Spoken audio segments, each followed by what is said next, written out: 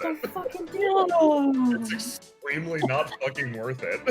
Not worth it. Hi, chat. Hey, Chad, how's it Chat. going? Hi, Chad. Let's do a Talking about poll. the forbidden techniques to gain the Indigo True ending. Let's do a poll. Hey, chat. Yeah. Would you guys break Frelia's heart to get the true ending of Indigo? Let me know in the chat box below. I'm not looking at you yet, so your answers don't matter. Yes. We got the immediate capital no. Good. Okay, I can now see. Hi, Streaming McLurky. Hi, Hatman. Hey. Hi, Observerable. Hi, Jow Twitch. See, Jow Twitch says yo, so maybe. That's like a combination of yes and no. Wait, what was the question? Ambiguity. Would you break Frelia's heart to unlock the Indigo True ending? Would you? If it was the only way. Do it. Inky. Someone say yes. The level Inky. of upset. Inky said yes. Monster! Okay. I don't care about people, I only care about lore. Inky, maybe this isn't the right show for you, my man. Oh, no, listen, we've got plenty of lore, please. Listen, Roma, there has to be the other angle here. There has to be those willing to sacrifice for the lore. So, BBC would like you to know other TTRPGs are available.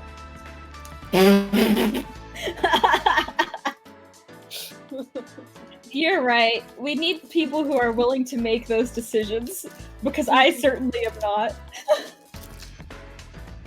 I thought that's what the cat aloha's for, though. really is. Oh, Aloha's serve an important function in the ecosystem. but chat. Okay, here's my secondary question. If in order to obtain the true ending of Indigo, are you the type who would smother the first flame, or are you the type that would let it continue? The first flame? Yes. What does that mean? It's first flame. You know, it's where we're all undead obtain light, things like that. You know, it's protected by the Lord of Cinder at the end of the first kiln. Smother, lots of smothering. What? I need to usher in an age of darkness. Look, the Age of Darkness might be the better idea. Noctua would love it. Noctua would love the Age of Darkness. Anyway, happy birthday, Roma! Happy birthday, Roma! Oh my god. No, this is I'm having a great time already. This is fucking excellent. Yeah. Also, chat, let me know how the audio is, because Windows updates happen, and that literally, without fail, fucks up my audio every time. So let me know how things seem. After we do the introductions, I have things I want to say before we start. Absolutely. Yeah. Christian says you guys pretending like the true Indigo option isn't awaken from the dream or kill Gehrman. Yeah, that's fair.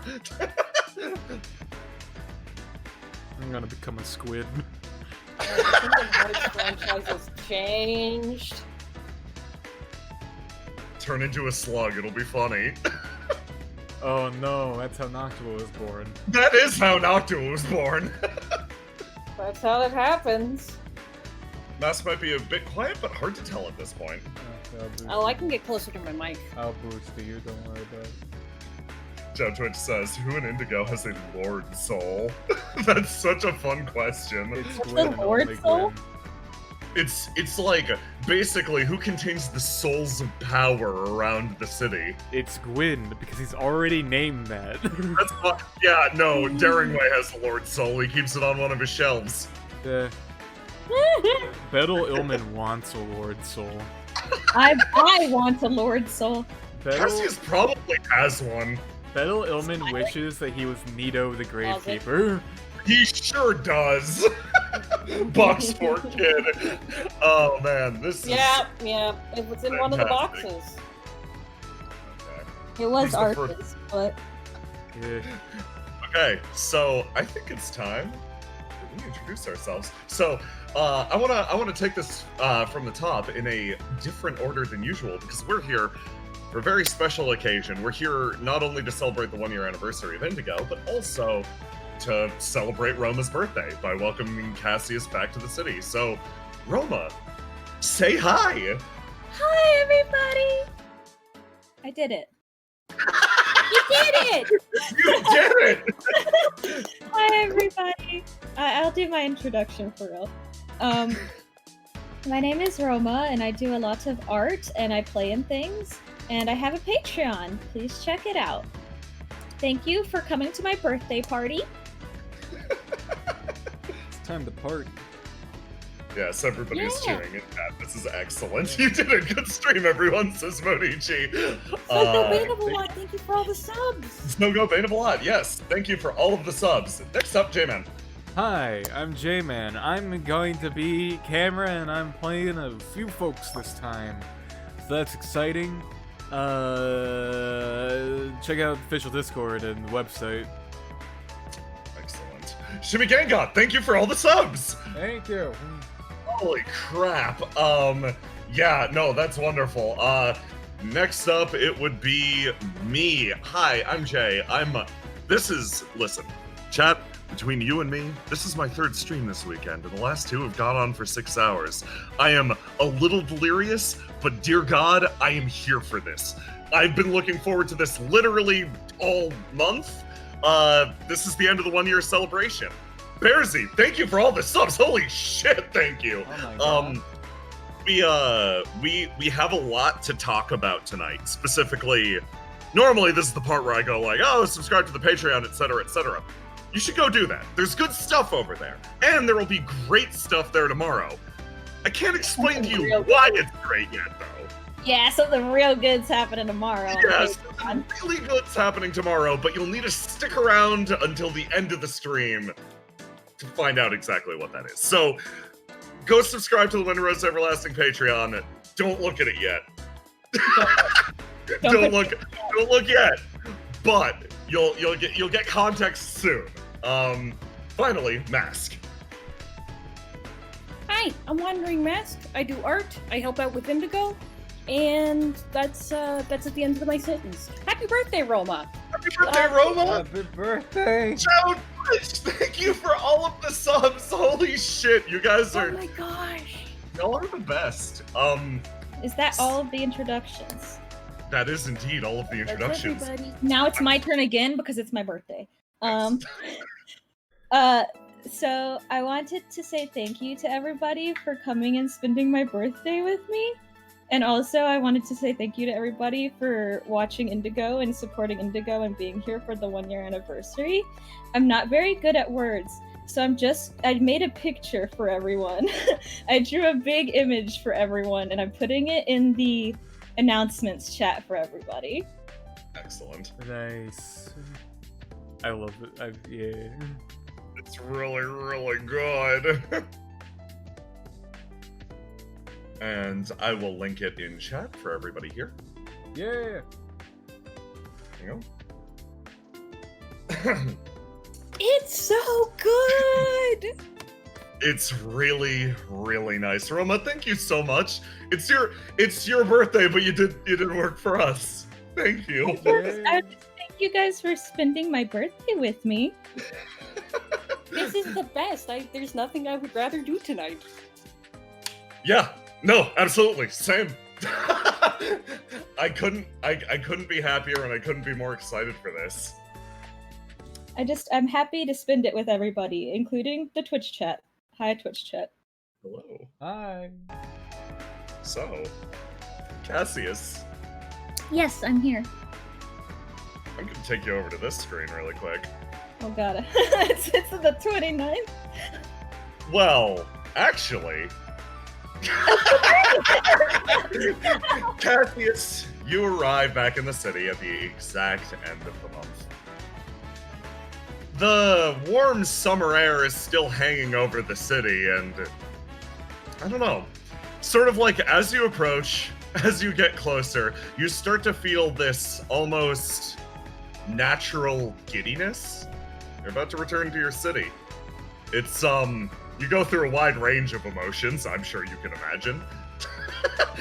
Yes. As you approach the docks, and Cassius, you're unloaded right alongside a set of cargo, sort of anticlimactically, by the markets. Thunk, thunk. You two touch down.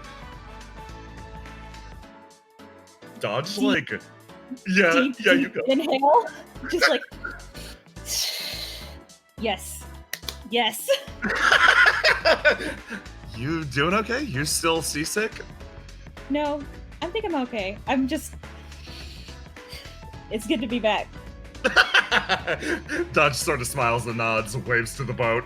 Bunch of people on board wave back at you. You guys start to move down the docks, and it's around this time your progression is interrupted almost immediately. Someone starts to walk towards you. Word apparently having already spread from Rue. She starts to walk ahead, slowly opens her mouth, and then a bullet travels past. Something far too fast to be tracked by the human eye. He sprints past and leaps and picks you up, Cassius, and holds you in the air. Sweeping you back and forth. Welcome back! Oh crap, I missed you so much! Hi, Caleb! Dodge is like, oh. Looking at this, he plops you down on the ground. Okay. Oh my goodness! I just got off a boat. Maybe I'm not as maybe I still am seasick. Yeah, world spinning. Riding the fucking Galav muscle train is quite the endeavor. You touch down on the ground and you're looking around like, okay, yeah, this is fine. Man, what have you been up to? Oh, are you? He's looking close at you. Is that a tan? Kinda? Maybe? Am I? You know. He's like moving around. He's got a hand on his chin. You were on the beach, huh? Well, he claps you on the back extremely hard. The force traveling through your body. Okay. I went and found Beretta. Oh, you actually managed to find her, huh? Oh yeah, it only took me about 4 hours to figure out where she's going. It took a week to get the boat there. World-class detective. He's like rubbing his chin, and Dodge and Galav appraise each other. Dodge sort of nods to Galav, hey. Galav looks over to Dodge. Welcome back. I think all the various animal enthusiasts around the city actually missed your presence pretty greatly. Dodge just doinkers perk directly up. Oh, yeah, my pets. He sort of turns around and looks at Noctu, who is standing there awkwardly, and he sort of walks over to her almost immediately. Hey, did you wind up taking care of them? He takes a deep breath. Yes, of course I did. All of them are in good repair. That's an ominous way to put it, but thanks. He takes a step backwards, sort of waves to Cassius. I wave politely. And then he scoots over in this direction.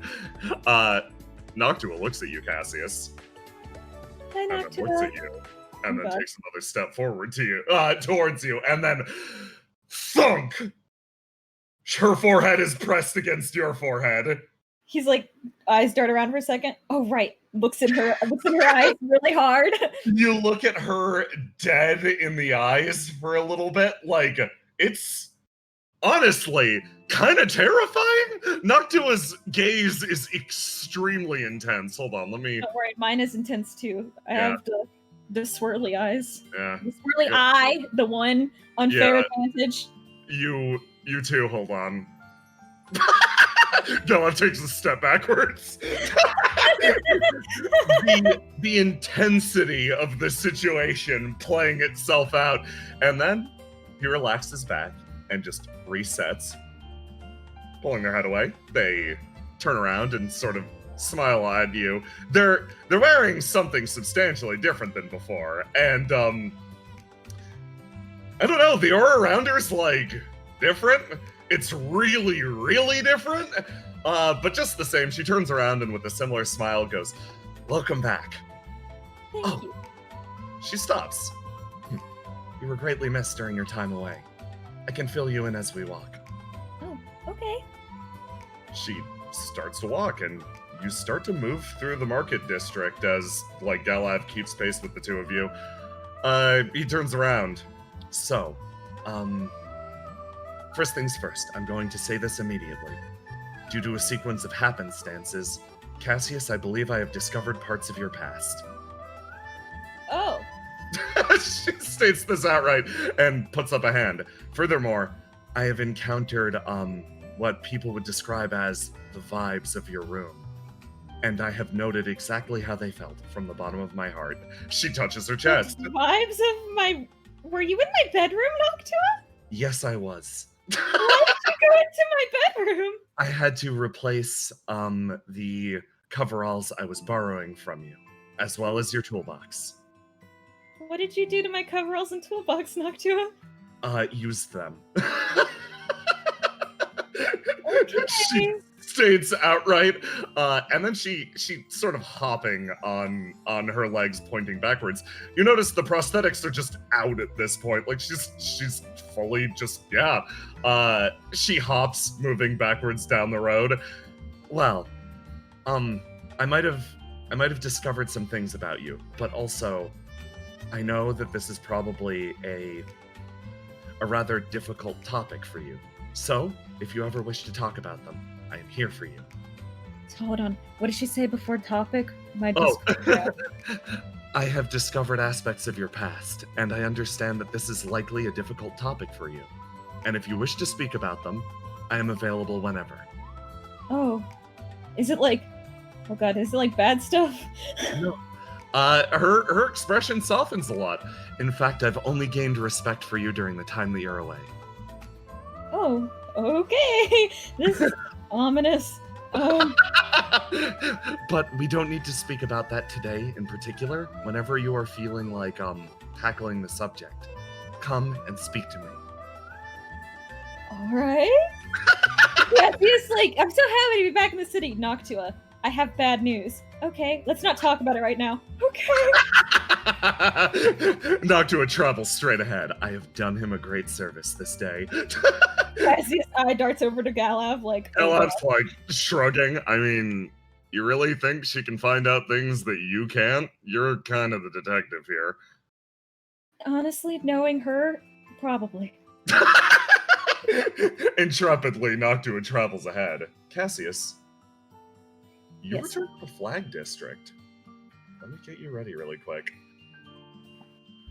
I'm so happy. There he is! I point at him. There he is! He's in the city! You It's real! You come in. Oh boy, a few events are going to happen here in quick order. Oh god. Oh, Oh god, that's scary. That's a scary thing to say. you come into the Flag District.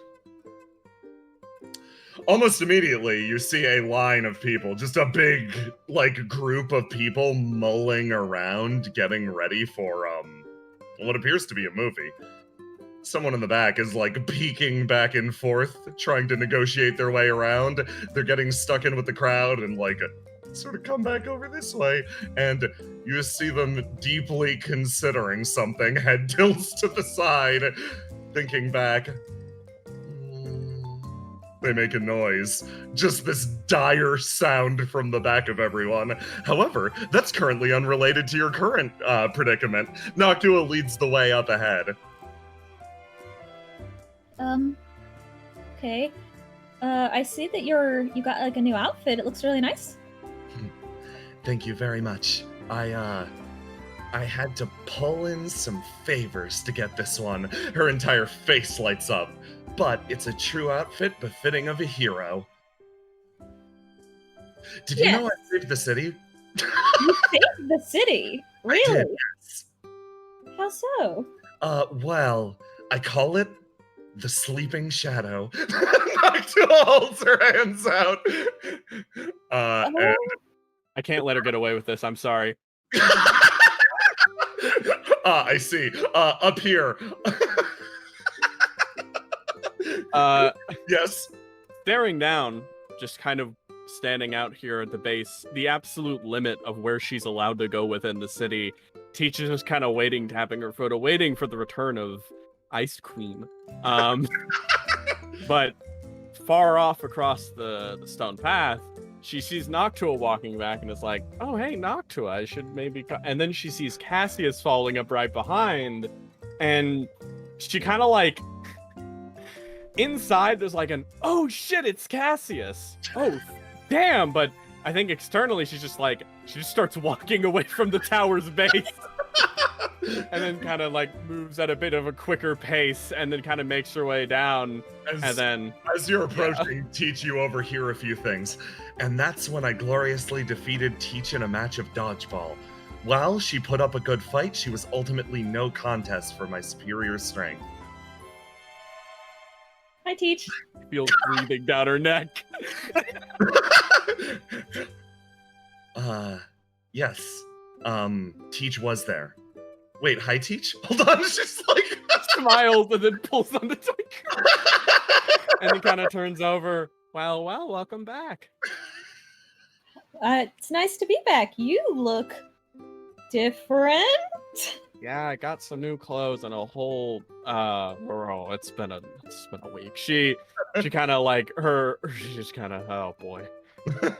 Yeah, I've got a lot to catch up on sometime. I don't know what you got going on right now, but I wanted to at least say hi. Hi. Yeah, it's really good to see you. I think I'm just going home. Looks at Noctua. Noctua just looks over to you. If that is what you wish, I will escort you there. I have some stuff I'd like to drop off. Oh, okay. Everything go well with your trip? Yeah, found Beretta. Yeah, and it was pretty nice, honestly. It was, she really takes a moment but... and then kind of pulls her hand up to her forehead. Right. Sorry, I got your texts, by the way, yeah, did you like get them? 3 hours ago?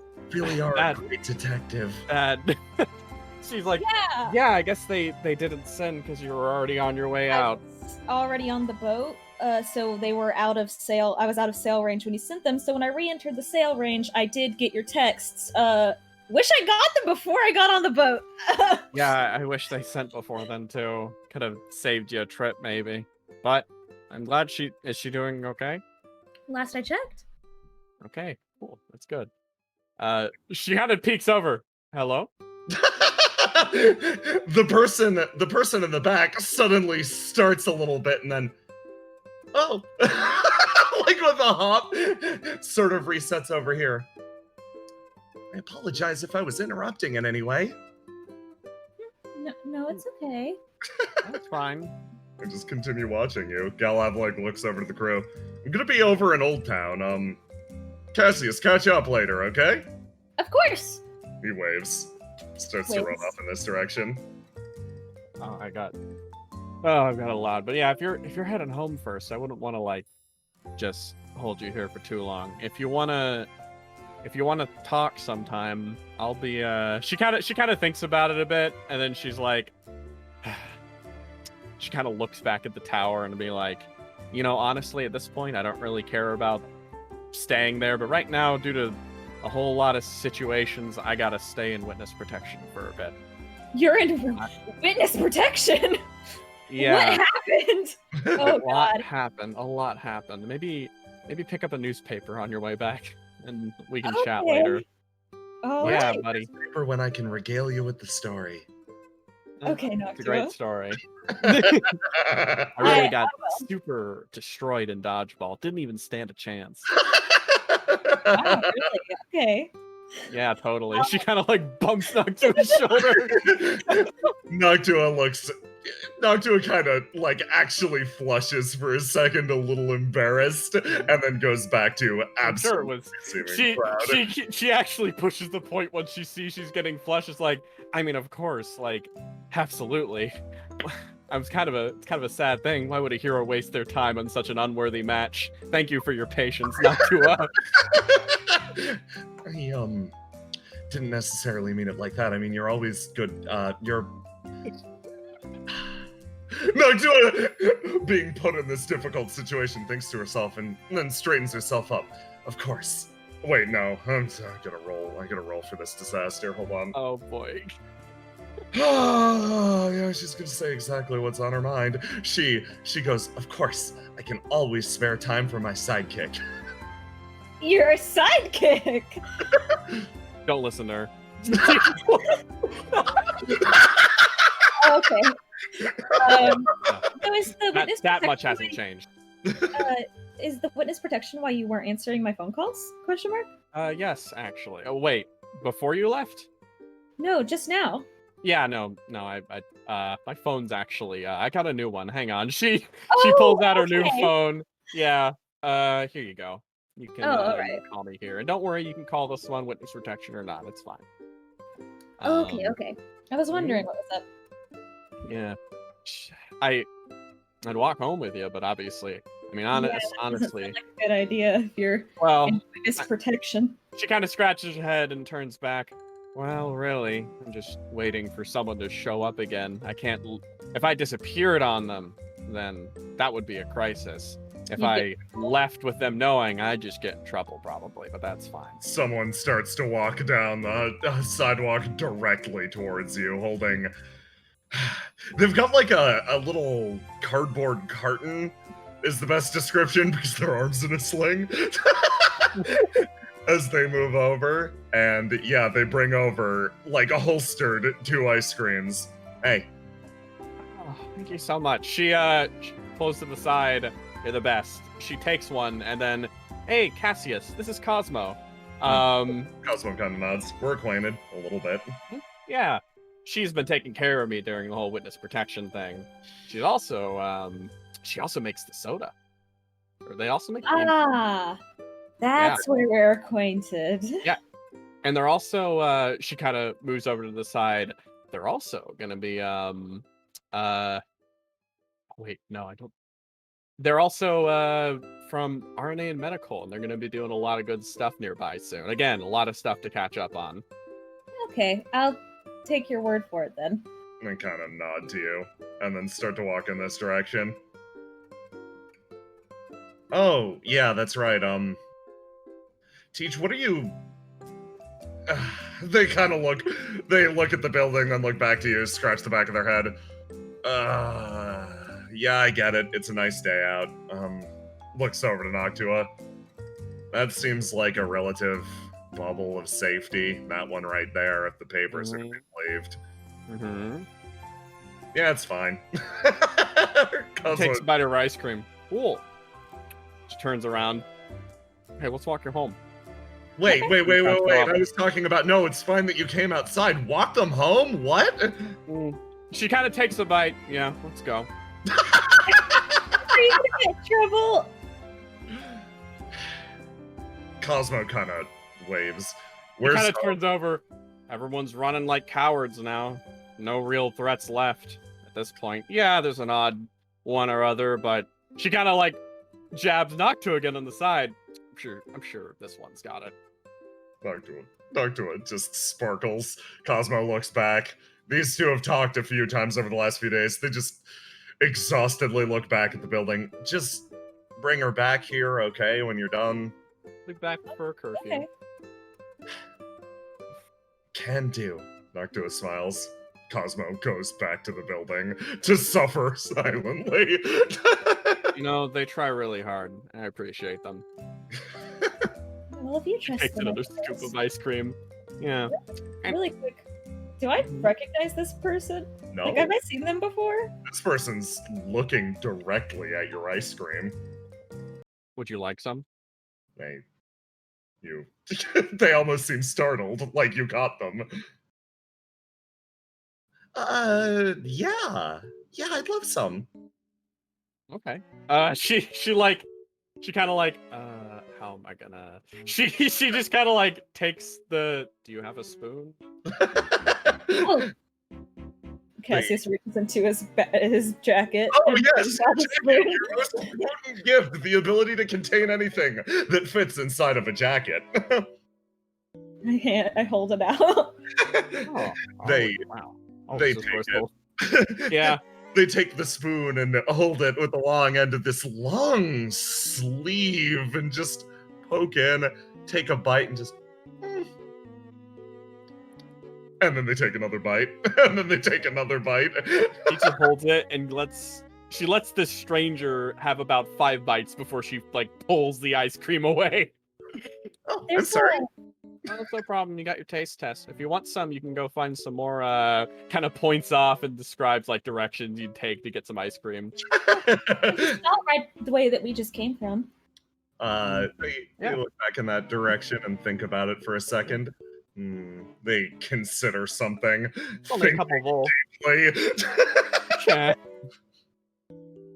Are you new in town? I don't think I've seen you around here before. They immediately perk up, pop, and kind of nod. Yeah, my name's Fawn. My partner's actually here in town. She's over. Thinks again, motions with the sleeve past the movie theater, sort of over in the direction of like the 13th Ward, you think? Oh. Okay. Well, I hope you enjoyed the city. Thank you. Did you They're come here? looking at you pretty intently. They're staring at you. Their gaze actually seems fixated on something else. Like, they're looking at you, sure, but they seem to be paying attention mostly to your coat? Your jacket? They're like, their head tilts again. Did you come here for any specific business or anything like that? And then you point that out, and they're once again drawn back to reality. My partner, my best friend, is going to be doing some exorcism work in the city. Oh, that's good. We could probably use that, honestly. Yeah. And then move Already, in huh? and start to look a little more closely at that coat of yours. Hey, there's something on my coat? The normal amount of dirt? They hold out a hand, and you watch as almost intuitively colors and rivulets of energy begin to sort of circulate around them, and they shift, and looking more closely at your coat, they take a step back. She stands up to her full height. There's so much feeling twisting around inside that coat of yours. Well, it is my most prized possession, so that makes sense. She beams at that. You've taken very good care of it, and it's taken very good care of you. Upon hearing, looks at all the stitches. I just there's so much energy in that coat of yours. I think Teach adopts a new thing she's learned, and she slow blinks like Cat. Like what? What is going on? What is going on? Yes, I observed that as well. Is wrong.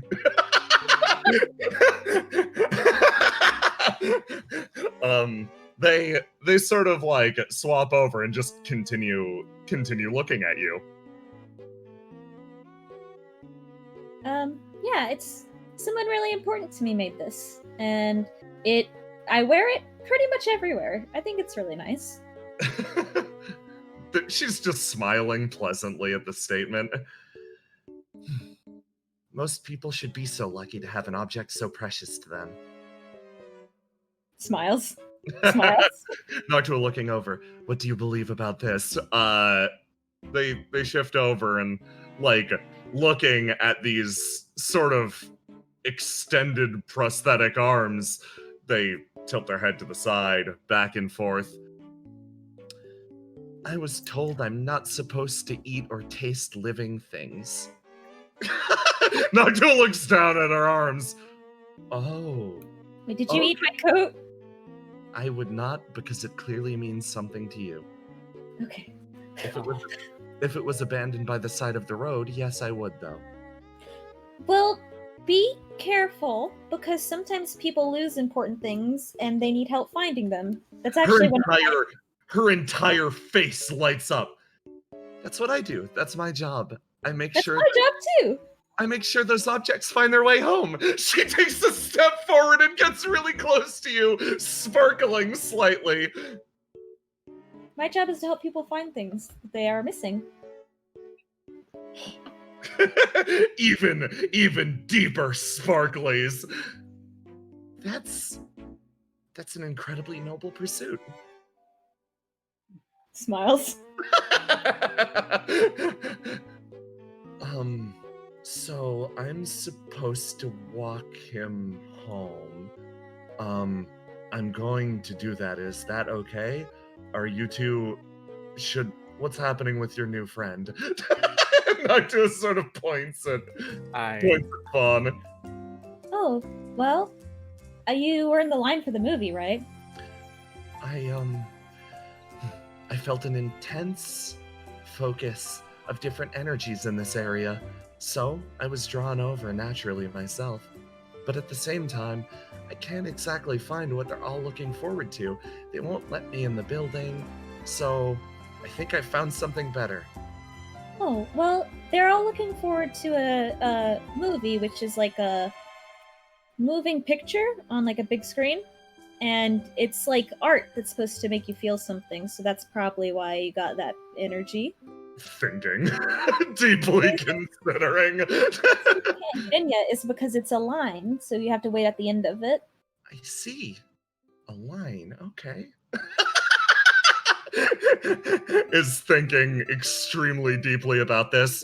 Noctua is immediately looking over to Cassius and then over to Teach. I'm starting to understand how he's so well liked amongst the population of this city. Yeah? Yes. Taking the time to help is important. Absolutely. She kind of turns over and then kind of walks up. So you're kind of a gourmand. You like food? She nods. Well, if you don't want to wait in line, do you want to go take a quick trip tour, show you all the food places around town? Entire pointing. Neutral expression, looks over to Cassius like an, is this okay? Like, maybe at least... If you're not planning on doing anything else, you can come walk over there with us. Have you been to Old Town yet? She tilts her head. I think I've walked through it. Alright. Well, Yeah. we're going to be walking through it again. Yeah, we could just point out any restaurants on the way. This one follows very closely behind you, Cassius. That's fun. She seems so entranced by the cloak that's trailing behind you as your little posse moves their way onwards. And you guys wind up crossing a bridge. Let me drop you all over here. Sal's just sitting here.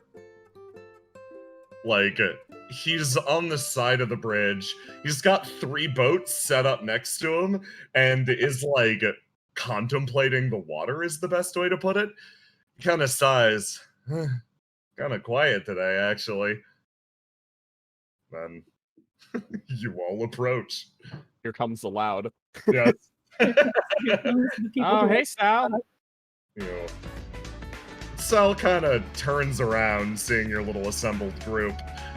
Oh, hey, you're not the ones I was actually expecting. Like, sorry, he looks down at 3 boats. You guys want to do a tiny boat race? Like, I know that's kind of weird out of the blue, but like, you wanna, I don't know. Normally I come out here on days like this and a crowd forms or whatever, but everybody seems to be just inside today. Oh. Yeah, I don't mind. Kind of smiles. I've never done it before though, so you're probably gonna beat me. He shakes his head. It's not really about winning or losing. He holds out a boat to either of you and then looks down at the water and he goes, okay, it's a simple thing. You put the boat down in the water and then we basically, you gotta wait for the currents to be just right. It'll carry it out under this bridge and the first one through is the winner. Sound good? So the first one, the other side of the bridge? Yeah, first one to the other side of the bridge. Hello, can I help you? Slowly turns around, just like looking at the boats. Tilts head slightly. Yeah? What's up? Who are you? She gets this very intensive look on her face. You gave him your favorite boat. What? No, thank you. It was a very kind thing of you to do. She takes a step back, and Sal's like, yeah, you kind of got my favorite one. He scratches his nose as his cheeks gradually redden. Do you wanna trade? No. I figured I might give this one a shot. He pats the boat in his hand.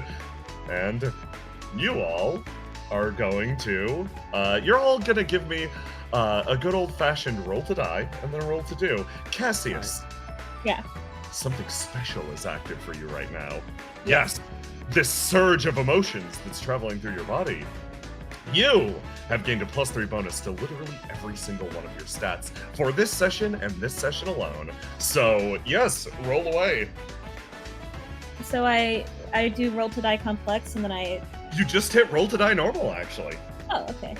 Yep, and then you click on the square that you want to lock in. Okay, what stat would I use for this? Probably What this that one. works for the tiny boat races? Then I roll to do. Yes. Then all of you give me a roll to do.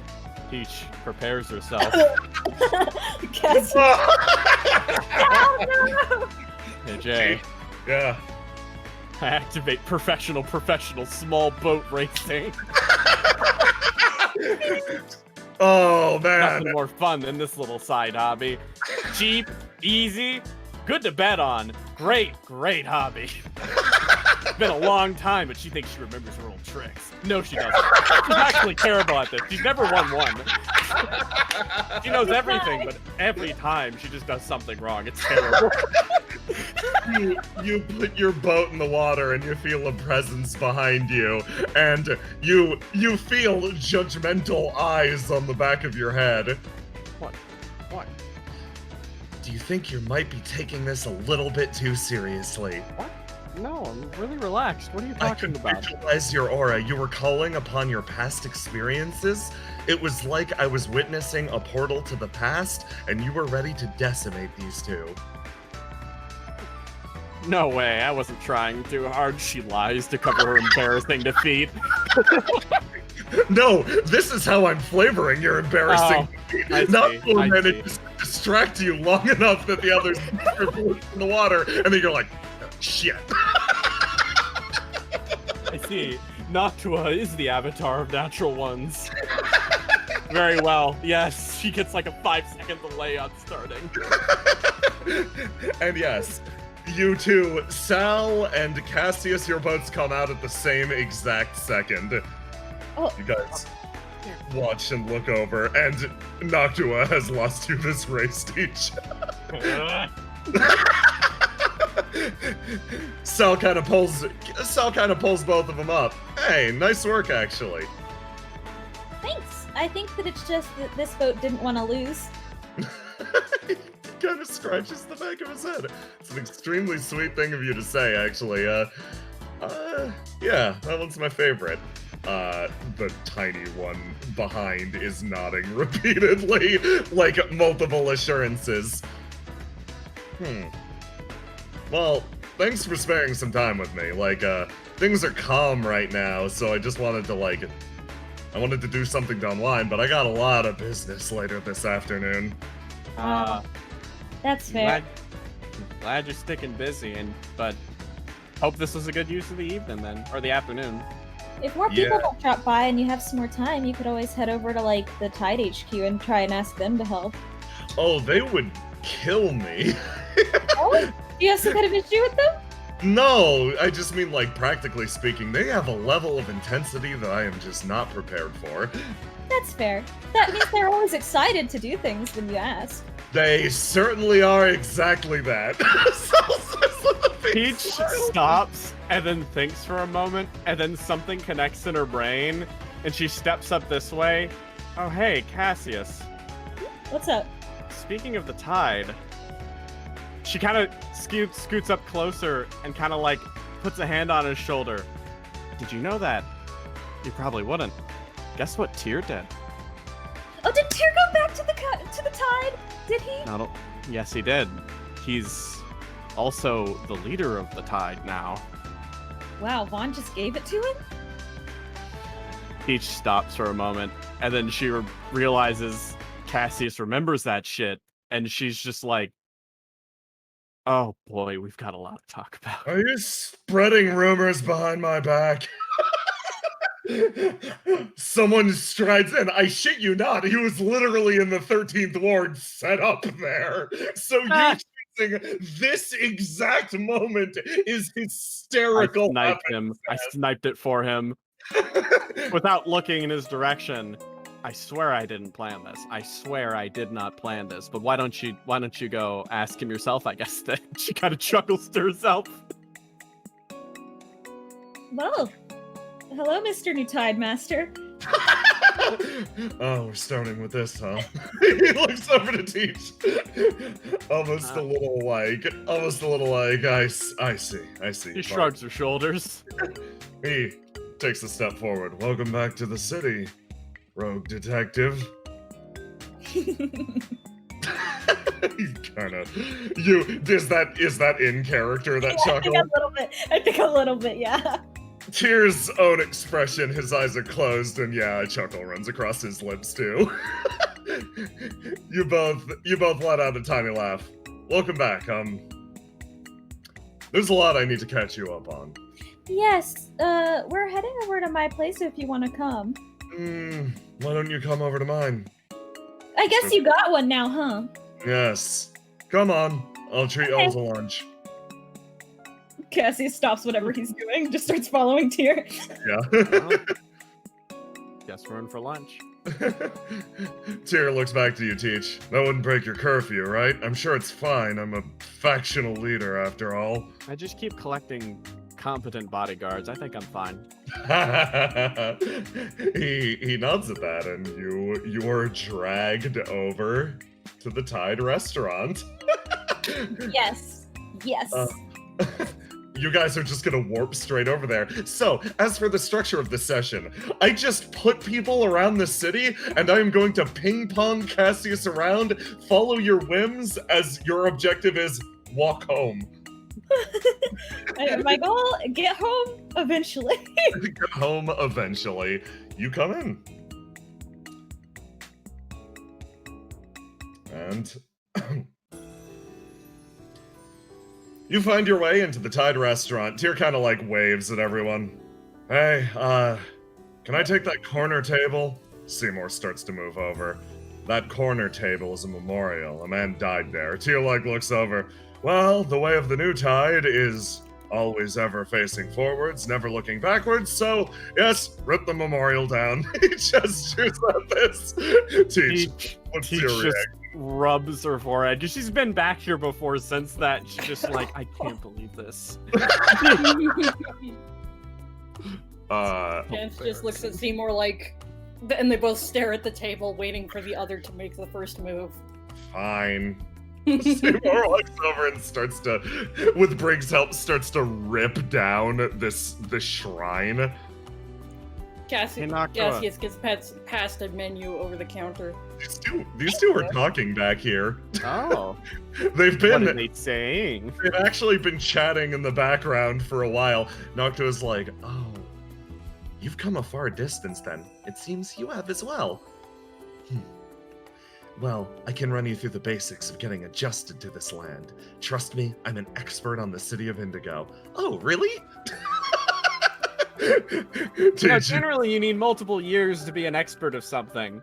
I have had months. But she does give good advice, so you can definitely give it a listen. But why don't you get some other experts to tell you stuff too? I definitely think that any of the other three of us would be better suited. That sounds like a competition. One that I am not willing to press at this exact moment. Yeah. Like, looks around. And Tyr continues fixating on these two in the back and is just like, is this, oh boy. Teach, is this the one? Motioning back to Noctua with their thumb, with his thumb. That's the one that's been helping you lately. Yes. Plop, plop. They sit down at the bar. Tyr kind of turns around and holds a hand out to Noctua. I believe we've met under different circumstances, yes, I watched Seliph emotionally devastate you. Yes. Alice did what? Tyr just stares off. Well, it's No, bad. tell me. It's fine. It's good to meet you under circumstances like this. Likewise, thank you for being an emotional support for Teach. I was going to say the same thing to you. The two look at each other. You get the feeling, Teach. That's a little annoying. Both of them should not be patting themselves on the back. Yeah, That's dangerous. Teach feels that, and she's just like, oh wow, Seliph and Noctua. Oh, tell me, how long had both of you known each other before you told me? Tyr kind of turns around. That question is... Hey, Seymour, can we get some breadsticks? Yes, of course. Seymour moves fast. Good luck, Captain. It's Tide Master. Yes. How long Noctua and Tyr have known each other? Yes. She kind of turns over. Yeah, apparently they met, and... Yes, he is a man I have seen emotionally decimated by Seliph. When did She you just go harass Seliph? wait, what was that? When did you go harass Seliph? Cassius asks that Tyr. It was a while ago, it's fine. Sometime before the Asa thing. He sits back down in the chair and sulks. Did you go? And was this what you... I am starting... Noctua puts her hand up. I am starting to connect 2 and 2 together. This is a very funny coincidence. Tyr crosses his arms. Yes, I guess it is. Wait, coincidence? What? Oh, that the person that Teach was associated with was also the one that broke into Seliph's apartment and said that he was going to kill Asa. This is a funny connection I am now drawing up in my head. Noctua states, fully connecting the pieces while tossing Tyr under 3 simultaneous buses. Teach is just staring across at him. Well, my opinions have changed since then. I'm more in control of my faculties, and I've decided not to make rash decisions like that anymore. Tyr kind of looks back across, sweating profusely. Okay, well, that's good. You seem to be doing a lot better. He looks at you. You as well. I'm sorry, I might be a little sunburnt. I was out on the beach. Oh. Tyr is still gray. Well, did you have fun? Yes, I think I did actually. Did you have fun on your little trip? I think I managed to pull it out at the end there. he kind of nods, looks over to Teach. You having fun doing whatever they're making you do? Oh, absolutely not. But it's not the worst, actually. Just it's a little boring repeating it every day.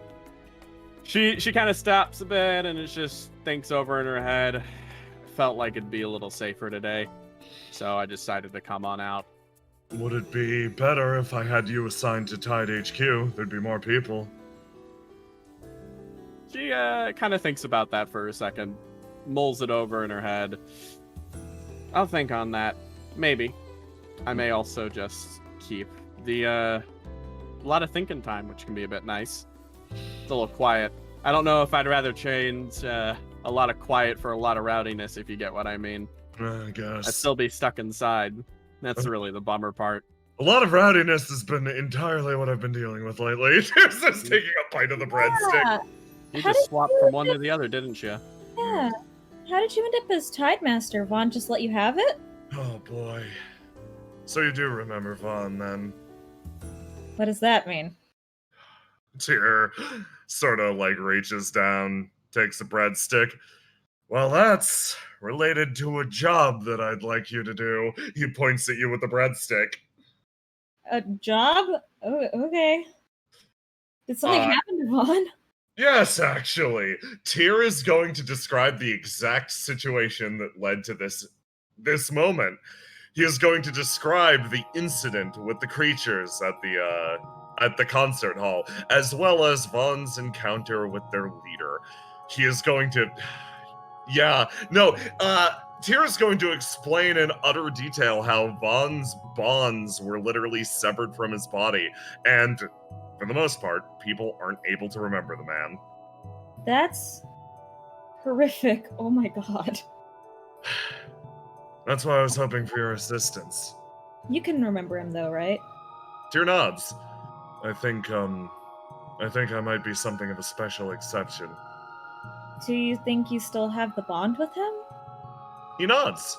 So if I scanned you, would it show up, or would you shred it to pieces like you shred everything else? I don't shred everything. You literally do. I'm scared to touch you because I feel like might put my hand into a shredder. I'm not quite sure what you're talking about. What do you mean linking, tying, and bonds and stuff? Okay. So, I explained this to Dodge. It's pretty simple. So there are bonds that link people together. For example, like you and me have one, and me and he probably has one. Looking at Tyr, and you and Noctua have one. I can see them. They're like these little threads that connect all the people in the city together. And did you use them at the university? Is that how you were able to find those books? That's how I was able to find the books. I see. She stops and then, So, I mean, in that case, could you, if for some reason you can't use it on Julie? Julie. Okay. Yeah, no. Tyr looks at you like, don't you fucking dare. She ignores him. This is his punishment. Last time I tried to, he has, those, iron wool sponges? He has, one of those that is, shredding anything that goes near him. Okay. That's He weird. places the cup to his lips and looks actually rather satisfied with you saying that. I can remember Vaughn too, so maybe try with me and it might work. Okay. Wait, how? Hold on, how? Peach stops for a moment. I'm not quite sure how, but I think I know when. Around the time everything was going out at the concert hall, I just had this throbbing headache. It wouldn't go away while I was laying down inside of the Testudo clinic, and I didn't know it at the time, but afterwards I feel like my brain might have refused to forget.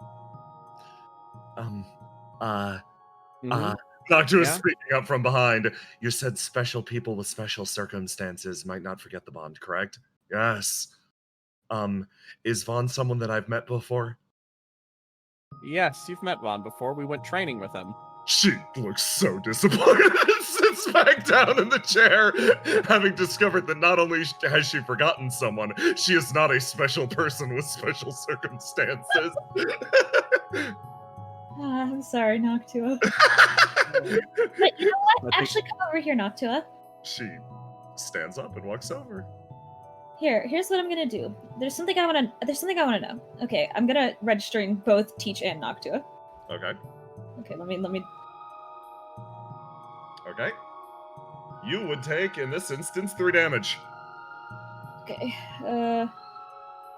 So I'm at 22. Yes. So can I find Von String on Teach? Yes, you can actually. Is there one on Noctua? You reach out to Noctua. No, there is not. Okay. So Well, that makes me wonder. Jay, what's the strings looking like on Teach now? Yeah, how close are you looking, Cassius?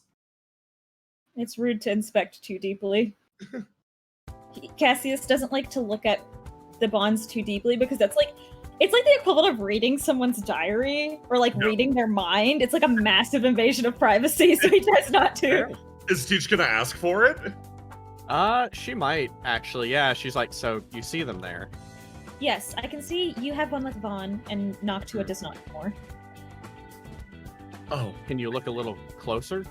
And maybe if you're trying to gleam stuff, I'd give you permission to look. Okay, I will let you know.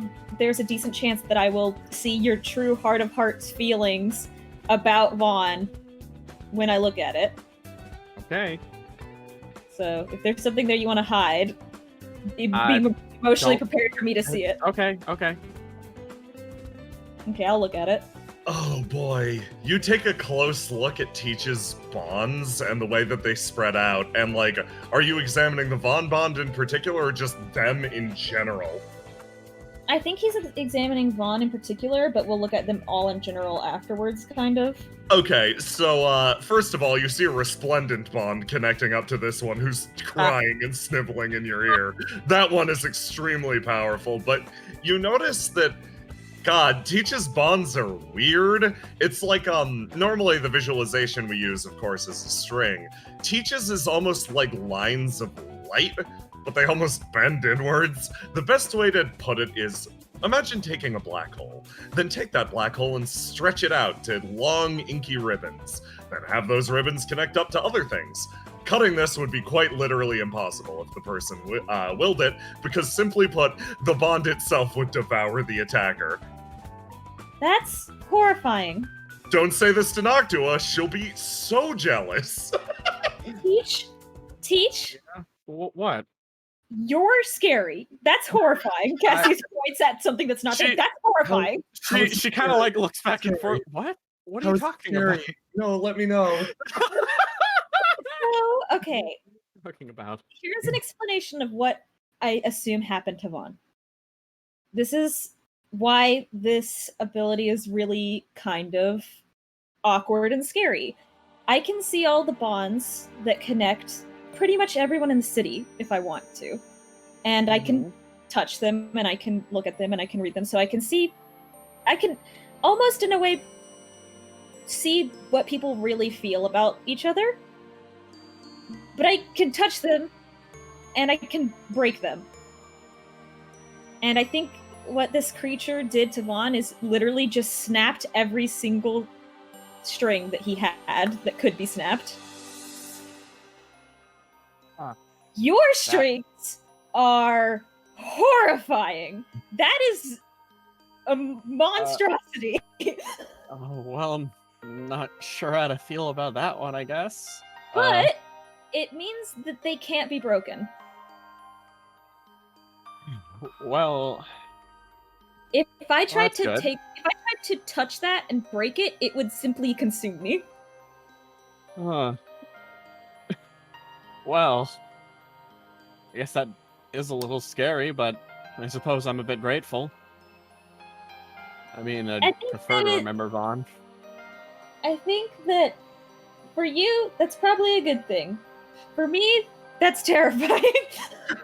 No, yeah, I could see how very that's terrifying. Over this set of you. She kind of peeks her head around. Hey, what's wrong? What's wrong? Could you take a look at my bonds as well? Yes, I can. One in particular you want me to look at? No, they are all very important to me. Okay. I look at Noctua's bonds. Are they you take a look at Noctua's bonds. The best way to put it is, if Teach's were all abyssal black holes, armored to the teeth, it kind of reminds you of his a little bit. Like, but in an entirely different direction. Noctua's are about as, how do I put this? Normally these bonds, these strings, they become cloudy and like, there's a lot of feeling and emotion running through them. Noctua's are the simplest ropes you've ever seen in your life. They're as clear as day. What Noctua feels about people is completely unclouded. Cassius, cutting this would just be like, you could just grab it and just, like, pull it apart with your fingers. Like, all of the work that Noctua puts into keeping her mind clear makes these bonds so simple to break. Noctua? Yes? So, okay, imagine Teach's are like individual little black holes, right? Yes. Every single line, every single thing that's connected to Teach is so well armored and that it's impossible to to do anything to without it consuming you before you can hurt it. Okay, Because- that's extremely cool. Yes. But that also means that Teach has a lot of complex feelings. She kind of gives Cassius a look. You are like the exact opposite of that. Your feelings are unclouded. You know exactly how you feel. It's very crystal clear, completely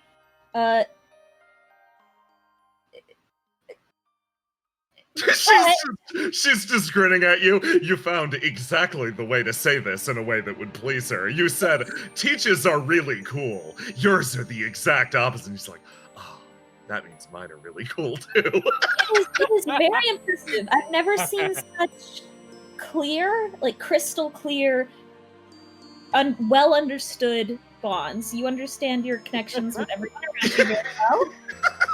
Noctua sits back down.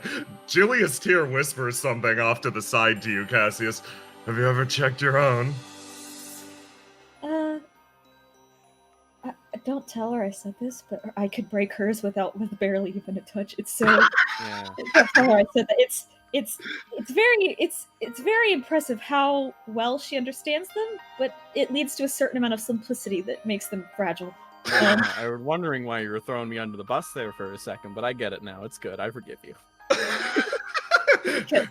I haven't. I think I might have tried to scan myself before, and I didn't really get anything. I don't think. Do you want me to tell you what yours feel like? You can see them? He kind of looks over at you. For certain people, yes. Oh, sure. Yeah, he takes a look and he peers a little bit closer. If I was going to describe you as someone that's between you, motioning over to Teach, and her, he motions with his head back to Noctua. You're way, way more like her. That makes sense. I don't think I could do something like that, points at Teach. It's just like, can we... Tyr kind of like looks down. It's like, oh, well, between we're the ones who are kind of similar. can we You change are. the subject a little bit? This is just getting really irritating. Sorry. It's fine. It's just annoying to talk about this stuff and not actually be able to see it or understand it. Making me jealous. Sorry. I have nothing to be jealous of. You have a superior defense. There's mumbling into it. Shut it. He kind of relaxes back. So that more or less brings me to the job. I guess follow whatever her bond is. Find bond, and I guess just can you keep an eye on him? Oh, well, yeah, sure. I want to make sure he's okay too, I guess. He kind of looks over. Thank you. You're one of the few people I could actually count on for this. So, please, to the best of your ability, protect my father. Oh, yeah, of course. He relaxes back a little bit. As far as the rest of this goes, he sort of rubs his forehead. I'm trying to revolutionize the tide to some extent. Due to recent efforts and events, the tide's edge's relevancy has shifted slightly. We took a big hit the other day, and as a result, Calamity Tempest is being given control over more of our territory. He, relaxes. Is that bad? Yes and no. In the short term, it means that probably areas outside of this district are going to be managed by the Tempest. But in the longer term, it means a little bit more freedom for us. He leans in. The old Tide was rebuilt to be makeshift police officers. They were carved from the husk of monster hunters. I intend to make the Tide capable of hunting monsters again. I don't think you guys make good cops, I'll be real. He grins off to the side. That's so rich coming from you. Did I used to say something different? He sits back in his chair. No, I did. I believe my phrase was better dead than a cop. Well, look at how the tides have changed, Tyr. How long have you been waiting to say that, you bastard? Smiles evilly. Tyr lets out a genuine laugh. Just looks back down. So, I've invited a wide variety of different exorcists over to Tide HQ, and we're going to see how they do. You're more than welcome to join us, both of you. You both have the qualifications. And then Do you know her? And Yeah, do you know her? he like stops and looks over. He's going to be polite and ask why you were carting around someone's familiar. Oh, you're from. Oh, okay, that makes sense. She was just hanging around, and seemed bored. Blinks and looks over at Tyr and like sort of gets that same smiling look on her face. I see. She was complimenting my jacket, smiley face. It is a very important jacket. It is a very important jacket. It is a very important jacket. What is special about this jacket? In the back, all three turn and look at her. I can see it's a very important jacket. She goes back to her drink. This one sort of shuffles forward. You notice that they've been taking quietly breadstick after breadstick, and then like forks and spoons off of the table. And Seymour's just been watching this happen, and she sort of like perks up, leans over the side of the counter. More spoons, please. Right. He moves back across. Tyr, like, looking back to her. If that is the familiar of one of the exorcists who's arrived in the city, I believe we have a lot to look forward to in terms of combat potential. It's funny, like, you look at Tyr's eyes and you get the feeling he's looking at something that ain't there when he's looking at her. Oh, okay. He looks back across. But, just as before with the tide, that means I can't be actively searching for Vaughn, so can I leave that to you, Cassius? Sure, you got it. He nods. By the way, he stands up. Your room's still set up in Tide HQ if you want it. I have a room? Yes, Karsh wouldn't let us tear it down. There's a room for you, a room for Sonder. There's a room for me, too. Turns out they're a real sentimental lot. Aw, that's sweet. I'll come check it out later. He kind of stands up and waves. I'm going to go back out into the city. Kazuya's out of town, he thinks. Kazuya's assistant requested that I oversee something. He sort of waves. Anything that they want, it's paid for. Just a chance at Seymour. Seymour just like moving forward, nodding. Cassius calls out, "You better be at the Tide HQ when I drop by later." He nods, opens the door, and walks out. Smug aura. Smug aura. Oh boy. Well, I'm glad that you guys are talking again. Moves over. Oh, Teach kind of like snaps out of something. Yeah. She When did that happen? Recently. Hey, That's good. how'd your guys' stuff go? Who's mine? Oh, yeah, like everything go good with the trip again? Like, I know you found Beretta, but there weren't any problems. Everything went good. I think you'd probably have a better time hearing it from Beretta. I wasn't super involved in what was going on. Alright. I'll consider that then. Oh, thank you. This one. Smile. You're getting the royal treatment, aren't you, Cassius? She kind of gives a very light smile and then... Cassius starts drinking the juice box. You know, I ran out of these while I was over there. I would imagine. I didn't pack enough. Oh, thank you, Turning Chance. forward, and she goes, so, you liking this first restaurant of choice? Yeah, I really like this restaurant.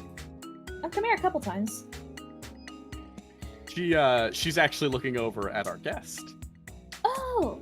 She lifts up a spoon and then eats it. Oh. You like metal? You know, if I didn't just learn you were familiar, I would probably have freaked out a little bit at that. Slight amounts of panic at being noticed while consuming a spoon hole. Do you No, it's fine. Do you like to eat metal? Is that like She preference? She relaxes and shakes her head. It's any object that has emotional significance. The spoons have emotional significance? A question then. She kind of points at the juice box. Is that one rapidly building up emotional significance over time?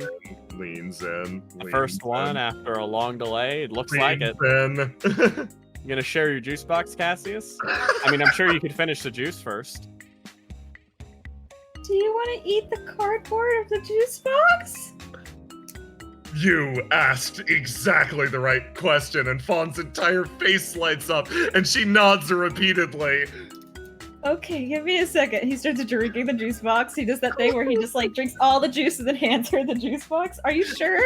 She lifts up the juice box, opens her mouth, and then chomp! All at once it disappears. And then she relaxes again. If you like that sort of thing, I have a lot of, I guess, emotionally valuable juice boxes in my apartment. I think it's that's the first one you've had after waiting or coming back to the city and all that. I'm sure that one's like the juiciest, I'm sure. Well, all the ones. Oh, thank you.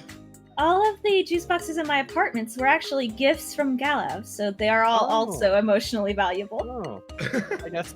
Oh, that's sweet. It's the first thing he did after we became friends was buy me every juice box in Seaside.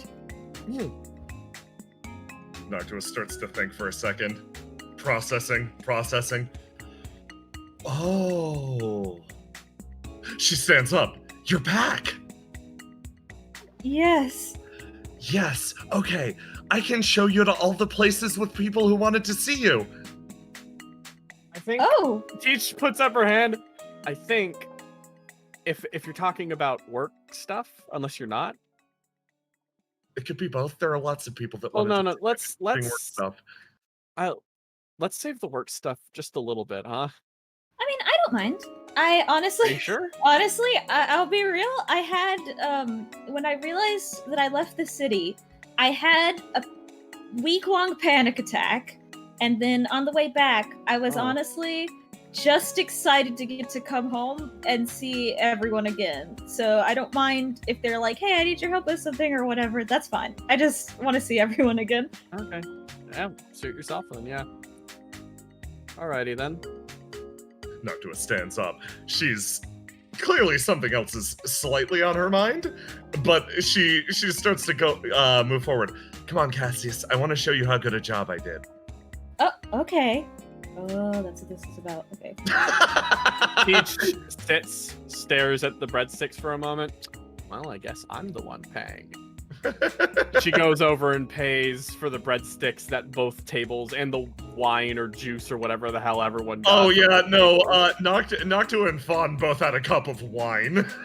Yeah. This what you call it? Like, Seymour's like, didn't you hear the new Tide Master? It's on the house. Oh. Family eats here free.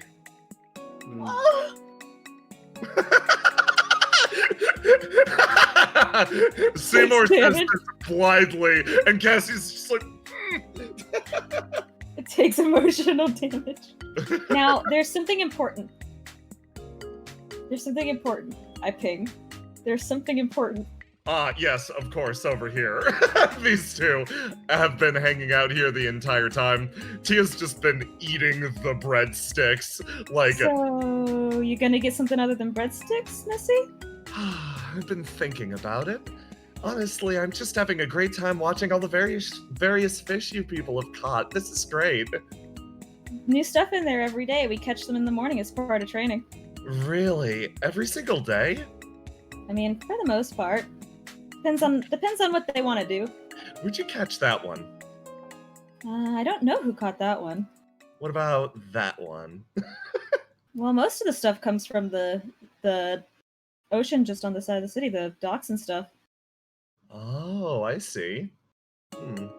She looks around the room. Seymour eventually comes back over as you two have been talking. Well, it almost seems rude to not extend to you the things that we were going to. I mean, do you want some complimentary food? I was making some stuff up, but the people left, so he looks down. She looks at Briggs and she looks over at Seymour. Why don't the two of you join me for a meal? Oh, if you're offering. I mean, Sit still. immediately sits down. Seymour just sits down as well. Everybody sits down around the table, and Tia sort of sits and watches and continues to point at the various fish and ask for their names. You know, if you want to name one of them, I'll let you. Her entire face lights up. That one's Barnaby. You can't name him. Everyone exits out into the city. Holy shit. Sorry, I just wanted to talk to you. Listen, I'm so happy. Thank you. I just wanted to talk to her. I just wanted her to open her mouth. Tia had a great time naming the fish in the Tide restaurant, and then at the end of it, Briggs is like, okay, you know those are gonna die, right? And Tia's like, He's like, okay, don't expect them to be here tomorrow. Tia's gonna come home with a pet fish. It's whoever Briggs asked her to name. Briggs like, yeah, you can have it. You guys all come outside. Let me make sure you're pinged over to the right location. And you see someone right here. Kinda looks over. Cassius. Hold on.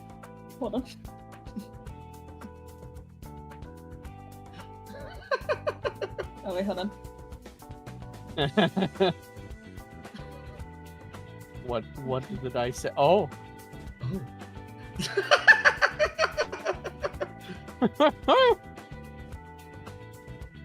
Shit. What? Hi. Cassius definitely doesn't remember Sam.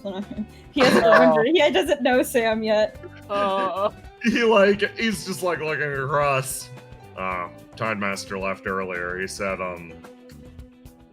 if you try to leave without taking any food, I should give you a takeaway bag. Oh. Takes a step forward and hands you just a box of fish.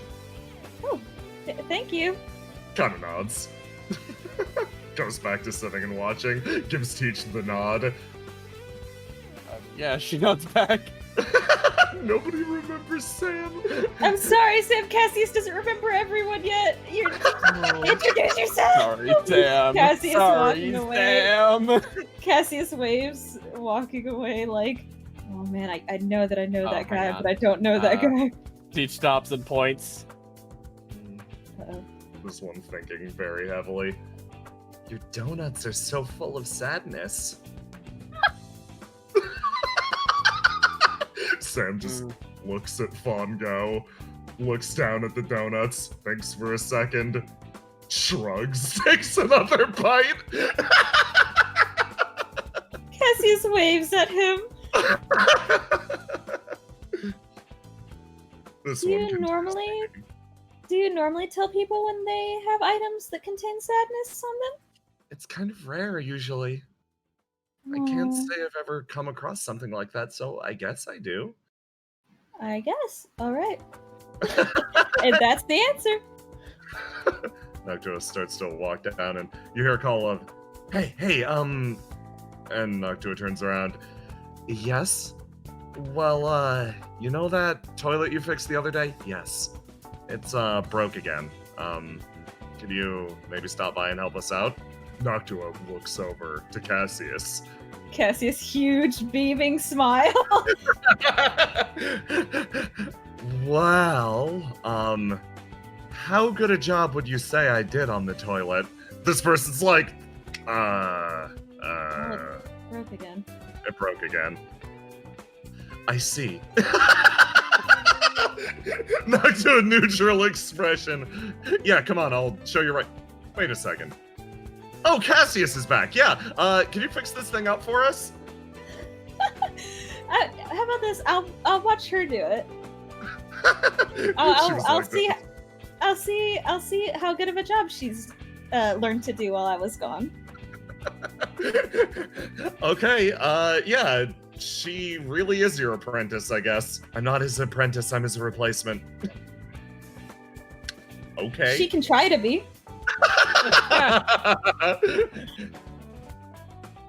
You're led inside the top house, and you were led over to the bathroom, which is in oblivion back here. Cassius, Noctu's gonna roll to die and then roll to do, and we're gonna see if you can save her. If she rolls bad, okay, that's not great. Noctua Yes. puts his hand. Yes. Try again. Okay. I'll attempt again. Hold on. She's gonna like kind of go down and just give it another shot. Let's give it. Yes, this is another barrier to get over. She's going to immediately set to work. Cassius, while you were gone, you might have been something like a knight or a hero of Old Town, but I have become the Prince of Plumbing. Behold. So the title you're giving yourself is the Prince of Plumbing. I am the Prince of Plumbing. That means that Garm is the King of Plumbing. Yes. She quickly repairs the toilet, actually, and comes out with a beaming expression, Cassius. That's actually really impressive. I'm surprised you learned how to do that in such a short amount of time. It's not easy. I mean, it was I not can't easy. imagine it was. That's actually really impressive. I'm really glad we got another plumber around here. Noctu's just beaming the entire time. She comes out radiating this smug aura. I was in the middle of just small talk with our friend for a second here, and I just, as they come out, I'm in the middle of the topic of what is your favorite thing you've ever eaten? What's your favorite food, essentially? She gets a serious look on her face, and Yeah, she's been thinking about it for a little bit now. she gets a very serious look on her face, thinking about this back and forth. Favorite food,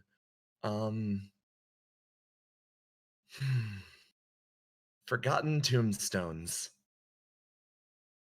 Oh. And then the music kicks on again, and she's just back to smiling.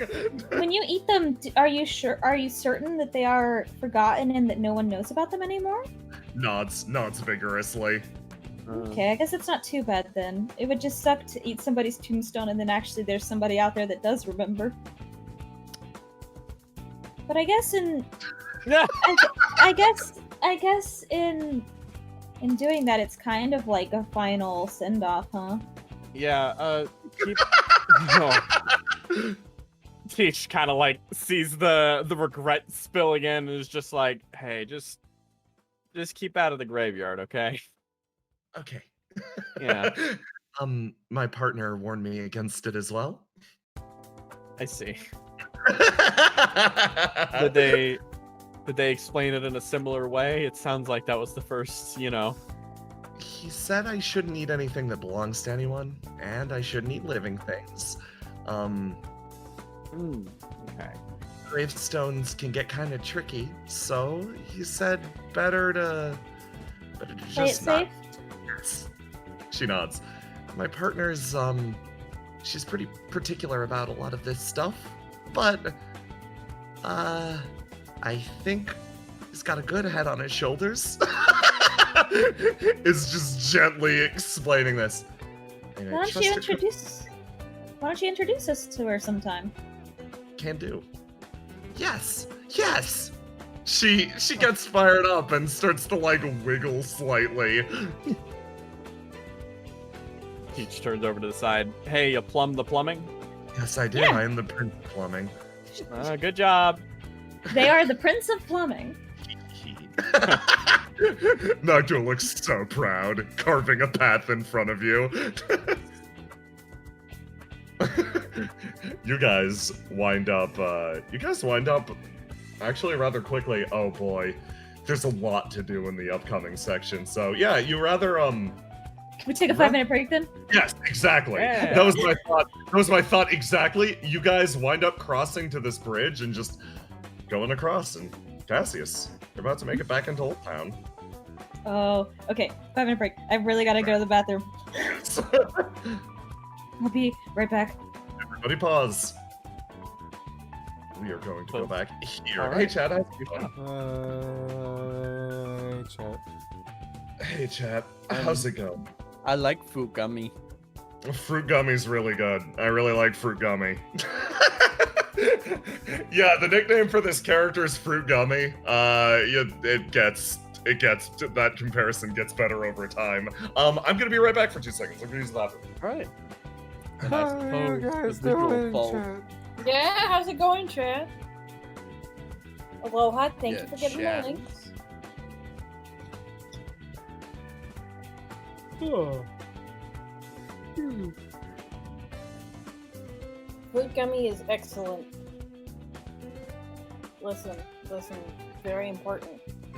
Yeah, I was just like looking at the fruit gummy, and then I saw Noctua, and I was like, oh, there's 2 of them now.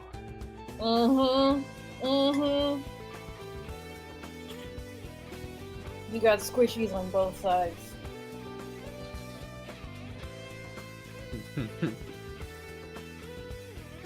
I'm wondering, hey chat, what are interesting items you would like to see a fruit gummy eat? Yeah. I kind of looking at those string lights, and would you just slurp them like spaghetti? Oh yeah, string like spaghetti. That'd be fun. She slurps them until they come out the wall, and then they stop glowing. What if she ate marshmallow? She can eat. No, she's not allowed to eat mallow. She can't eat living things. No! But if Mallow was dead, though. No! Absolutely. Huh. I wonder if they had to clarify that little loophole. No, I ate them after I killed them, so it's okay. Ooh, That's okay. Nothing little for broken. little happy face. Sparkle Pug. Sparkle. Oh, I like a box of crayons. Kinder Egg with a surprise on the inside. Oh, dragon with tire. Oh my god. Oh my god. Finally a use What would for even it. happen? Mm-hmm.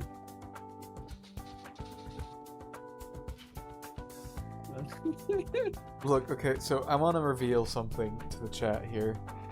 When we were considering what ghost hunting weapon Vaughn would buy in the second epilogue, I was really I was tempted to have him buy Dragon with Tire and let that be his weapon, but other forces told me I shouldn't.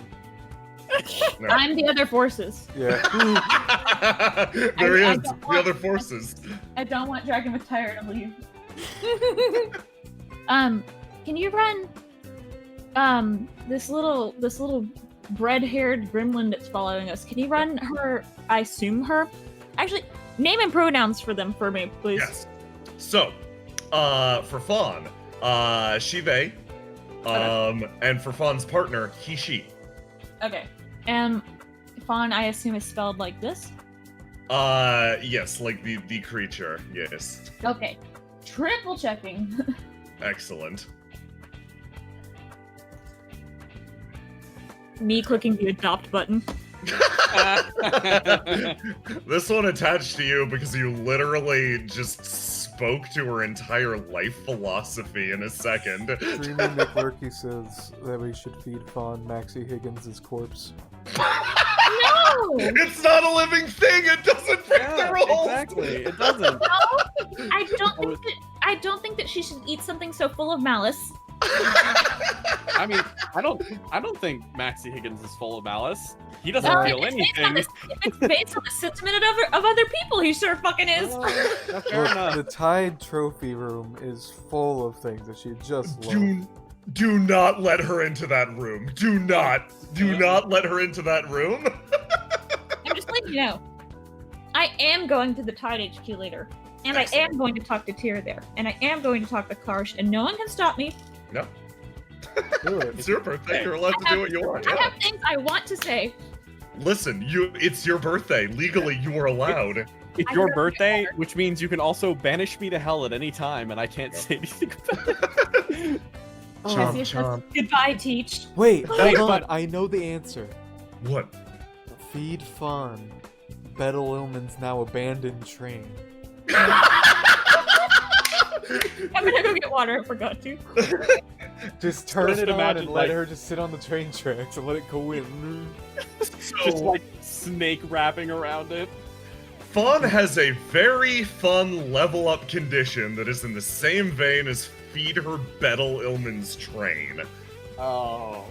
That is 100% secret, and if anyone achieves it, congratulations, you've done it. You've obtained the stupidest gift in the game.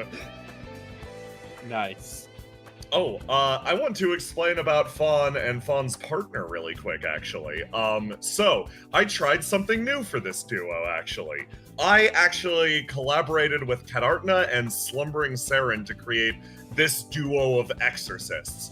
I got, Al, or Saren's, expertise writing the story for these characters, designing the gifts, etc., and, Katartna, assisted with the art and concepts as well. So like these are like brand new collaboration characters trying new shit.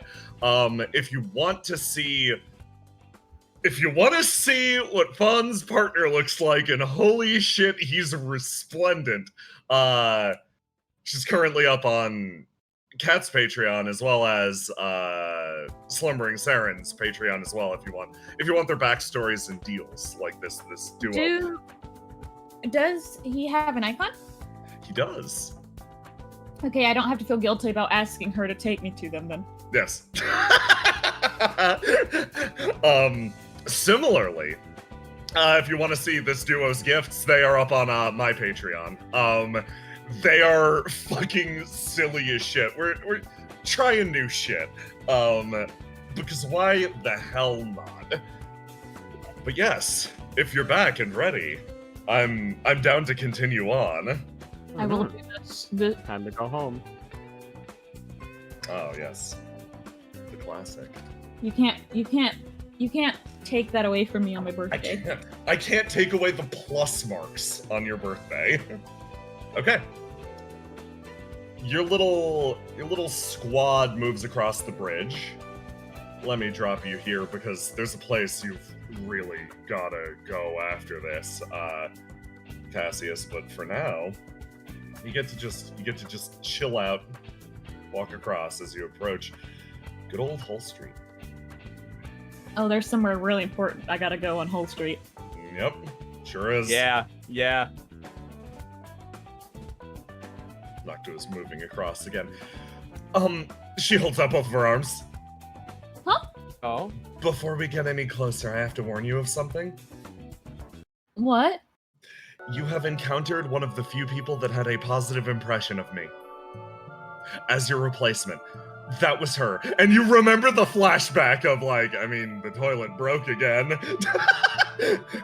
Noctua's walling you from Old Town as a whole. So as we move forward, I want you to take any feedback that I might receive as how good a job I did as your replacement with a grain of salt. Okay. Noctua? Yes. I'm okay. How do I say this without sounding condescending? Noctua, I don't mean this as condescending. No matter what they say, I'm very proud of you. Entire face lights up. Teach, you just watch this happen and you're like, wow, he's actually really good at this. Listen, because I asked you to do this, and it is a heavy burden. And I know, because you are you, I know you tried your best, and you did a really good job regardless of what anyone says.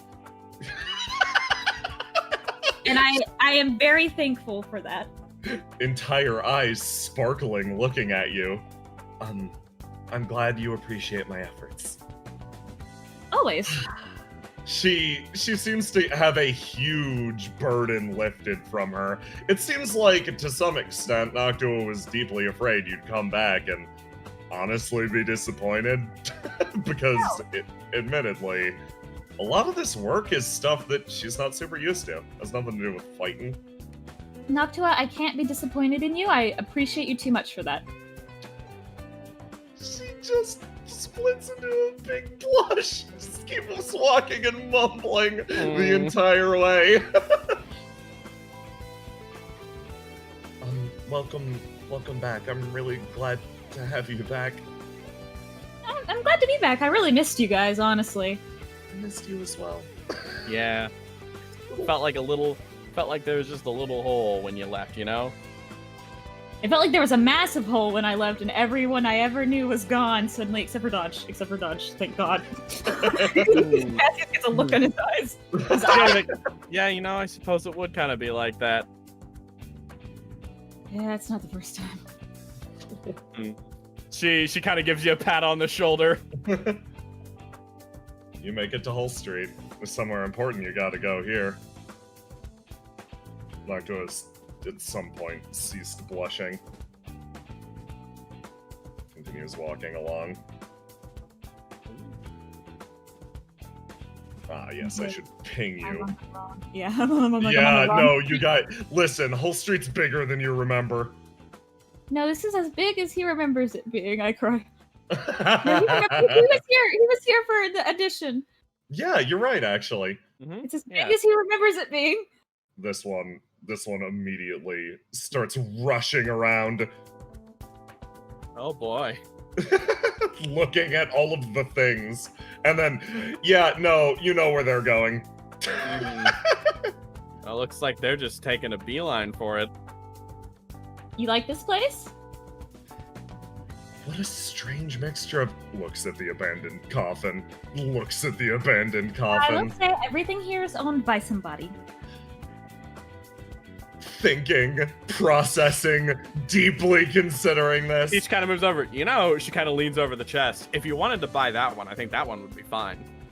I mean, everything here is owned by somebody, but it is a store, so you can buy almost anything if she's willing to part with it. If you tell her why you want the tombstone, I doubt she'll be able to refuse. No, she will actually sell it to you. The one will probably watch too. There is something.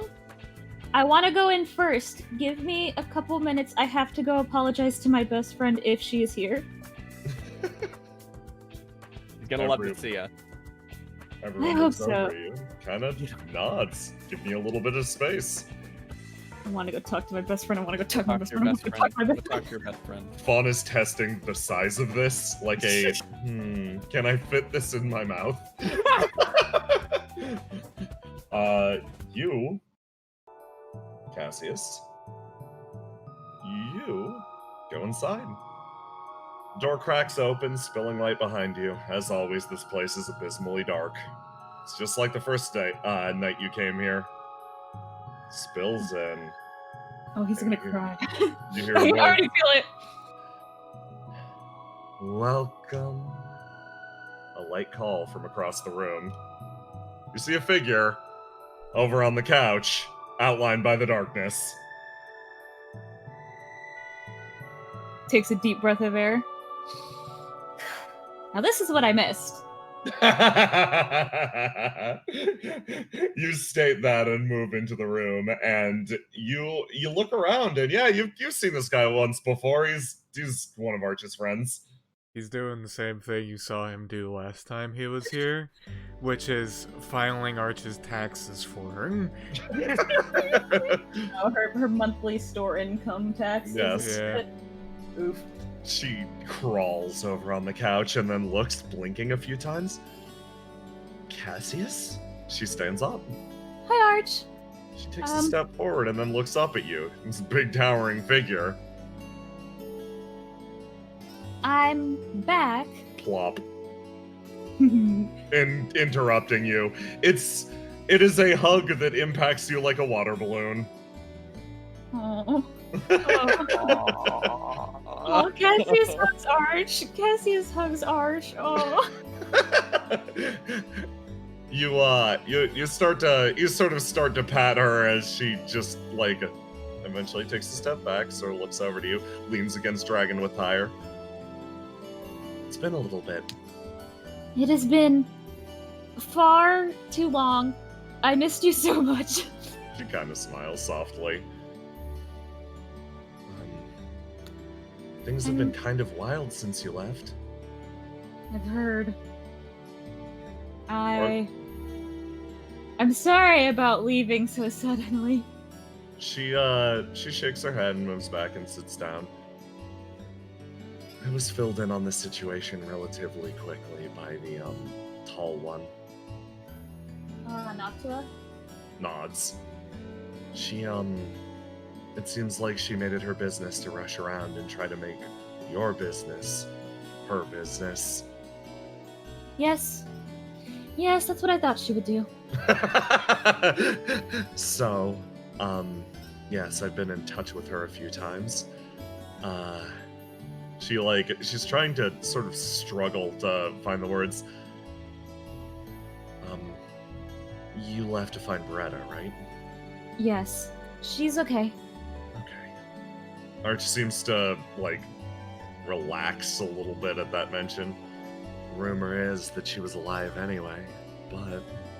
Well, theoretically, I found it out first. It just took me a week to get back. Cassius pats himself on the back quietly. She blinks a few times. But that's not the only rumor circulating the city these days. What's up? Have you heard the stories about the specters that are apparently haunting the other side of the river? Oh, I don't think it's just the other side of the river, Arch. She blinks and tilts her head. There was a dramatic incident. She starts to describe to you the thing that Tyr described to you earlier. Yeah, I had a first-hand encounter, I guess, with someone who was there, kind of. Oh, Starts just taken aback, like I wanted to explain that. What did they think about it? Well, he has a lot of experience with those creatures. I see. So. He's deeply experienced as well. Arch is like, oh man, I wanted this to be me. I wanted to be the cool, mysterious shopkeep that's explaining to you the dangers of this city. Arch's entire dream is to one day set up a stall at the edge of a haunted, forest or something, and cryptically warn someone that up there, no one comes back from that mansion. So, having this explained to her is like throwing her on the back foot, and she's just like, wow. I got it. Here you go. Kumo looks over at Arch.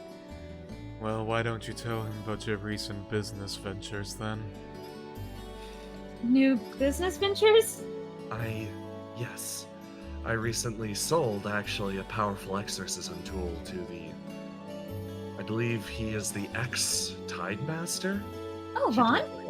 Yes. Oh, do you remember him?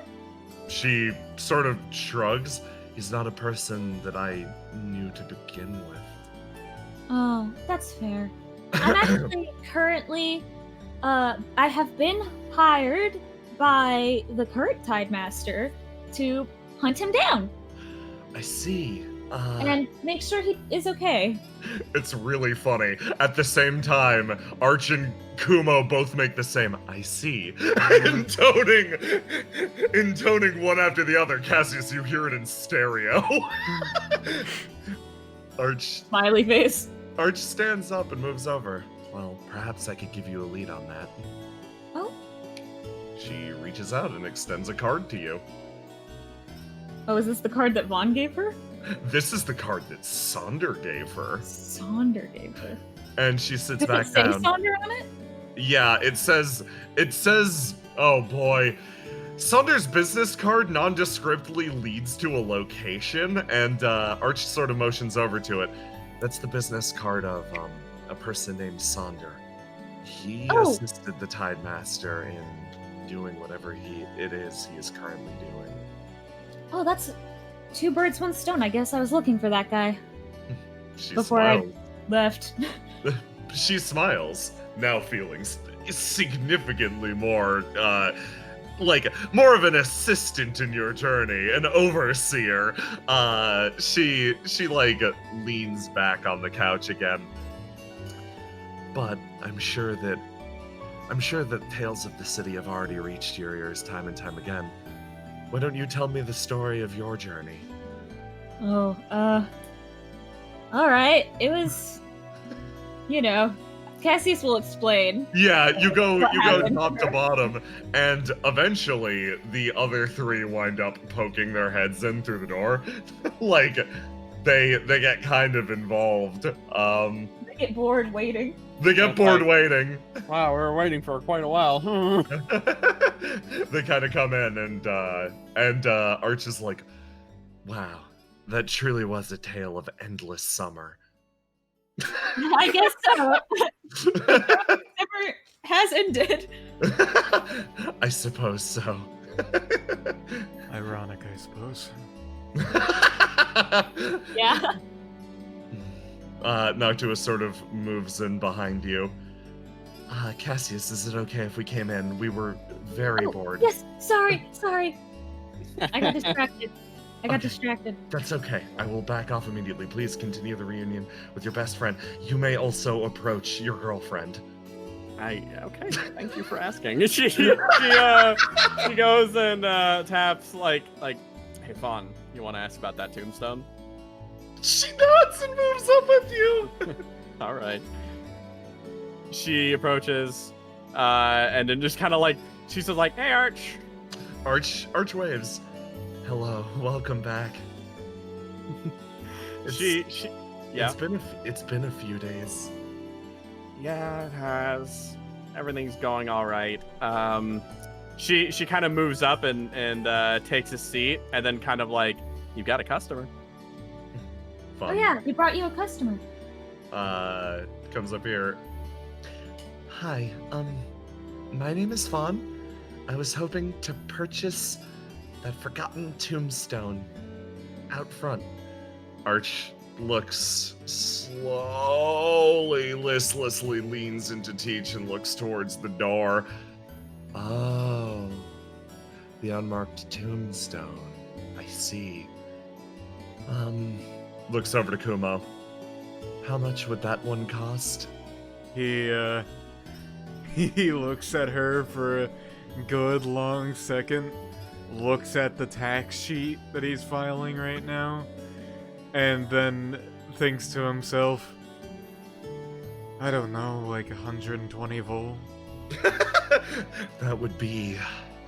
Arch plays up thinking about this deeply.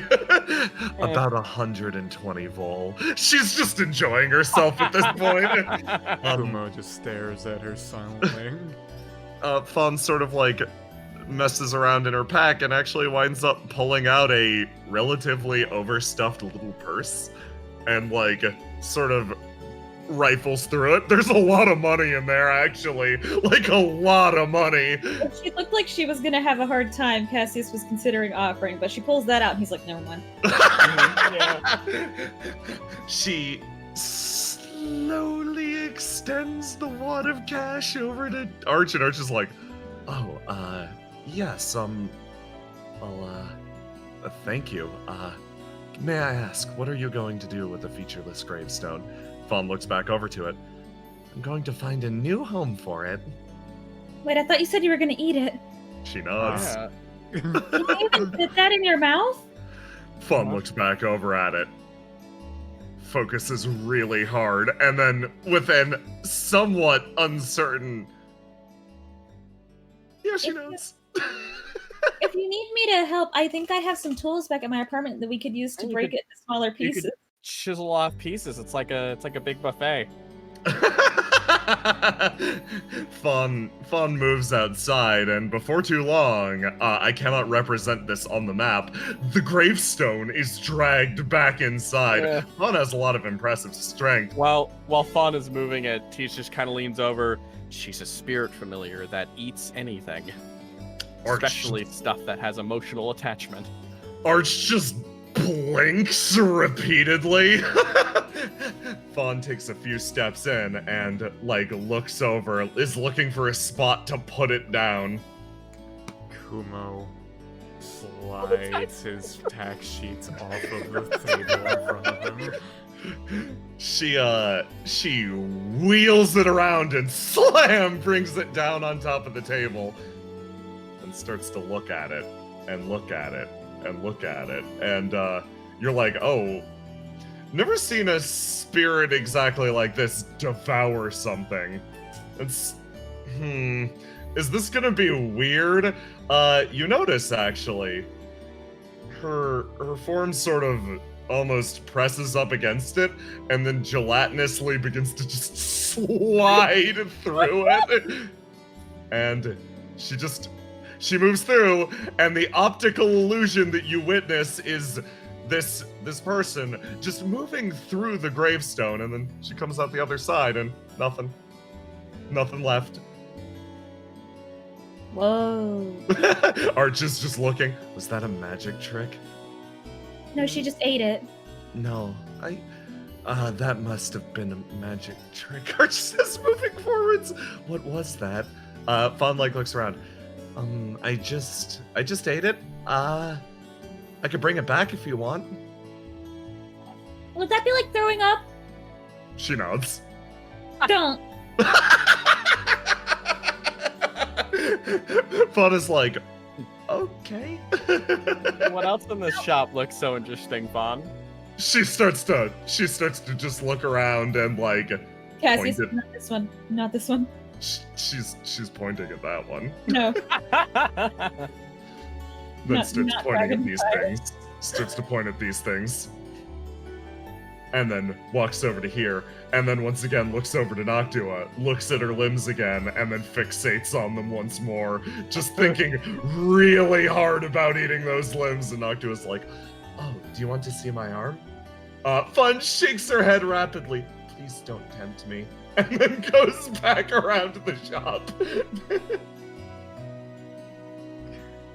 Kumo, over here, kind of just mumbles to himself. Well, that was terrifying.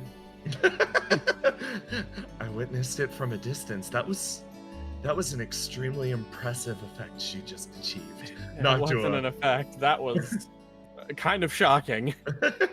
Arch is just thinking about this. She will eat me out of house and home.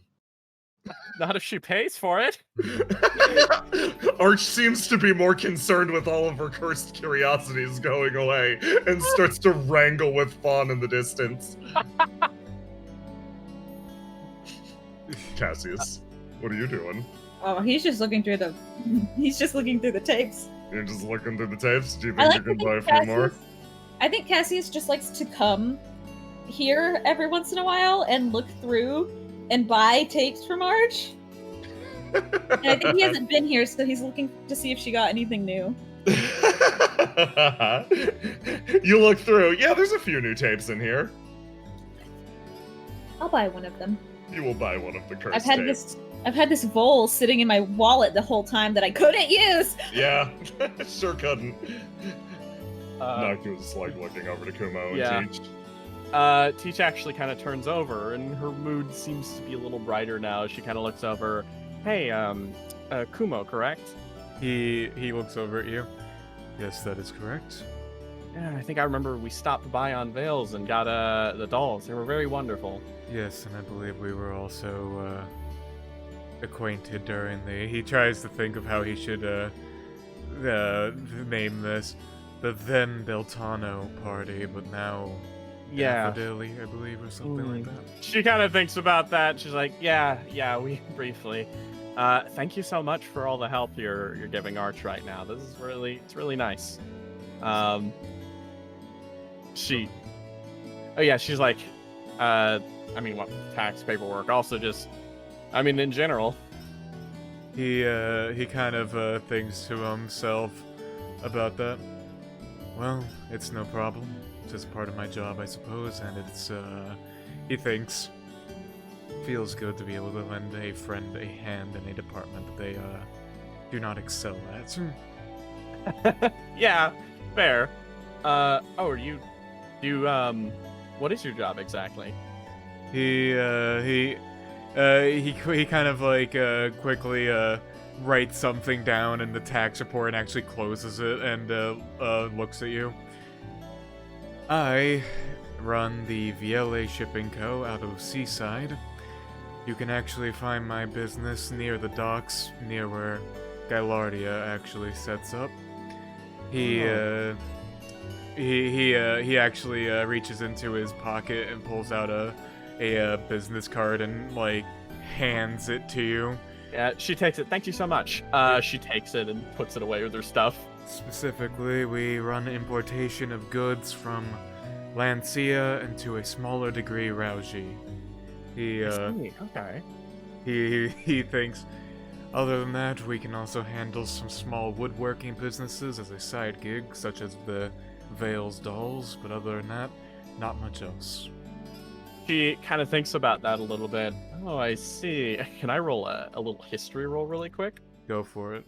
All right, let me do that. I'll just do that. Okay, yeah, she hasn't heard much about like any of this stuff, so this is all just fascinating information for her and stuff.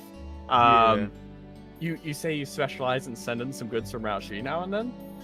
Yes, to a smaller degree due to some old familial ties of my family. I'm able to import a few things, but he thinks to himself, nowadays it grows a little harder as time passes. Oh, I But see. Luckily, with the advent of Stampede Trading Co. within the 13th Ward, you need not rely on me for such things now. She kind of nods her head and thinks about that a little bit, and it's like, yeah, it's a bit of a rare privilege to be able to direct import from Rauji, but she's kind of happy that's cleaning up a little bit now. She kind of dragged you away from work. Have you eaten yet? He thinks to himself for a little bit. I have not. Well, for your time, I could run by the Underworld really fast and grab food for you and Arch. He thinks, I'm not against that, but I would request something lighter, I suppose. The food from there might upset my stomach. Fair enough. I'll see what I can get. It's like a She brick. kind of stands up and then gets ready to head out there. He actually begins kind of like after that shit happened on this table, he starts kind of organizing his papers and starts putting them into binders and shit while you guys go off. Did you look over? These two are walling Fauna from Arch's bedroom. He kind of goes over there and it's like, whoa. You probably shouldn't head down to someone's bedroom. This looks like a oh, of course. Yeah, that's something for later when you guys are better friends. Need a membership for that one. Pass her on the back. Hey, Noctua. Yes. Yes. She kind of just she seems to she called you and then she just kind of like stood Yes, for a second there, just kind of like, you wanna grab some Underworld and head on back, or do you want anything from Underworld? I should ask. Yes, I would like something from Underworld. Excellent. Well, you are my bodyguard, so you have to come with me. Oh, I see. Yeah. Noctua gets a serious look on her face, and the two wind up click out the door. Mm-hmm. Okay, how about this one? We can go, since they're going off somewhere, do you want to, I would be interested in meeting you said your best friend? She nods, yeah. Do you know where they are? Yes. She gets a difficult expression on her face, thinking about it for a second. I was told not to bother her right now. Oh, okay, well then do you want to go do something with me? And then cheers up almost immediately. Yes, I'd love to. And then as they move forward, they sort of turn around. Um, my partner's best friends with the, She stops and thinks. My partner's best friends with me. And then shakes her head, correcting herself. My partner's really good friends with the lady who runs the church. Oh, okay. Well, maybe I will go meet them. Give me 1 second. Cassius comes over here and pays Arch. He's like, I wanna get this tape. Arch smiles. I'll see you back at your apartment later. Okay. Do you want to watch this with me? She looks at it, and then looks to Kumo, and then looks back to the tape. Yes, of course. Do you? He looks at Kumo. Do you want to come?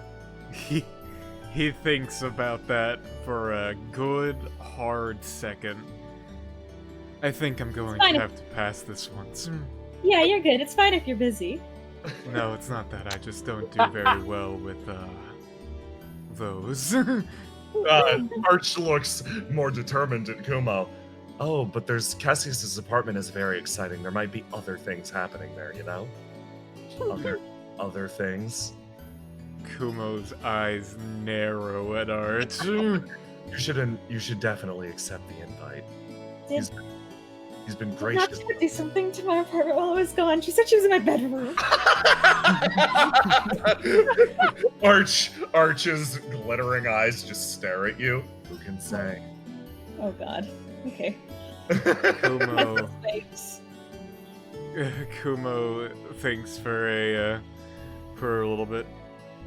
I can spare some time, but I might have to leave early. Oh, don't worry about it. If it's too much of a hassle or it's just stressful, don't force yourself. But it would be fun to have you over. I wanted to say thank you for how often you take care of Arch. So. He scratches the back of his head. I'll think about it then. All right. I'll see you guys around. I'm gonna go hang out with her. Fawn is just poking around over here again. I think something's amiss, Fawn. She turns around and looks at you quizzically. Just head tilt. Well, I have a teeth move, and people are being really suspicious. Fawn, someone that you have never met before, you confide in quietly. Something's going on here, Fawn, and I know that you don't know because I don't know, and we just met. So just letting you in on the fact that I also don't know, but know. Fucking camera pans upwards, Kumo looking at Arch. Are you up to something? Yes. Outside! Outside, there's no sign of Teach and Noctua. Oh. Okay. Okay, that's weird. Well, this is... How long have you been in the city? Fawn tilts her head. Today. Well then, we have a lot to cover. You said that your best friend is friends with Frelia, right? Yes. I'm also friends with Frelia, so I can get you in. She kind of thinks, and then you notice actually the colors shift and turn around her. I knew you felt familiar. You see a light color of pink spread across her, and she has a similar, almost calming vibe to Frelia. Oh. You guys actually... You said it, but now suddenly you feel familiar. Gets this big smile on her face. This is nice. This one emanates good vibes. Adopted. It's around then. This old guy comes out. Cassius, is that you? Oh, hey! Yeah, I'm back. He like looks back and forth. That's funny. I thought I saw the new one actually moving around earlier. It didn't occur to me that you could both exist at the same time. He says, looking off, and you notice when he says the new one, he has to be talking about Noctua. Noctua. Underworld's over here, right? He looks Yeah. off this direction. Oh, so she went that way? Yes, of course. She, how do I put this? He kind of scratches the side of his head. She's been sort of like a problem lately, is the best way to put it. Oh no. Oh no. What did she do? Well, she tried to fix the electrical box back there. Motion's over there. I'll look over it. I'll look over it when I'm done with what I'm doing right now. Thank you very much. I don't 100% think she knew what she was doing, but sort of walks, takes a step back. Glad to see you're back, though. Yeah, of course. I think that if you need her help, it'd probably be for plumbing. Plumbing? Oh, Yeah, okay. she's pretty good at that one. But if you need electrical help, I'm still your guy. He gets a big toothy grin. Plumbing, electrical, or whatever, you're still Old Town's guy. Thank you. He sits back against the wall. Fawn has since sort of wandered forward and is looking around. Cassius waves at the old man. You wave. Is catching your attention, Fawn? She looks over to this one, actually, which is like this piled up curiosity shop almost. And then she gets a difficult expression on her face and she shakes her head and then goes in this direction. Huh? Fawn, is there something over there? There's a lot happening in that one. Okay. You take a note of this small curiosity shop you don't actually remember going into. You just like mentally jot that down, Cassius. Yeah, Cassius writes that down. She continues walking in this direction and she's just sort of poking around and wandering through the city. Like, it's kind of funny. Yeah, there's a lot of energy to this creature as she wanders, just points at things and sometimes picks shit up off the ground. Nah, that's valid. Honestly, clean shit. Comes into this district. Starts walking. Continues walking. And you hear a loud call, Cassius, as almost a pang runs through your chest as My house. you're like my house. And then you hear a resounding call from up over here. Come one, come all, the puppet show's about to start. Oh, do you want to watch this? It's pretty good. Fawn thinks about that for a second, and then eyes light up. That sounds like fun, yes. Okay, come on. Moves over, and Aza blinks a few times. First, Aza's gaze lingers on this one, like really intensely, like looking at the Fawn extremely deeply. Fawn's head tilts to the side. That's probably fine. And then looks over to Cassius. Wave. You're back? She floats up and over. The kids are all like, "Whoa!" Seeing someone functionally fly. Yes, back and ready to see the puppet show. She looks back. Ready to see the puppet show. Why don't you participate in it? I don't want to cramp your style, but if you're willing. She shakes her head. My style is uncrampable. Fair enough. She leads you back over this way with a big smile, and then sort of sets you up. Okay, which would you rather be, the hero or the villain? I'm gonna say something kind of smug. I'm the hero every day, so I'll play the villain. Aza looks at that. I can respect that. I've been told that I have a more villainous vibe to begin with, so maybe I'll do something different for a change and play hero. She floats. We'll be comically bad. She floats over and takes the sword. Okay, so the scenario for this one is you're some sort of evil wizard. You cast darkness, fire bolts, all that sort of thing. All you have to do is really play it up. You just let everyone know how bad and wicked you are, so that I look better when I stab you. What's my evil motivation for being stabbed? World domination or something? I don't think you have a motivation in the base fairy tale. Do you want to just give yourself one? Sure. I want to turn all of the world's water into lava. Wow. That's pretty cool.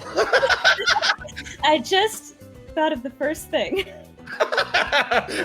Okay, so you'll be some evil lava wizard. Perfect. Aza moves forward and slowly places herself behind the little container. She's like, okay, and thus our story begins as this evil wizard attempts to, what was it again? She looks over to you. Replace all the world's water with lava.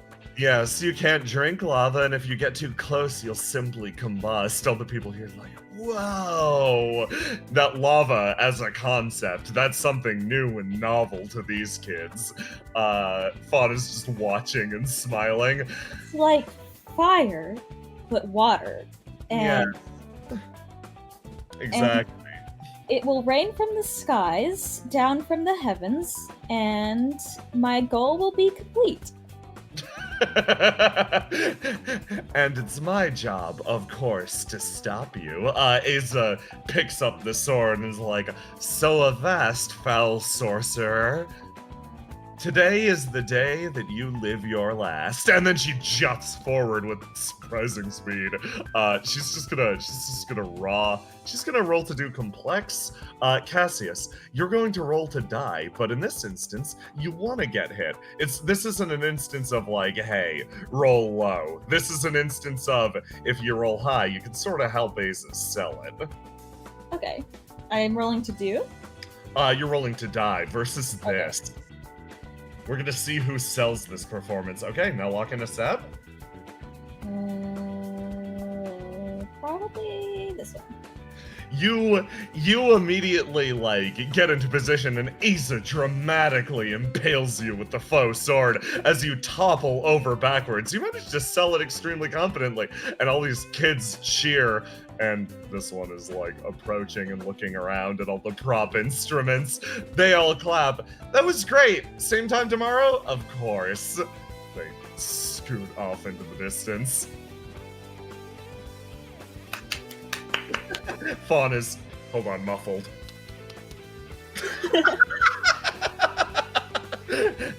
Aza like looks over. Wow, thank you for taking the time to do this. Especially, you just got back, right?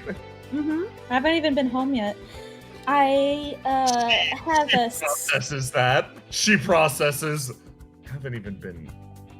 Oh. I have a sneaking suspicion that something is waiting for me there. Yes. She doesn't even lie.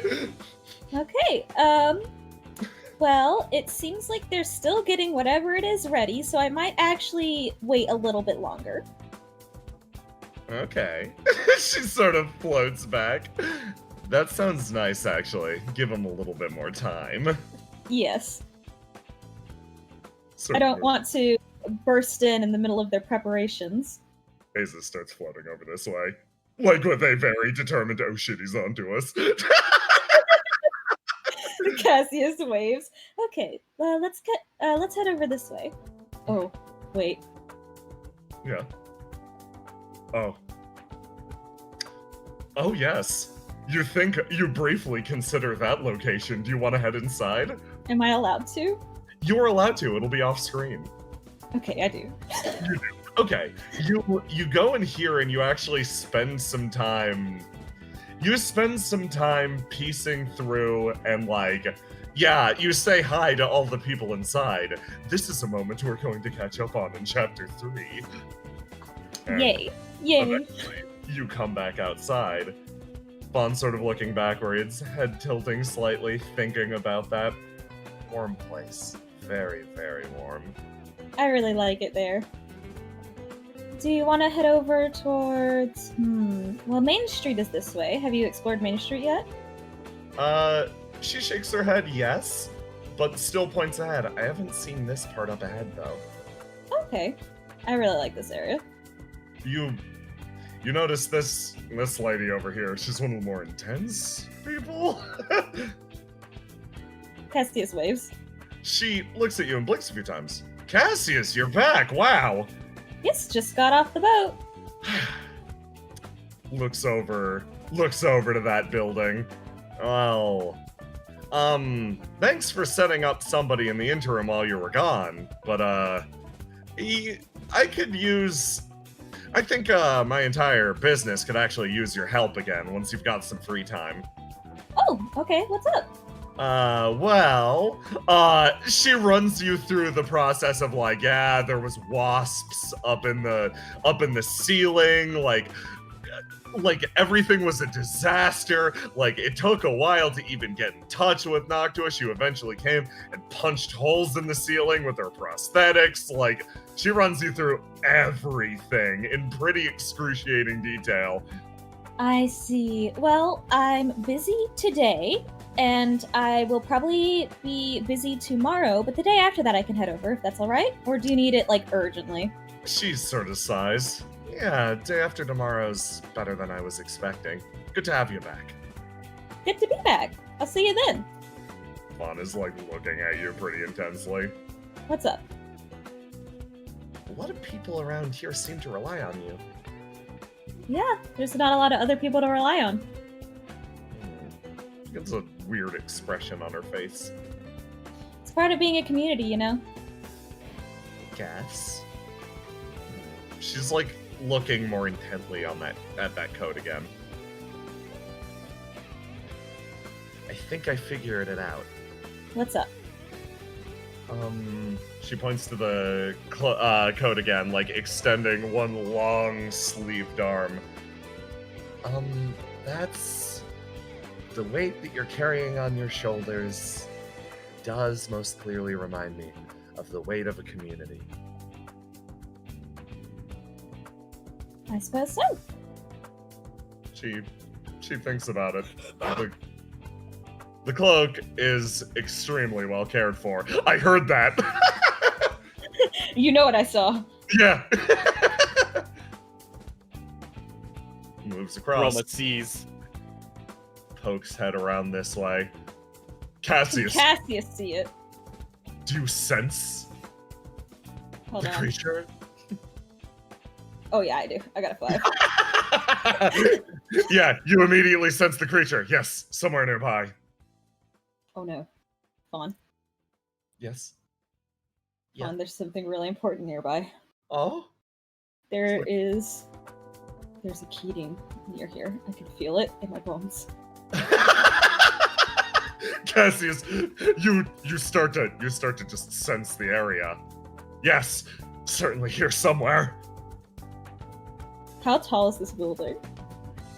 It's pretty tall, Cassius. You can try to climb the building. No, he can't see it then. That's what I'm trying to figure out if he can like You can sense it. You know it's on top of that building.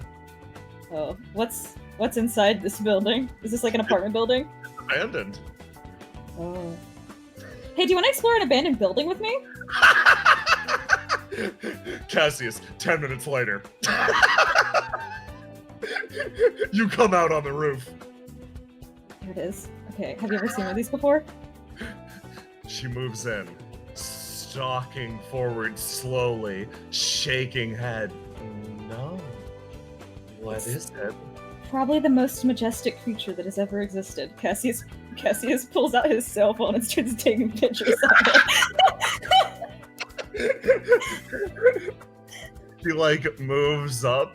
The Kieran slowly turns back around and looks at the two of you. Is it blue? Yeah, it's sort of like Blue this and like purple? yeah, blue purple. Moves Oh. forward, looks at Fawn very closely, who gets an expression like this, and then shifts past and goes over to you, Cassius. Hey It's there. very closely. Ooh, that's fun. You're blue right now?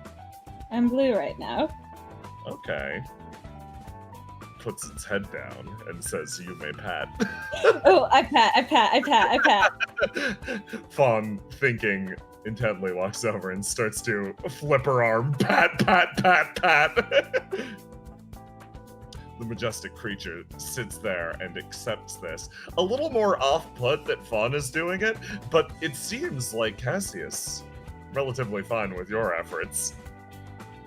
I wish I had like a snack to give you or something. I'll leave apples here next time. The Kieran nods slowly, and it's around about that time that this one winds up.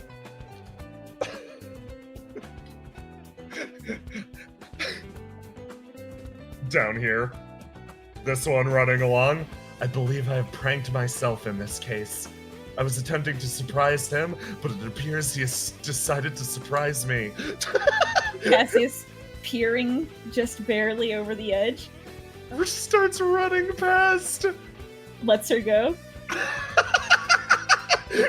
Cassius, roll That'll to be funny. That'll be funny. die. I'm locked into my red, right? Yes, if you're locked into a stat, you can obviously keep it, drop. No, I want to keep it. I need to roll to die, you said? Yes, you need to roll to die. Ooh, a 15. That's pretty good. Time to see if Noctua is like this. No, fail. She might fucking fail. Fail. We're gonna see. 15 versus. Fail. No! You're like, No! oh, this'll be funny. And then you. Cassie's just looking straight at you. Cassius comes over here. Hey, Fawn, can you like float? Yes, actually. Okay, cool. Does Noctua enter the building? No, yes! Okay. Cassius waits. Cassius jumps off the building. Are you jumping with Fawn? Yeah, she can float. Okay. So, now, here's the fun thing about Fawn. As you leap into the air, she billows outwards, almost assuming a shape of something that she's eaten in the past. A long sheet. You float to the ground, touch down, and then fucking take off. Yeah, she's just sprinting. You just run off in this direction as you feel Noctua approaching through the building. I waited for her to get deep enough in that she wouldn't hear me jump down, but far enough away that she would still have to go up several flights of stairs before she got to the top and realized I had jumped off. And you run into this area. And holy shit, Cassius. Whoa. It's so much bigger and better than it was before. Whoa. Cassius is still running. You two run over in this direction. Oh, dang, they really got to work here while I was gone. Everyone sort of turns around. Oh, Cassius, hey! Hey, I have no time to talk right now. Tell her, hey, here, come here. Tell her I went that way, and he points that way. Yeah, sure, if you're trying to hide from someone, actually motions over to this building. That one's open. No, it's Noctua. She knows I'll be in there. I'm going this way. Okay. Cassius just sprints. You start to run up in this direction, and you wind up, oh boy. You wind up, God, cutting across an entire district. You wind up, over... Cassius, you hell creature. You wind up over here. Let me, because obviously the city connects up like this. You wind up in this side of Hull Street. Okay. East Street's straight up ahead, yeah. If you want to run to East Street, it's right there. Frelia should be in that direction. We're gonna go this way. I don't know if I can run much longer, so we're gonna walk for a second. Okay. Sorry. That was too funny not to do. She's like looking back and tilts her head back and forth a few times, is thinking pretty hard about that. That district was so alive. The abandoned district? Nods. Yeah. I think it's really cool. It's like there's a lot of stuff in there, dude. I don't really know why it's abandoned. She looks back and thinks about that a little harder. It didn't seem very abandoned to me. Everything there had its place. I guess so. I don't go in there frequently enough to really know the vibe, I suppose. She sort of looks back in that direction. Nice place. It's about then. You head over to East Street. Doink doink. You two wind up actually catching up with Frelia, who's moving towards the diner. Frelia calls out before she enters. She turns around. Cassius, you're back! I need sanctuary in your diner. Yeah, of course. Come on in. Also, yes, I am back.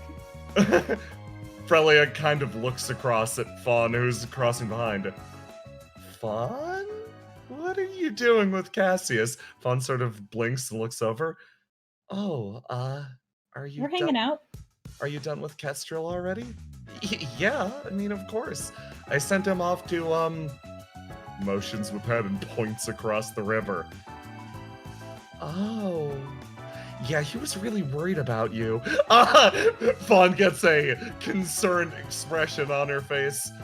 Oh, I didn't mean to scare her. No, it's fine. She's just off meeting with the new Tide Master now. Oh no. Okay, Frelia. Frelia, I'll be back. I have to go watch this.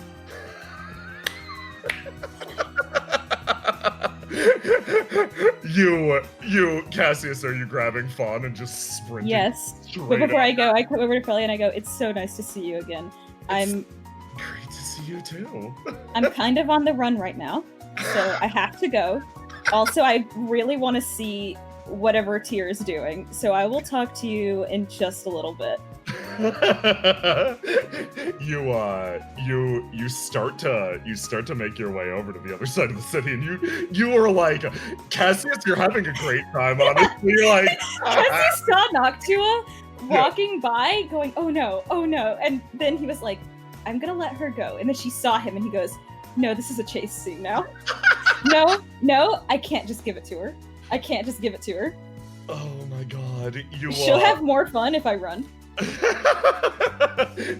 Oh boy, Cassius, hey, I'm gonna sequence break you slightly into chapter 3. This will be fun. So you're gonna go over and see Tyr. You want to say shit to Tyr and Karsh, right? I do. Beautiful. I Fantastic. have things to say to Tyr, and I just want to see Karsh. I miss him. Ah, beautiful.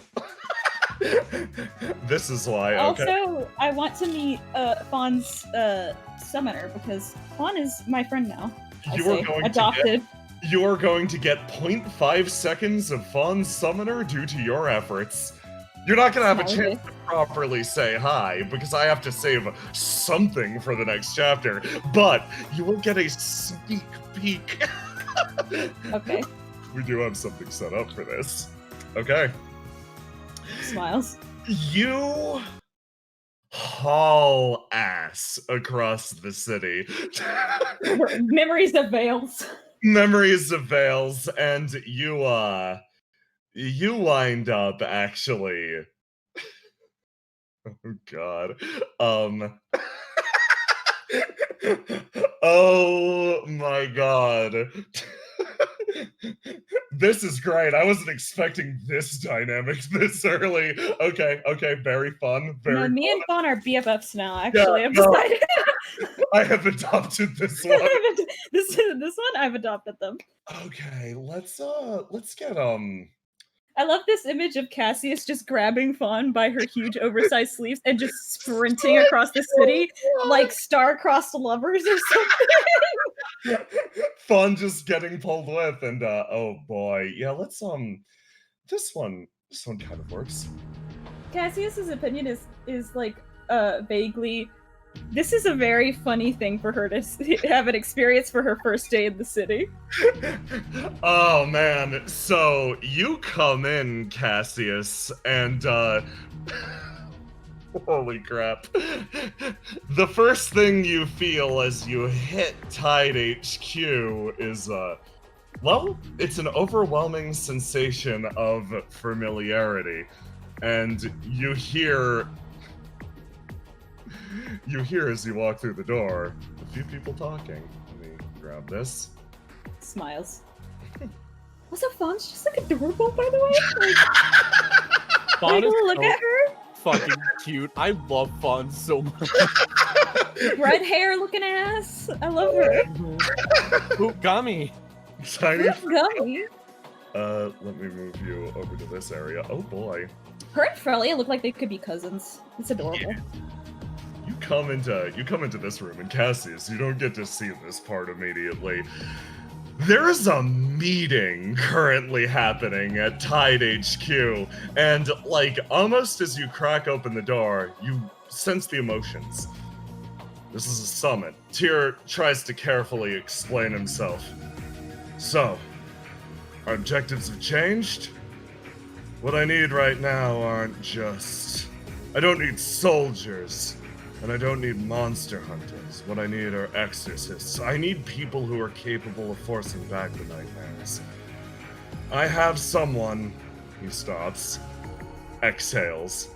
I have someone extremely trustworthy currently looking into the situation of our former Tide Master. Cassius, your ego grows. You're not supposed to be hearing this.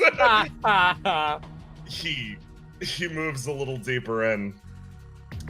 But at the same time, what I need are trained experts. I need to redefine the way this city goes about combating this menace. As word spreads, exorcists from all over are going to be pouring in. Everyone's going to be trying their hand at slaying the phantoms of Indigo.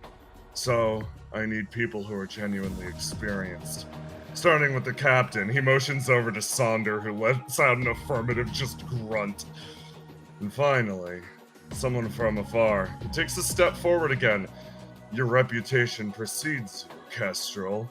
The exorcist takes a step forward. I think I've heard the name Julius Tyr once or twice as well. Oh? Really? What do they say about me abroad? They say... You feel it, Cassius. You can feel the punchline coming. Cassius takes Fawn by the hand and leads her, and he's like, I don't want to watch Tyr get punked unless it's by my hand. He pulls Fawn over here into the You pull Fawn over here as Kestrel speaks up, and you hear a very muffled it trails off, and you hear loud, what? Who says that? And you hear loud, rowdy ass exchange from over in the corner here. And you're like, yeah, that's about right. And Cassius. Yeah. You made a tactical choice to come into this room with Fawn. I did. Her entire face lights up looking at the room. There's so much history in this place. Yeah, this is the pretty sure this is the Tide's trophy room. This is all their all their stuff. She scoots around and is like looking at all of it, and she slowly extends a hand and then looks back to you for like confirmation. You want to touch it or you want to eat it? Thinking. Touch it. I guess I'm not formally a member of the Tide, so it's probably not kosher for me to. Oh, Garsh! Cassius! He runs forward, throws an arm out. Oh man, are you here for the? You hear the rough sounds of two people fighting in this room. Are you here for the big meeting? I didn't realize you were some sort of like ghost slayer. Well, Well, I have only taken part in killing one ghost from my knowledge in recent history, but no, I'm here escorting this young familiar woman. Girl? How do you want to be referred, Fawn? All of those are okay. Okay. Fun just smiles. Oh, you're with the. Oh, I see. Yeah, she's kind of giving the boss hell right now. That's. I wanted to see Tyr get punked, but then he complimented me, so I couldn't bring myself to actually watch him get punked. Yeah, I got kicked out because I apparently am too much of a disturbance. Come on, come inside. Let's sit down. Okay. Do you want to go in there, or do you want to look around and hear some more fun? Thanks. There's lots of sentiment all over this place. Thanks. If I go back now, I sort of feel like I won't see you again, so I'm going to stay here. Okay. She starts to move forwards. That's ominous. She gets a kind of thinking look. Doesn't have to be the case though. I suppose. She's thinking pretty deeply about some stuff, squidging her head, like you can feel like the weight of Fawn rapidly running through a dozen different scenarios in her head behind you. You're like, yeah, it's fine. She's allowed to do that. You guys move into the Tide HQ, and yeah, it's pretty loud and raucous as always. Wow, this place. I would say it's just like I remember it, but I don't remember very much. But you know what I was told? What's that? That there's a room here for me. Of course. Can you take me to it? For you. She smiles. Really? Are you thinking about staying over? Depends. Depends on how punked Tyr gets. Also depends on what kind of crazy scheme they're planning over at my apartment. I'm actually on the run right now. You make your way upstairs actually, and like, oh boy, we get to reveal this floor. This is exciting. Oh, I'm so happy. Oh boy, you come up, you climb the mast, and you come up to the second floor of the Tide HQ. Whoa. And it's a mode. This map kicks so much ass. I love the Tide headquarters so fucking much. Is this room over here at the far side? This one? I'm pinging all the way. You know that's Tyr's room. Oh yes, that's his. I assume this was Vaughn's room and now is Tyr's. Yes, of Good. course. I'm just getting familiar with that room. Yeah. What Smiles. was that Cassius? So that I can harass him. Karsh Wow, lots of boats. leads Yeah. his way in. Yeah, you never know when we might need one. Fun runs over. These Yeah. boats have an incredible amount of sentimental value. Yeah, Don't. they're tears. Yeah, wait until you see the ones in my apartment. I see. Yeah, there is a lot like this when you're around here. Oh, you guys have cannons too? Yeah, I mean, they're not loaded currently, but like, you never know. If Kylardia fires at us, we can fire back. Yeah, that's fair. I have one of these in my office at my detective agency. Are you planning on starting a war with Kylardia from your detective agency? Oh no, I use it to shoot the evidence at the wall. That's so smart! Yeah, it really helps. Oh, that's actually brilliant. It's a good way to get all the evidence mixed up. Yeah, this is the wrong group of people to ask about the evidence canon. This is exactly the wrong group of people. It's like if you just jumble them up, right? It helps you think of ways to connect them that you didn't think of before. Yeah, whenever I'm like doing bad, I just try to jumble myself. Heals me right up. All right. Kind of is just like, okay, yeah, sure, Karsh. You notice that Karsh is actually, his arm's in a sling. Oh, hey, are you all right? You got beat up? Yeah, I got hit pretty bad the other day. Oh no, what happened? Was it, let me guess, was it the big thing at the theater Tara was telling me about? We got sort of a difficult expression. Yeah. Got us pretty bad. Even you, huh? That's rough. He sort of nods and taps the door and sort of opens it up. And Cassius, you look into this room and there's an overwhelming feeling of nostalgia that washes over you. As you look around this place, you realize that this is a room more or less set up in direct, how do I put this? You can sense the tie to your past so keenly. This is how the room was more or less kept when visitors from the IPD would come over. You notice that one of the hammocks is now freshly occupied. It seems like it's been used lately. However, the rest seem to be relatively empty. So which one's mine? Walks in. Karsh motions over to this one. Sits on it. Karsh looks across. I can't do that. Fawn Can't is do what? He looks over. Well, that one was supposed to be Tears, but he got set up, and motions over with his head to where the office is. Too good to hang out with me now, huh? He sort of smiles. Well, as it stands, I mean, I'm planning on taking over Time Master for him eventually, so I'll kick him over to this room. It's fine. Alright. That'll be fun. Hell yeah. Hell yeah. You hear someone sort of traveling. I peek the door open. You peek the door open and you see it's not Octo, this one.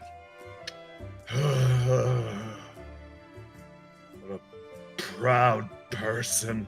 Tira's moving over. Karsh, you in here? He slowly cracks Sorry. open the door. No. Cass, it's just the thing where you hold the door closed. Sorry, cool people only. Tira's pressed up against the door. Oh, I see. You finally came home. Yeah. Unlike someone. I believe I made it back here first. He shoves the door open. Yeah, but you only came and visited our apartment when I wasn't there. He sits on the hammock that is clearly reserved for him to begin with, and layer of dust just woofs up into the air. Karsh just walks over and sits down back in this direction. Fawn is poking around the various other hammocks. Tyr looks across. I'm glad I have another chance to speak to you, especially in more, I guess, private company. Private company, yes. Looks at those two. Looks over to Fawn. Oh no, that's her familiar. Yeah, I brought her over here because I heard that you were having a meeting, Frelia told me, and I thought it would be too funny not to see it. I heard you compliment me. His expression just stares at you straight, blank. I was gonna listen to them make fun of you, but I thought that would be mean after you complimented me, so I didn't.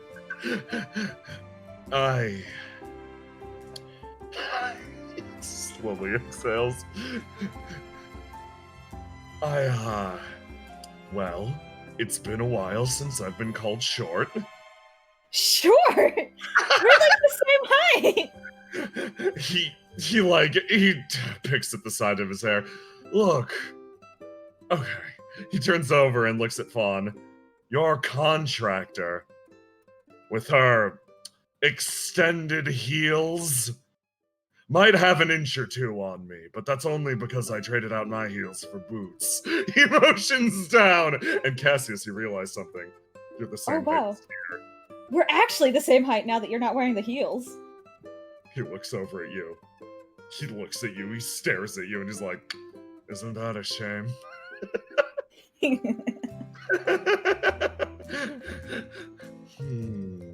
Also, for everyone in chat, Cassius is not fucking short. Oh my god. If Cass is calling you short, that probably means good things. Fawn's expression brightens up. Yes, of course. That was just a friendly shouting match I got into. He sighs and places his head against the back of the against the backboard. Cassius, What's up? leading a group of people is not easy. Yeah, I wouldn't imagine so. You have to like talk to them. Must be a sudden change for you, huh? Nobody really out down there in the sewers with you. Oh, you're bringing up the sewers again. I was talking about before that. No, I'm not used to talking to people. Yeah, you didn't really seem the type, to be honest. I actually don't mean that in like a jabbing way. I just scowl and send them on their way, yes.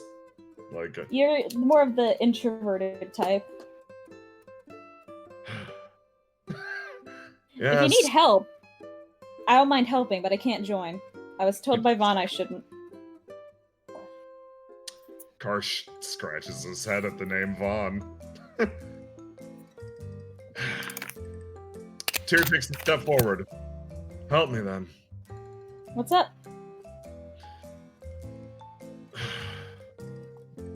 You've dealt with these creatures before. I mean, so have you. I've only dealt with the one. Yes, but And Yes, you not to lie, you kind of saved my ass from that one, hey. of course I did. You didn't know what you were doing. You were flailing around. Yeah, I mean, hey, it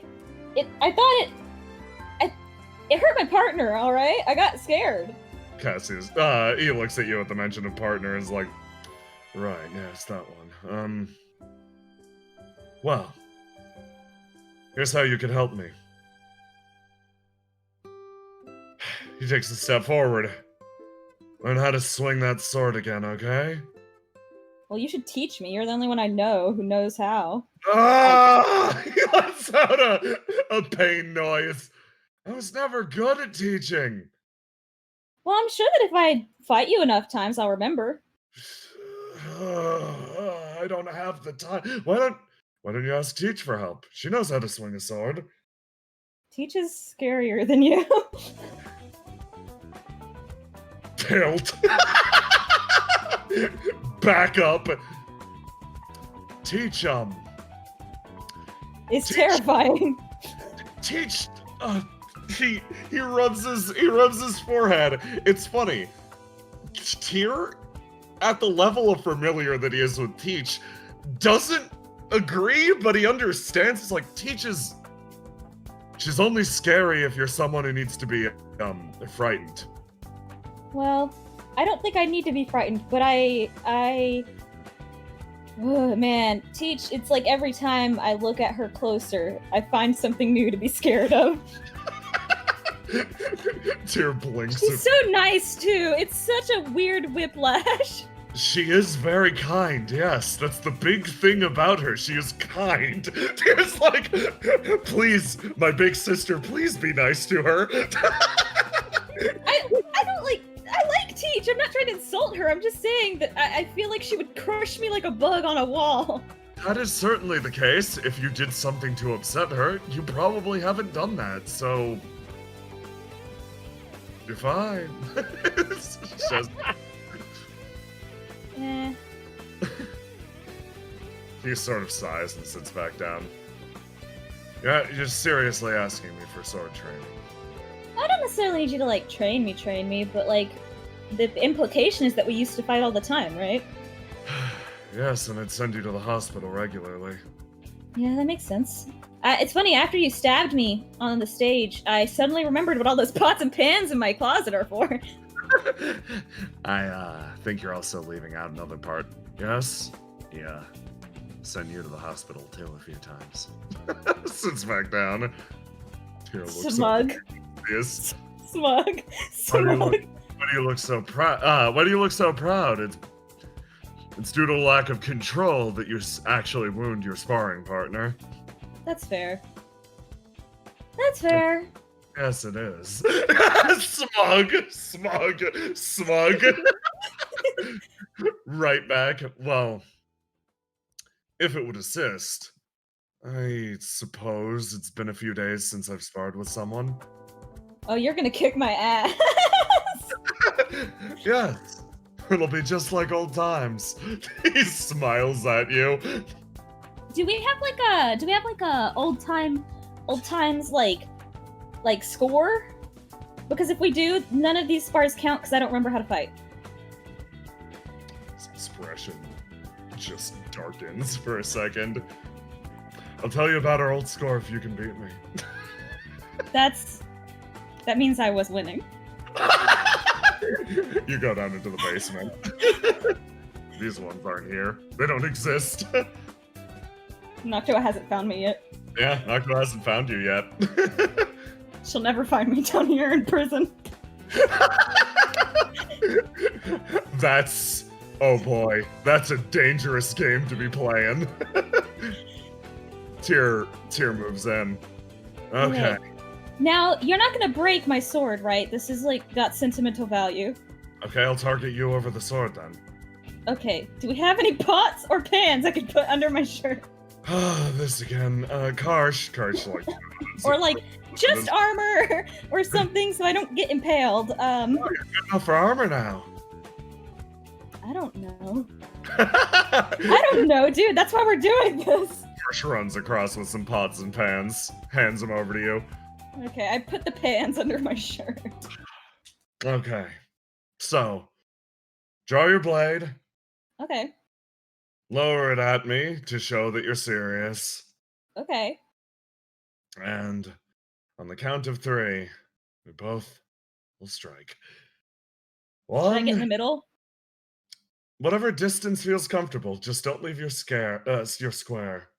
Okay. You start to. Oh boy.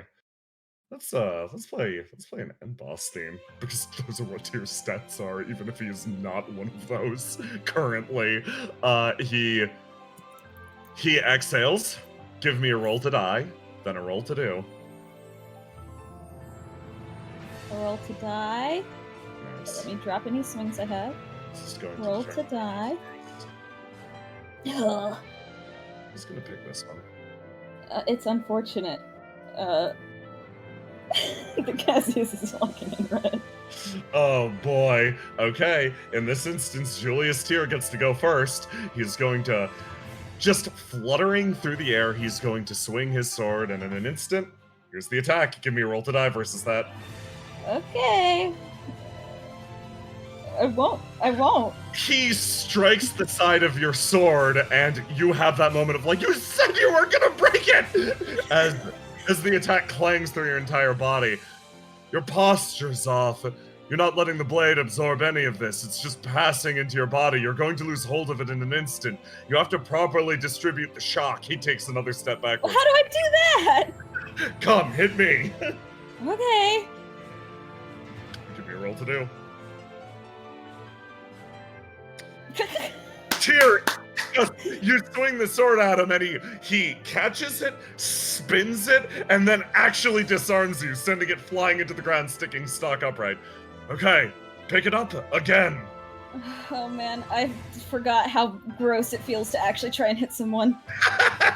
Oh, I just keep remembering when I broke all your ribs. He sighs. Let that focus you. If you know how much pain you're causing to the enemy, then you actually know where to properly target. Feel it through your body. I guess channel if I know what I'm doing, I can hurt people less. Or you can hurt people more effectively. Tyr explains the difference in your two mindsets in a word. Drop your swing, give it another go.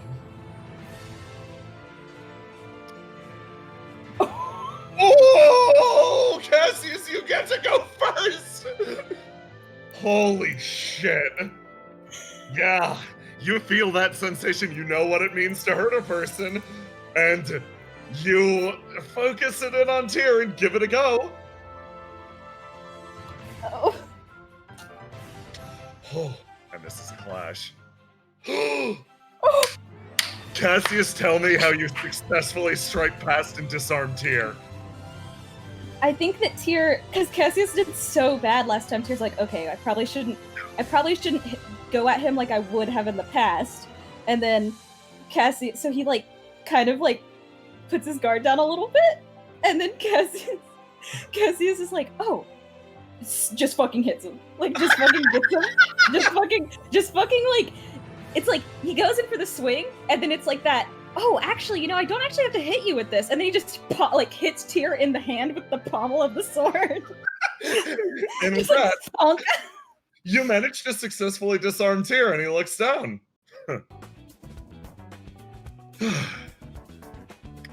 71 to 72. Oh, was I winning? I'm not going to answer that. I said I wouldn't. I never said I would. Karsh, was I winning? Karsh, kind of like, you think he'd be giving you this much crap if you weren't winning?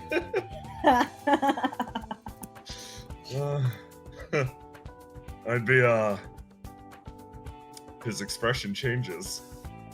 I'd be a little more, I'd be a little less cocky if I were you. You might have awoken something. Okay. You feel a presence behind you. Oh god. Thump. Oh. Teach. Mhm. Cassius. You were sent to bring Cassius back to his apartment, and he Mhm. led you on a merry little chase. Hey, Hey. why you creeping away like that? Are you afraid or something? No, We're looking for you. I know. Mm-hmm. We're gonna go back now, right? Sure, I didn't realize you were the one that was looking. Yeah. You get a flashback. Yeah, You get a flashback. flashback to Noctua. Borderline in tears, being like, I couldn't find him. I'm bad at this. And you're like, sure. Drink your milkshake. He's just like, he just takes a sigh. That's whatever. I mean, I got a nice exercise in. It beats sitting around all day. Come on now, let's go. Can I talk to Tyr for like 2 more minutes? Okay. She stands there. Cassius like, can I play my game for 5 more minutes? Cassius taking Tyr by the shirt over the swing. So I Secret wanted to time? ask Okay. something. I just wanted to ask something before I left, but also, it might be kind of cringe, so I don't want to ask it for a teach. Yes. So, like, are you happier now? Oh! Tyr. Like, then I don't need you to tell me your whole life, but like, are you happier than you were last time I saw you? Tyr does a gesture that he just tried the other day. He throws an arm around your shoulder. And then Okay. starts to move you in this direction. It's actually gonna be like 5 minutes. Okay, sure. Fine. He bows his head in apology and points you up fucking here. Not those ones. These two. These ones are not here. Tyr leads you up to this area and then over to his desk, his office, etc. Opens the door, moves in, sits down. Close the door behind you, please. Closes the door behind him. Sorry if that was a big question. You just seem like you're happier than you were last time I saw you. He lets another pained noise out. The short answer is... yes, I am. Looks at you very seriously. I'm happier than I've been in, years, actually. Oh, that's good. Sorry if this sounds condescending. I'm really proud of you. He looks back to the desk. Oh, how am I supposed to respond to that? Well, here, let me explain my reasoning, okay? Yeah. So, being happy is a choice. It's a choice that's really hard to make because you have to make it every day when you wake up, every time something bad or sad or upsetting or inconvenient happens, you have to make that choice to be happy. And it's hard to even be in a place where you feel safe enough to be happy. So the fact that you're in a place where you feel safe enough to make that choice is just good. I'm really proud of you because it's not an easy choice to make.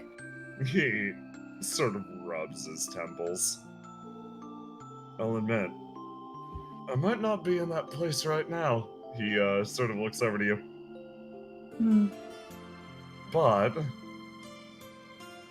I'm certainly riding the high of that happiness. He sort of blinks and taps his fingers on the table.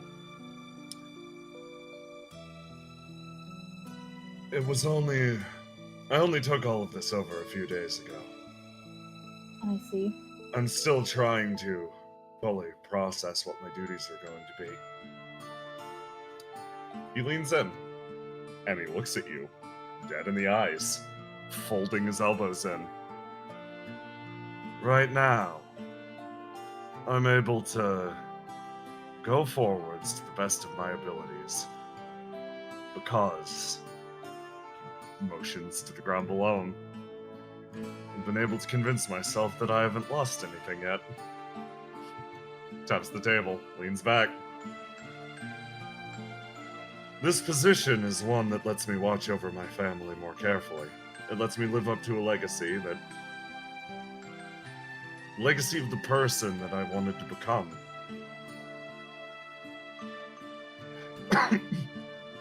I've decided to leave my past failures behind me. Okay. But, I'll admit, I'm afraid of what the future might hold. It's easy to feel scared. It's easy to feel safe in being scared. It's easier to feel safety and keeping your expectations low than let them raise up and risk being disappointed. He nods. He gets that. That's the life he was living up to this point. Seems like you're trying, though.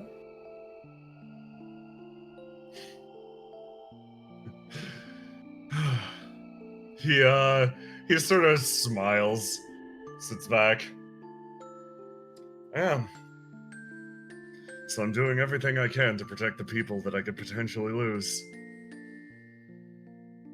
I hope... My only hope is that I'm strong enough to face the day that I lose someone again.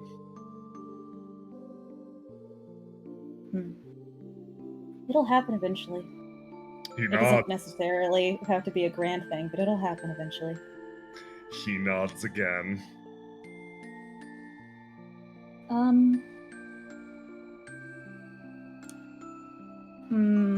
Is that too much of a promise to make? No, it's not. I'll be there for you when it happens. He looks over to you.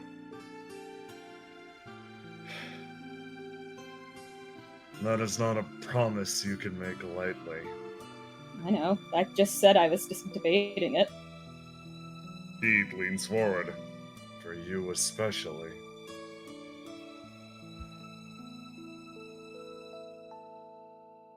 I know.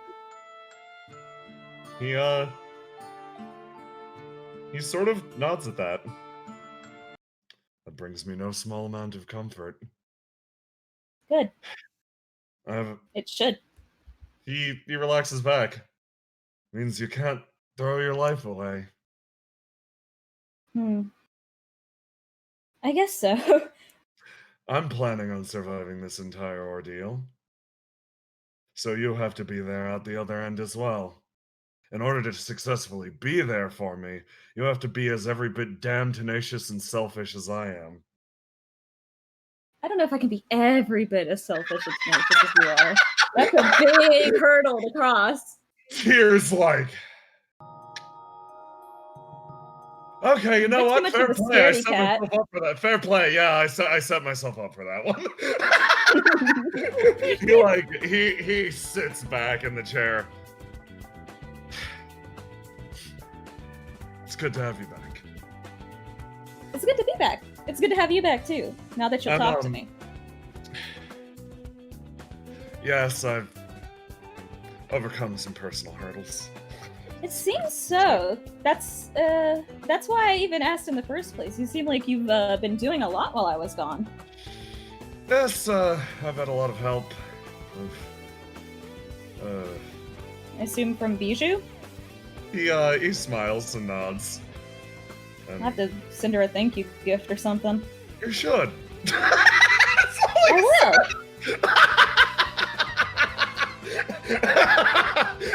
What do you think she'd like? Some like flowers or something? Oh, well, Tyr is going to, oh god, yeah, no, Tyr and Bijou have rattled off about mutual special interests for a long-ass time. He's gonna tuck your ear off for, like, 20 minutes, which is definitely beyond what Tyr promised. Eventually, we hear knock, knock, knock, teach on the Yeah, eventually you definitely hear someone returning, and, hold on. You're like, oh, shit, I forgot about Teach. Oh shit. Sorry. And then you open the door and you realize someone else is here now. Oh my god. Oh, you found me. I found you, yes. Cassius does a dramatic pose leaning across Tyr's desk. You found me. Her eyes light up.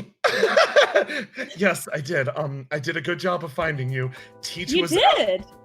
Teach is downstairs. Am I interrupting anything? We can talk about it later. Hey, drop by Tide HQ sometime next week, okay? Okay. I'll drop by all the time now, actually. You can't escape. Tyr's expression just flat, like, completely falls flat. Alright. I'm starting to feel the burdens of my position a little bit more. You should. Also, I need you to fight me some more so I can remember how to fight. You seem to be doing a pretty good job of that on your own. Yeah, with ears perk up. Yeah, Noctis.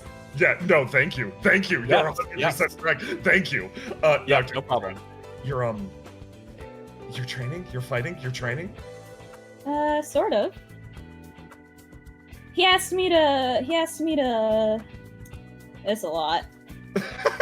He asked you to train him? No, he asked me to remember how to swing my sword, but, he's the person I fought the most back in the day, so... Oh, best way for me to remember is to fight him again. that makes a lot of sense. Have you ever considered fighting me? No, and I'm not interested.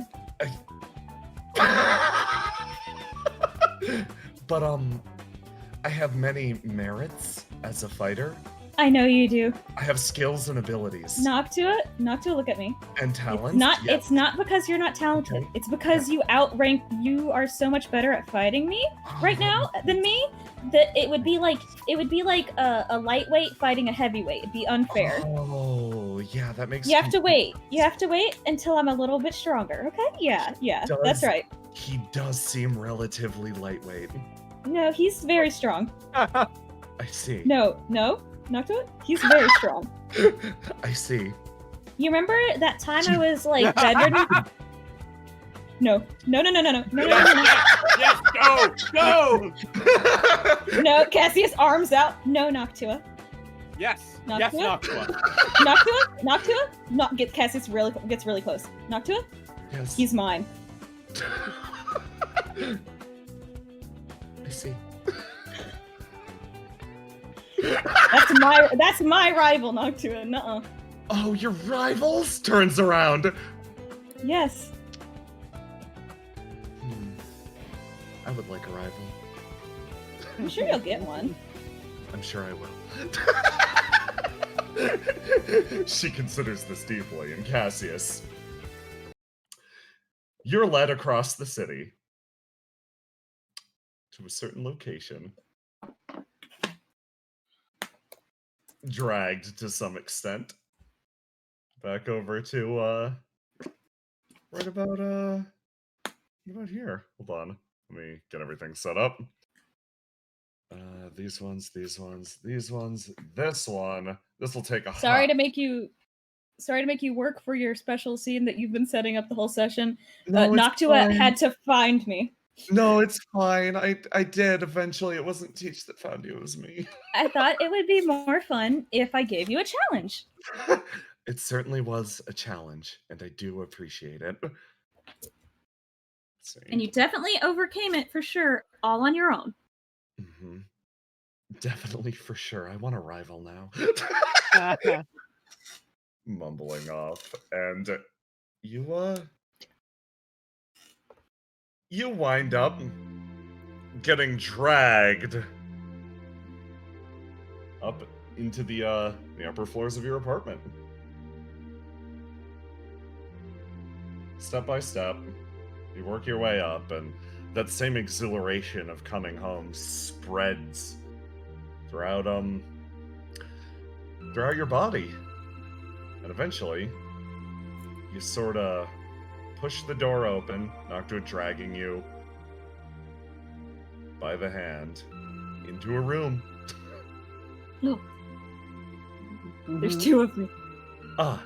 That one doesn't exist. You come into a room adorned with balloons of various colors, and Noctua sort of gestures around. Okay, I did it. Welcome home. I'm done.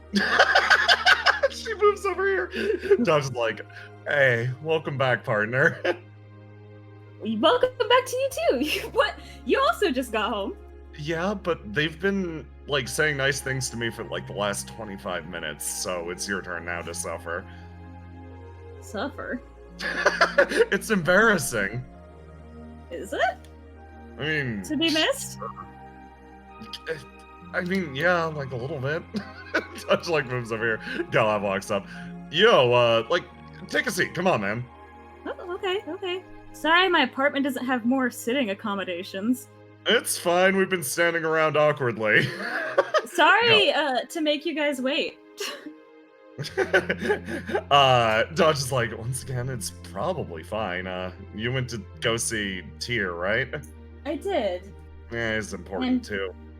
We fought, and I see. Dodge says very pointedly. He disarmed my attack the first time, and then I disarmed him the second time. So I think I'm really getting the hang of it again. Gotcha. Yeah, that's great.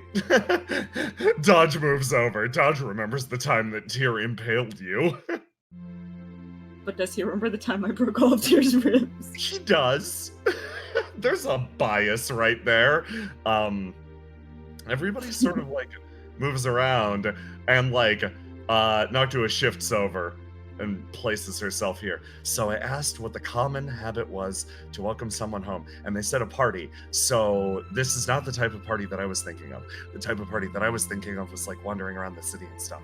But this type of party, we can do that too. okay. She sort of nods. And then sort of looks over to Cassius, and then over to Teach. Well, I guess this is like a hello and also farewell party. That makes sense. I would want to go on break too after being left an entire city for a couple months. She leans or in. weeks, not months. Understandable, that is not the problem. The problem is the intensifying attacks by members of the Mafia. Oh, yeah. So are you guys gonna like fully explain what happened, or is that like a later thing? I thought we already did that off screen, but I thought that I only got. Okay, I thought I only got the end part, so I got the full thing. Okay, cool. She Noctua's like looking back at Teach. We are going to be As part of the witness protection thing? No. I'm going to be ducking out of the city for a time, but I will be back at some point. Okay. Sort of relaxes and sits back in the chair. Each opens up the oven and kind of gets some stuff prepped, and then gets a little plate served up. Yeah, gonna be leaving town for a little bit, but she kind of goes over and places down. You like pork buns? I hope you do. I'm not picky. Oh, here you go, not picky. She Cassius passes starts to them over eat with them. a little smile. Oh, There these you are go. really good. Thank you. I think I do a pretty good job at them. She kind of moves back a little bit. Oh. Yeah, well, if you're not picky, then I'll find you a nice souvenir. She Anything actually that you turns think is interesting, I'm sure will be interesting. around. Yeah, I'm sure it will. She kind of moves on back and starts cleaning up the kitchen a little bit. Noctua sort of like looks over. So, this is the part where I think I described to you the responsibilities that I'm leaving you with. Okay. Hit me with them. You think back to all of the you think back to all of the discussion earlier about the job that Noctua did and about the fact that she couldn't exactly live up to like your reputation, your situation, your conditions, etc. And she looks at you very seriously. While I'm gone from the city, I am counting on you to solve all of the problems that would need me. Well, that's gonna be really hard, but I'll do my best. Yes, for example, if an evil crime syndicate manages to manifest, I need you to crush them. Well, Galav like looks I'll over. No? I'll certainly try. I'll give it my best shot. I don't know if that's within my capabilities, but I did leave you the entirety of Old Town's electrical infrastructure, and I can't back out of this one. And for example, if you're faced with your own inner darkness, you need to confront it head on and become it. And also Become it, huh? Yes, you have to become your inner darkness. She stops and she exhales. Actually, no. Don't worry about that part. Once again, whenever you want to tackle that, I'm around. She sort of mumbles, looking Oh over. god, did you find out I have some kind of secret inner darkness? Well, I kind of confronted the darkness that was swirling around in your room, and it made me delirious for a time, and I woke up downstairs without pants. So, yes, you do have a greater inner darkness. What? Galav's like, excuse me? As it floats over. Yeah, I kind of guided her around. She was mumbling almost like a sleepwalker. What the heck did you do in my room, Noctua? There's a lot of... You gonna tell them all the story now? Maybe from the beginning? Okay. I'm going to tell you all of the story, perhaps from the beginning. This is the tale of the sleeping shadow. Hello, do you want to take a seat? This is like, oh, this is gonna take a while. I just like moves over, like, yeah, okay. You're sitting Cassius offering seats to people, like, okay. Yeah, this take a little bit. It's gonna take a bit. It takes a bit. 20 hours. No. It takes a few hours, and Noctua finally finishes up. And thusly, I managed to entirely thwart the Nagoya family and send them away. Juji Nagoya was taken away somewhere, and I wonder what he's doing. She sort of mumbles off. Wait, was he taken by the Raujin? Yes, like, he was. Isn't that like looks at Teach, you know more about this, but isn't that like kinda makes like a face? She kind of stops a bit and kind of considers it a bit more. How do you mean? You mean being a little more direct? Do you mean specifically them, like, what part? Are they gonna, choppy hand on neck motion? She kind of thinks about that. Well, there's precedent. Ooh. Noctua's entire form just deflates slightly. Arch looks over. Well, if he gets lucky, he might be made a champion, so that's good. It's true. Yeah. Well, on the bright side, did you ever go on that date, Noctua? She tilts her head. Date? You know, the part where you told the rat boy on the boat you were gonna hear him sing? Oh, That was like you asking him on a date, right? That was a what? her eyes sparkle. I didn't. Hold on. Wait. She's like processing. This isn't fair. You're not allowed to turn this back around on me. What do you mean? Sort of deflate slightly in the chair across from you. No. She screws up her face. I was set on what I was going to say, and not even a date can disconcert me. What? Oh god. Cassius prepares to be embarrassed. Oh, yes. She gets a big sparkling grin on her face. So, during all that time that we were sort of guarding this place, I and especially with Hyle's help, we put the work in. And during the chaos of the real estate crisis that's currently happening, we actually have a present for you. Oh? Noctua reaches down and slides a piece of paper across the table to you. I pick it up. What is it?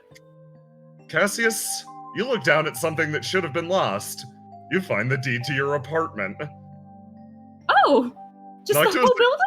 Yeah, Noctua's expression goes static for a second. It took a lot of money and also talking to Jean Mirage Iris before he was exiled from the city, but we did manage to get it. Oh. How did you get the money for this? I won an illegal fighting tournament and sold my wedding dress.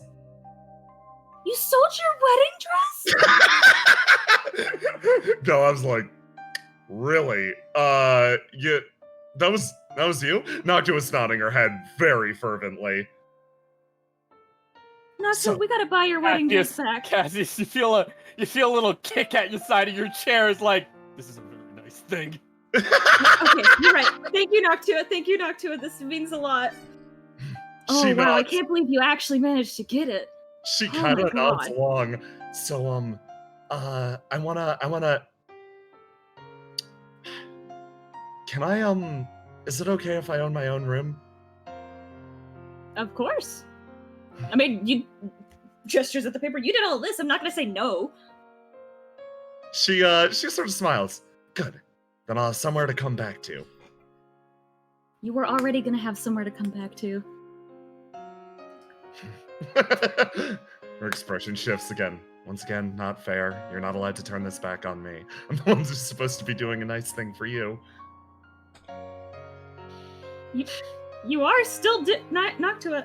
You are still doing a nice thing for me. She sort of mumbles and like picks away at the table. Golub just sitting there. Hey, he sort of like looks over to you. Stuff's shifted a lot. Sort of like motions with his head out the window. All those abandoned buildings you've got are up for sale. I don't know what's gonna happen with your little farming project. Yeah, I don't know either. I didn't know if there was a better or worse time to break it to you, but especially after all that good news, he says, looking down at the apartment building. You might not be out of the real estate game yet, man. Pats you on the shoulder. I always knew this was coming. Don't worry. Hey. I just thought I was gonna get kneecapped for it. Hey, you got a nice weapon in your pocket, though. You know? Yeah, I do. I do have a really nice weapon. He kind of stumbles back. Do you want to say something? Arch is looking at this situation play out in front of her. She sort of moves in, approaches Cassius, slides in, looks at him very carefully. I don't know how to express this feeling exactly. It feels like, she says, looking at the deed in your hand, you're returning to something significantly more dangerous than what you left. I can't say I'm not worried about that.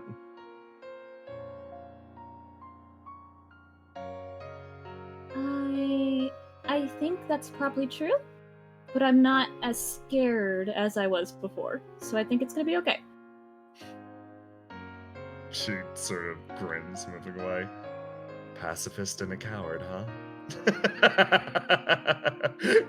Nods. Coward part doesn't seem quite so right anymore. Well, I wouldn't go to that far yet. I don't know. You seem pretty bright and confident today. Actually, yes, your demeanor is almost entirely different. You, I like it. I was really excited to come home. I was kind of freaking out for a while. Looks over at Dodge. I was kind of freaking out for a while. I can attest, yeah. But I was really excited to come home. And so when I saw everybody's, it kind of feels like something really big happened, and now everybody's out the other side stronger, I guess. I am certainly significantly stronger, yes. Yes, it might be because I've been hanging out with you most of the day, Noctua, and that is clearly what happened to you. Gallov's like, I don't think I'm much stronger. He's sort of... Yeah, but you were already strong to begin with. Oh, thanks. He sort of grins and punches you on the shoulder. I'm like, it took a lot to get me back to where I was. He thinks about, like, the last few days. It was kind of a mess. You missed an entire episode with me, just kind of being afraid of people drifting away, and it took, like, a big shock to sort of shake that from my system, so, like, yeah, scratches at his chin. Good to see you again, hope I don't, Sorry if I made that a little bit worse. No, I don't got any right to say you should stick around for my sake. He sort of grumbles off to the side. You can if you want. He looks over to you.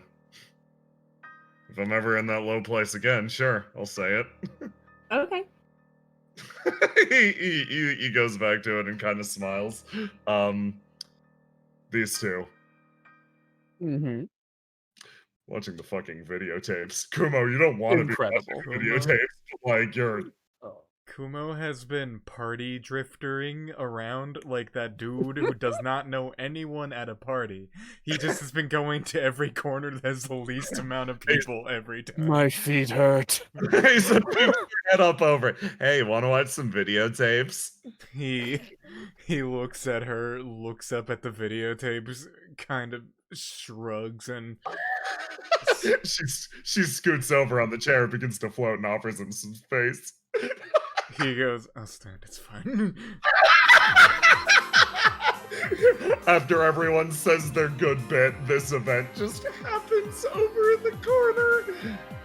I'm sorry I invited you to an awkward situation, Kumo. Hang out. It was Arch. She did it. She did this. Arch is like, listen, I need my emotional support. I need whatever. I need what chunks of bravery I have. So, Cassius, you spend time in a party that starts off pretty... It starts off heavy, but that's, Noctua straight to the point. Like, as heavy and powerful as she can manage, and just like that, time slips away a little bit more. But, well, something else happening in the city this day. Oh, are we doing all the exciting stuff now? Maybe. Yeah. Maybe it could be. I don't know. Let's delete everybody. It's not like everything we were already doing wasn't excited. We were definitely excited. I'm just saying the stuff that fucked off. So over here. Oh boy, this is a fun one actually. Over here, someone is tending to the ceiling of an ancient artifact. He presses his hands against the door and makes sure that seal after seal is put in place. Someone immediately behind him is focused in just the same. She adds her magic to his as barrier after barrier is added. to this cursed object. Another man sits and waits, watching over by the side, his face completely inscrutable. The three sort of add layers. They make sure that this room, sealed as it is, will never be opened again. Leaf turns around, and we're supposed to triple layer it, right? This guy leaning against the wall kind of just silently stares at her as she addresses him. Why? Salazar walks into the room. Well, it's like Cassius said, you know? Like, some things are worth putting a lock on, some things are worth putting 2 locks on, and then some things are worth putting 3. So,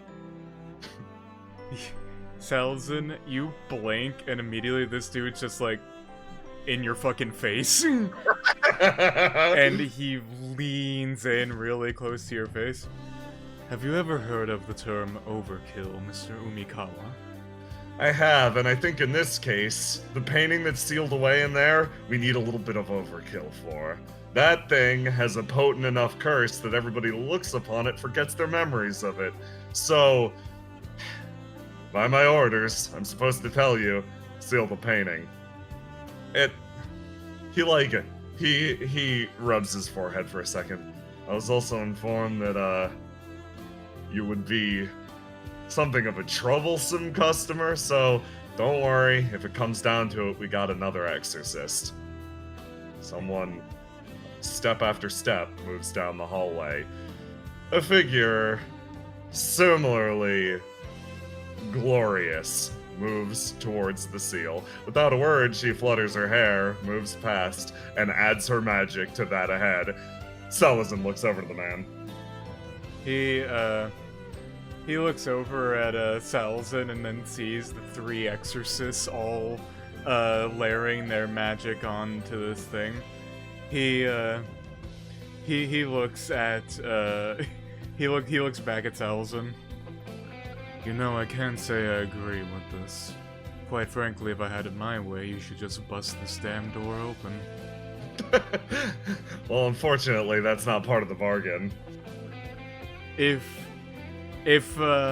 you could see this man's eyes, Salazar, you feel as if there is a wide, fish-like stare looking directly through you right now, as he reaches into his pocket and he pulls out.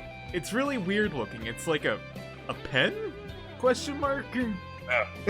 And he pulls out in his from his other pocket a blank sheet of paper, and he writes something down on it very similar to that's written on his face, and he just walks by and he just fucking shoves through these 2 and Parted.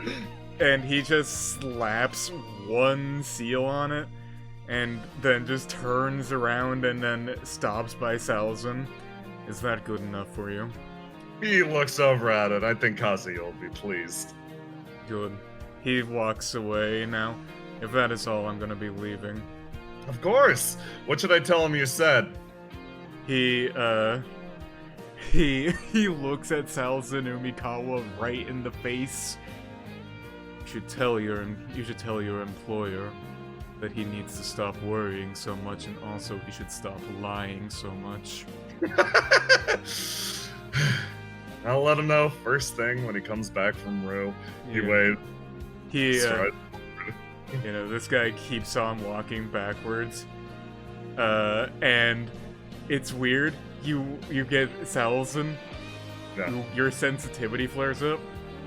You got a feeling that guy's about to cause a problem. It's around that time that the city of Indigo is changing. Those summer winds blowing away. Instead, there's cool fall, and the cool fall air with it carries a wide variety of new people. One man steps off a train. They look down at their note, sort of roll their neck, look down at their luggage, and start to walk into the city at large. yet more people arrive. Sort of moving over by the cathedral, an unlikely pair moves towards the location of their mission. Larger one starts to travel ahead of her companion. Hey, Setsuna, wait up. Yes. She crouches down low and then crawls up to these little tiny tiles assembled there, and she Yeah. kind of presses her face up close to there. Oh, feel it, touch it with your hand.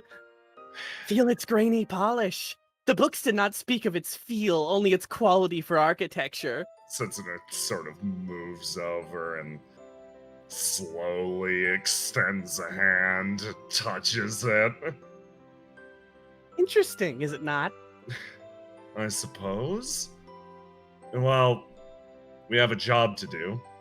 She motions over to the church. Apparently, the one inside has been suffering from repeated migraines. We're here to help. Oh, she kind of thinks. Oh, that's quite humorous. Priest blessed by a different god. Setsuna sort of nods. Well, it is for the mission after all. The two head over to meet with their new contact, the Church of Rakis, and somewhere else, the city of Rue. One man travels down, one footfall after the other, echoing around this narrow chamber. They bounce off of the walls as he travels deeper in. And this place he's got a mission. He travels past every jail cell, finally arriving at the very last of them. You're not the hardest man in the world to find, but at the same time, he looks through at a man who is quietly knitting inside.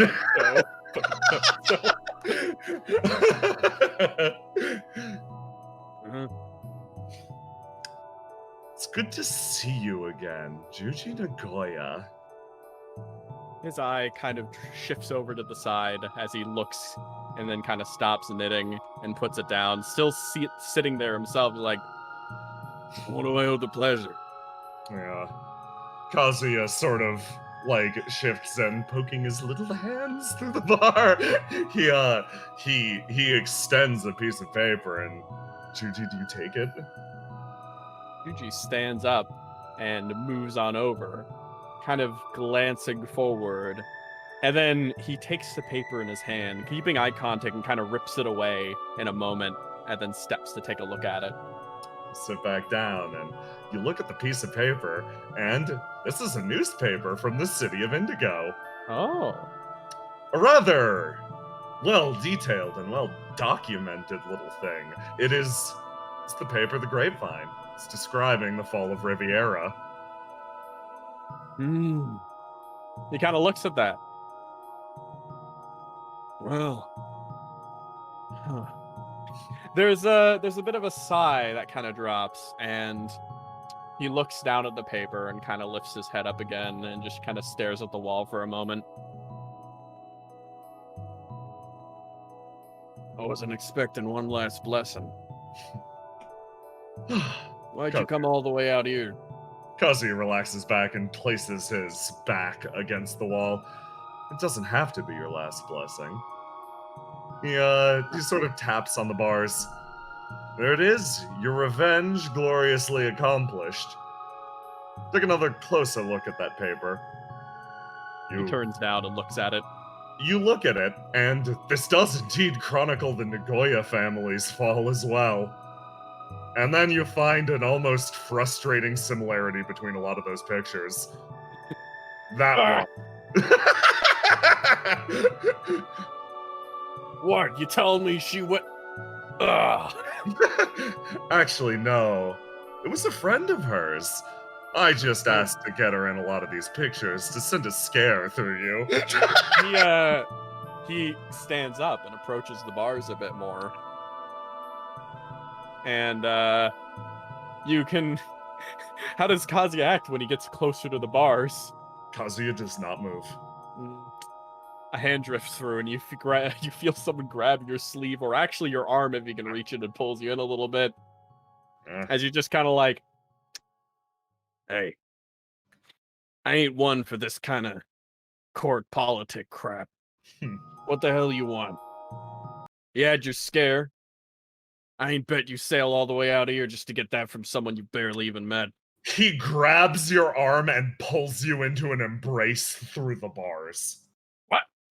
What? Ah! In that moment, a raw feeling of shock runs through your body, and he pats you on the back. Trying to express something in my heart that I should have done a long time ago, actually. He takes a step backwards, actually, and sort of looks across. Juji Nagoya, I have done you nothing but wrong since I've arrived in this city. I decided to turn a blind eye to your deeds and misdeeds, and I decided to let you run free. Maybe a shadow that would swallow up my enemies for me. Yeah, he takes another step forward. I find myself in a position that I'm looking at you now. There's no blessing that will save you, no god will take you as their champion. You, right now, are a shadow abandoned by larger powers. He shakes his head. I find the way that you're currently living to be one of the most admirable things about you. I heard about how that incident ended. He moves up to the bars again and bows his head. And for that, I am deeply, deeply apologetic. He kind of like narrows his eyes and kind of stares across a little bit. Oh, yeah? Takakawa Mori was somebody that I should have fought for as well.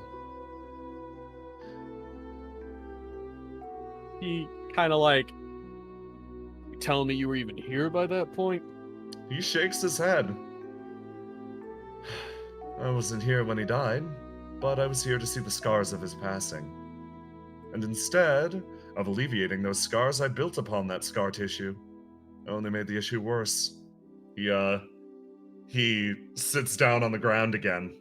He kind of thinks about that. Kazuya's extremely humble in this moment is the best way to describe it. You've never seen the man act like this. He was always glorious, shining like the sun, but in this moment he seems so remarkably human. So Juji kind of leans into the gates in front. His hands kind of and wrists kind of resting on the middle bar as they kind of stick out. Yeah, I ain't do much different. I was fighting for Taka, but not his legacy. Yeah. I did as much damage as you did. He kind of nods. So, I wanted to, at the very least, let you know that some of that damage that you did, perhaps, I don't know if you struck home, or perhaps it is just a whim of fate that it should collapse before your execution, but I thought I should at least let you know that whatever revenge you were building for the last 10 years, it did come to pass. Riviera is no more. He kind of just ponders on that for a second. So how do you feel out the other side? I had already made peace with Phelan. Can't say I get any big satisfaction for it. Maybe a little more peace. Feeling all right. But he kind of thinks a little bit more about that. Guess I got one last wish, huh?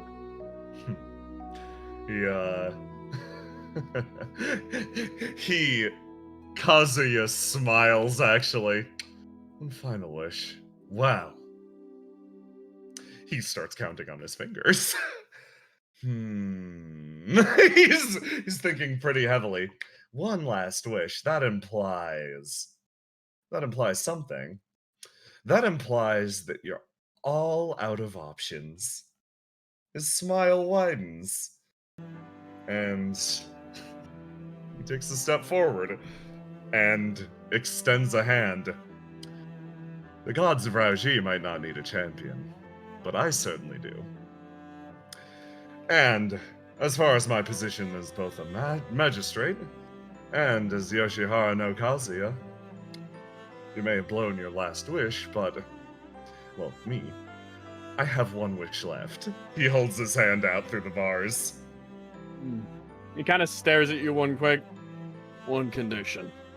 What's that? He kind of moves and shakes your hand, and then you feel kind of a chill move up, and he kind of pushes you back a bit, and he steps back for a moment. You might want to stand back. He does so. Preps his arm up, and then kind of leans forward, and then punches, and bars that he was already almost chilling up by his presence go brittle and break as he almost punches his way through the prison doors. And he kind of steps up, cracks his neck. I ain't gonna be no champion to someone weaker than me. And he puts up his fist.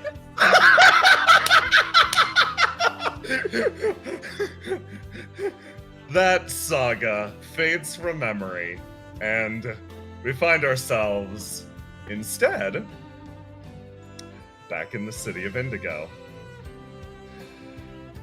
With an almost hurried call, someone comes upstairs to grab you. Cassius, you're dragged downstairs, bleary-eyed, and you're pulled out into the sunlight. It's fall now. Everything is cool, emanating all around, and a voice echoes out as your eyes adjust to the light. You try to focus in, this person looking down at you slightly. I've been told that this is a good place to find residents. So, you the landlord of this place? This figure looks down, as someone at their side beams a bright, brilliant smile at you. Oh. Smiles. Comes over to Fawn. Yes! Fawn. Do you mind boats? You gesture back to the building behind you as, once again, this city loses a little bit more of that summer air. A new season's arrived and new people with it. Slowly, bit by bit, these memories of summer veils everything that followed, including that brilliant day at the beach, start to drift away like the mirage that they were. And instead, a cool and harder reality exists in its place. But the dreams of summer haven't exactly ended yet. Still, you carry in your heart a little bit of that energy, that fun that carried you through those vibrant days in Indigo.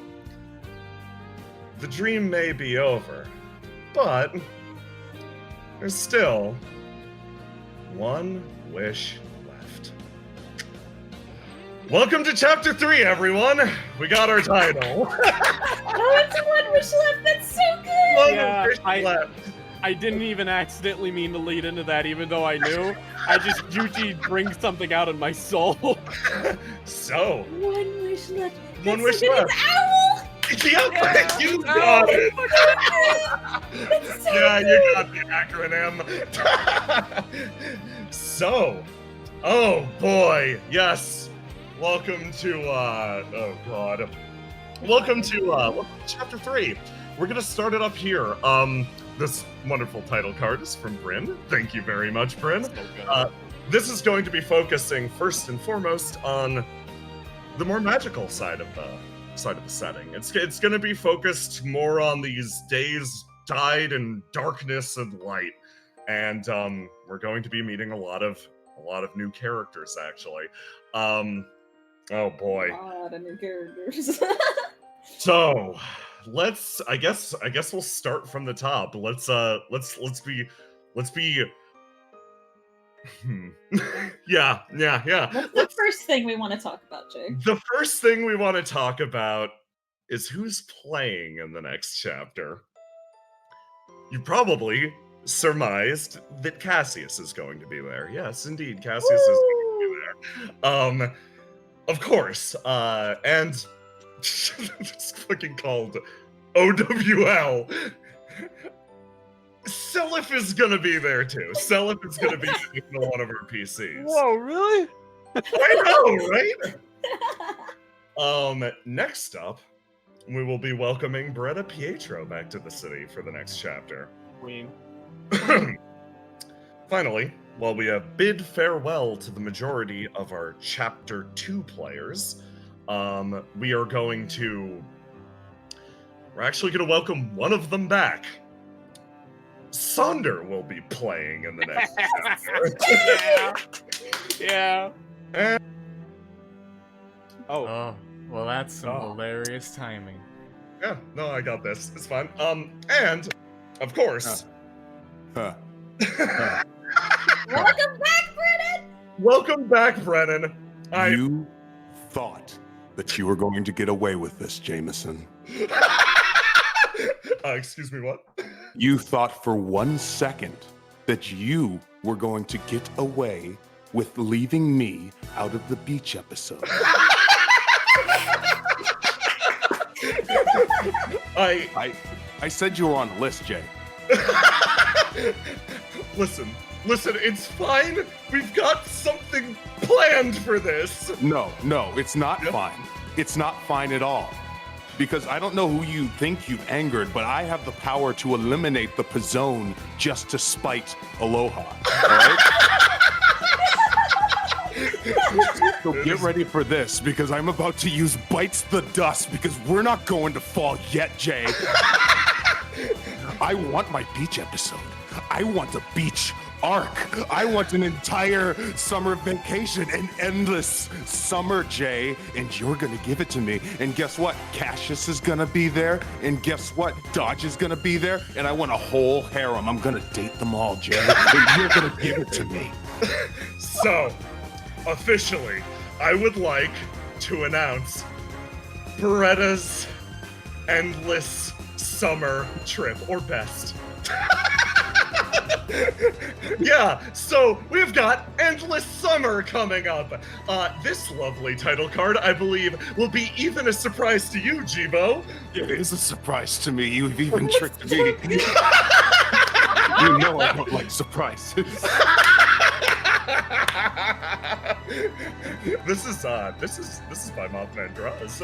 Thank you very much for You're your off the list. impressive work. I'm glad to be back off the list. Yes! Once my hiatus is over, we're going to be launching into the project I've been tentatively calling Beretta Gaiden, What She Got Up To on Her Trip.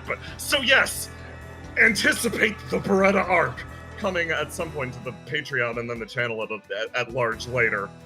I will be posting Beretta's design in the vlog chat for you guys to see if you join the Discord. So, I see people still asking, oh, who's the remaining player, right? This big question of, who's gonna be joining us? Well, I figured it was about time that we really leaned into this rotating cast aspect a little bit more, and we spread around the screen time a little bit. Remaining player, or remaining players. In this instance, we're going to be joined by 2 new participants. Well, actually, either's really new. The next player is Amai. Kagi is going to be joining us. Yay! And I could not be more excited for that. He's so pretty. He's Kaguya, so I mean, pretty. Amai's cool too, but Kaguya is pretty. So, Both, yes. everyone please send Kaguya your admiration and adulation. But there's still the matter of one more person. Yeah. We're going to get a little bit more experimental with the format, actually. In this instance, Christian actually isn't leaving us. No. Christian is going to ascend to the role of co-GM next chapter. And in his place, joining us as player number 6 is going to be J-Man.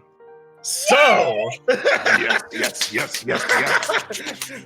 So, yeah, this is how the next chapter is gonna go. J-Man, if you saw how Mass played with Graves in this last chapter, we're expanding the concept a little bit more.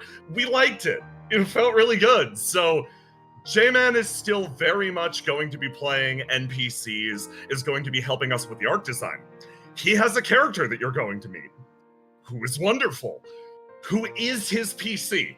We aren't revealing shit to J-Man about that character. Yeah. Like, anything that's in his way, complete unknown. But J-Man will be assisting with everything else and playing still the same old NPCs that you love. So, yeah, that is what we're looking forward to. Yes, Roma? Am I allowed to say about the thing I drew? I think you can say about the thing you drew. If you look in the happy 1-year anniversary image, you can actually see the little man. The little Hey. Man, the man after my own heart. You might be able to see the man. So, God, yes. J-Man will be joining us, and if you want a preview of if you want a preview of what's going on with that character, we actually recorded not so many RP. It's 4.5 hours long. Listen. It's gonna be going up tomorrow. I wanted to talk. Listen, I wanted to talk to him. Listen. Yes. Yeah. I like this little man, and everyone's gonna love him. And you guys should all watch the mini RP because I think Yes. you'll really like it. Yeah. That's gonna be up tomorrow. So That'll be up that. tomorrow. Yeah. If you want to know what the final PC is like, go check that out. So, oh boy, that's it for the majority of. I think that's it for the announcements. Am I? I think that's it. I'm taking a 2-week break. Got the chapter 3. Yes. Yeah, we got the chapter 3 title, the chapter Yeah. 3 players, Beretta Yes. Gaiden, and Yes. 2-week break. That's all the 2-week stuff, break. right? That's all the stuff. Except for the last thing, actually. The thing that this birthday celebration started out with, Roma. There's still one very important thing we still Oh. have left to do. The very important thing. Yeah. The most important thing, in It's fact. the most important Now that all thing the out of riffraff of the heartfelt bullshit is out of the way, now that we're done with all the heartfelt, cheesy, sappy bullshit, we can get to the meat of this session. Yes. Cut a promo, Roma. We can get to the part that I really, really asked Yeah. for. The I rest said of it. months ago, I said, Jay, I know what I want for my birthday. Yeah. I want Cassius to wear the Catsino uniform. So, yes, everyone, thank you for joining us. Everybody who's currently in call, feel free to stick around. We're gonna RP Cassius goes to the fucking Catsino.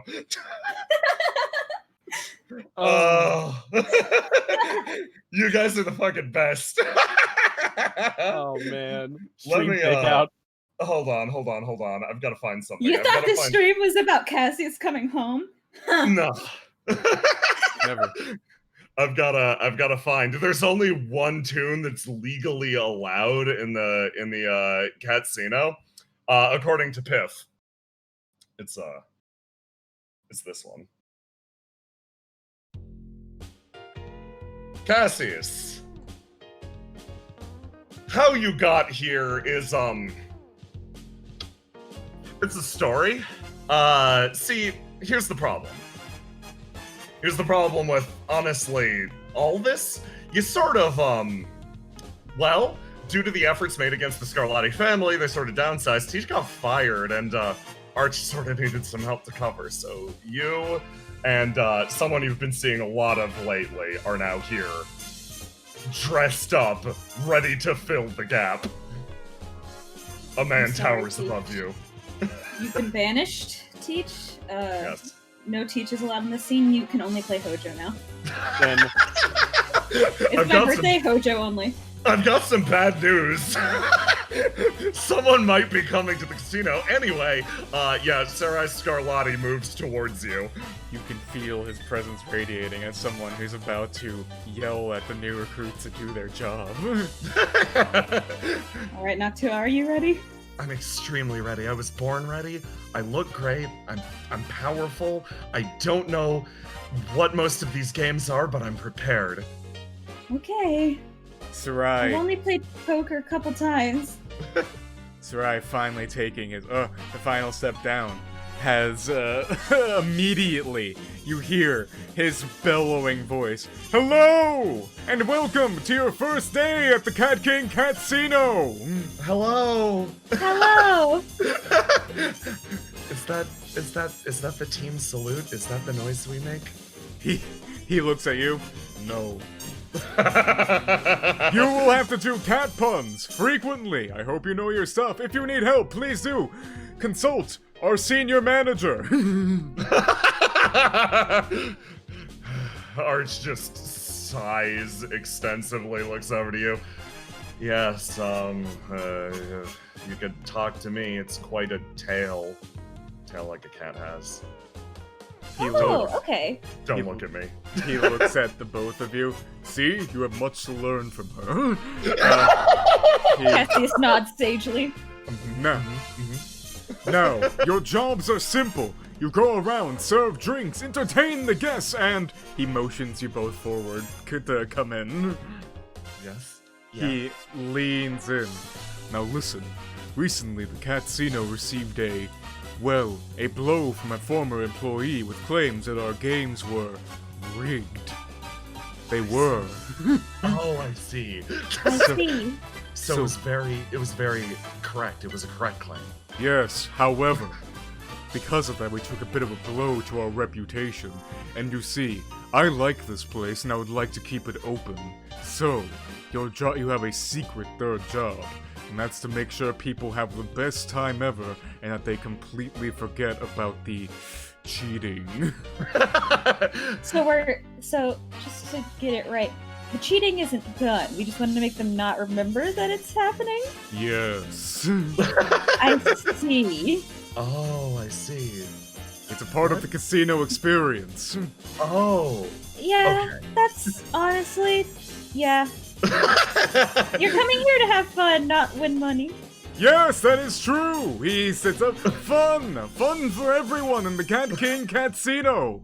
He says, pointing at the two of you. Now, I'm going to be watching you two very closely. So don't you worry as he slowly steps back.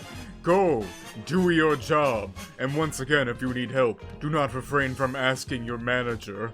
But always remember, the Cat King sees all in the casino. Walks over the stairs and disappears.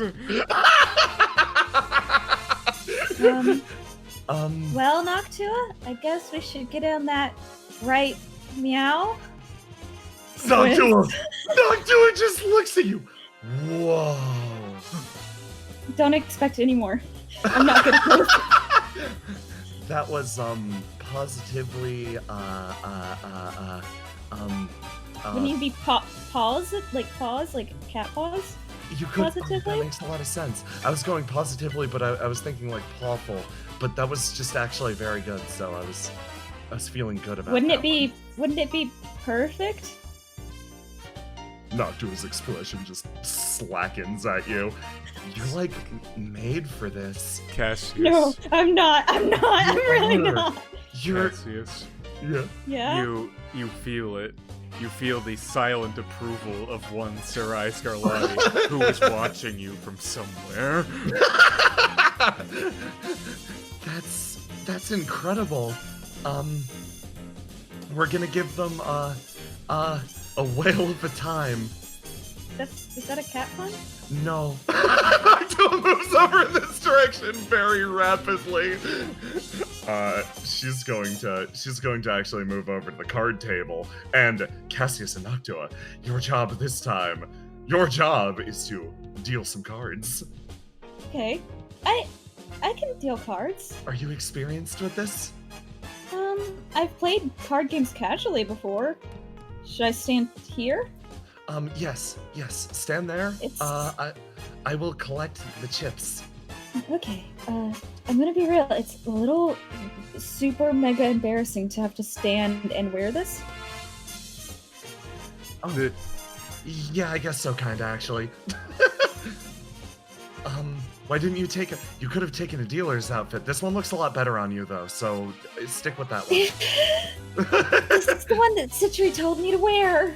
It looks extremely good. She gives you a thumbs up, and eventually, two people actually make their way into the casino. Atreus, you sort of cross the way as Poplar's dragging you. Come on! You've got such a good poker face. We're gonna win. No, the odds are distinctly against that. I mean, odds, schmods. You're gonna, listen, you're gonna clean up. No one will be able to read you. I can't read you right now. Are you mad at me? I can't tell. Dead silence. Ooh, over there. She points and then plops down in a chair. Oh, welcome. Hey there. She gestures. You are pretty. Thank you. Plops down, sitting nearby. Noctua looks at Atreus. Atreus looks at Noctua.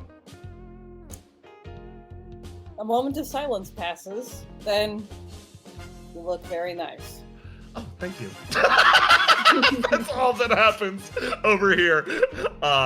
Everyone winds up sitting down for their game of cards.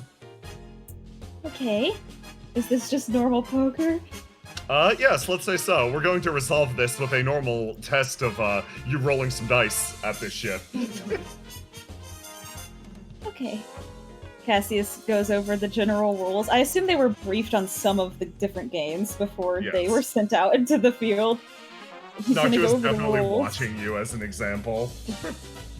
He's like, okay, everybody, so here are the basic rules, and he goes over all of them. And he's like, are you ready? And he waits for everyone to say yes. Yep. Looking at Atreus.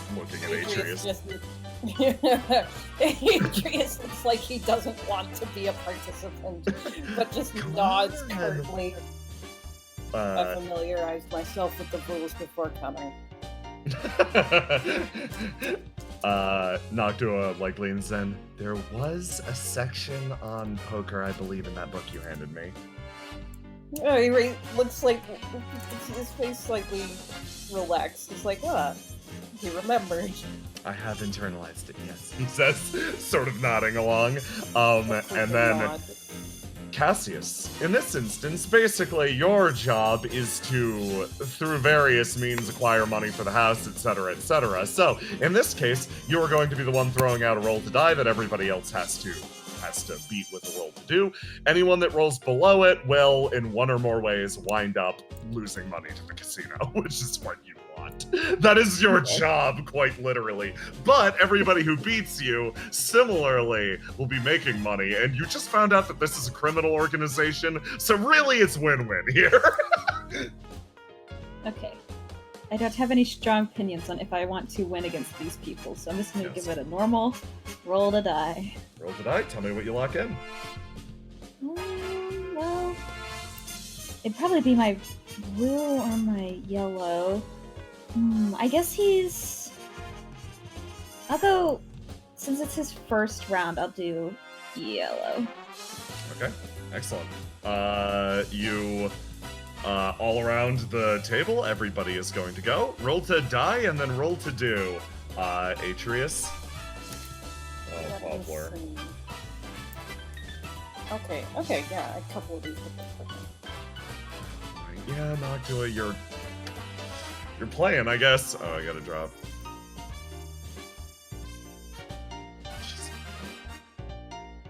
She'll do this one. Okay. Noctua sits down next to you and just engages in the game. So, one after the other. First person is going to clash with you. Cassius, roll me roll to do now. Just hit the roll to do button.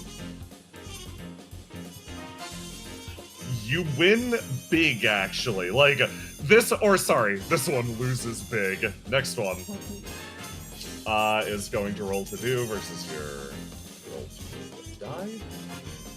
They also are going to lose money in this exchange. Poplar. 2. Yeah! Okay, Poplar's coming out ahead. Atreus. Ah, I forgot to lock in. Let me lock in. Yes. This is the right one for this. Alright, now, what do I do? Give me a roll to do. Righto. Okay. And then, oh no, this one. Oh no. She's the scary one. She's the scary one. Noctua's not making eye. Yeah, she's the scary one. She's just like looking over to you, Cassius, like nodding.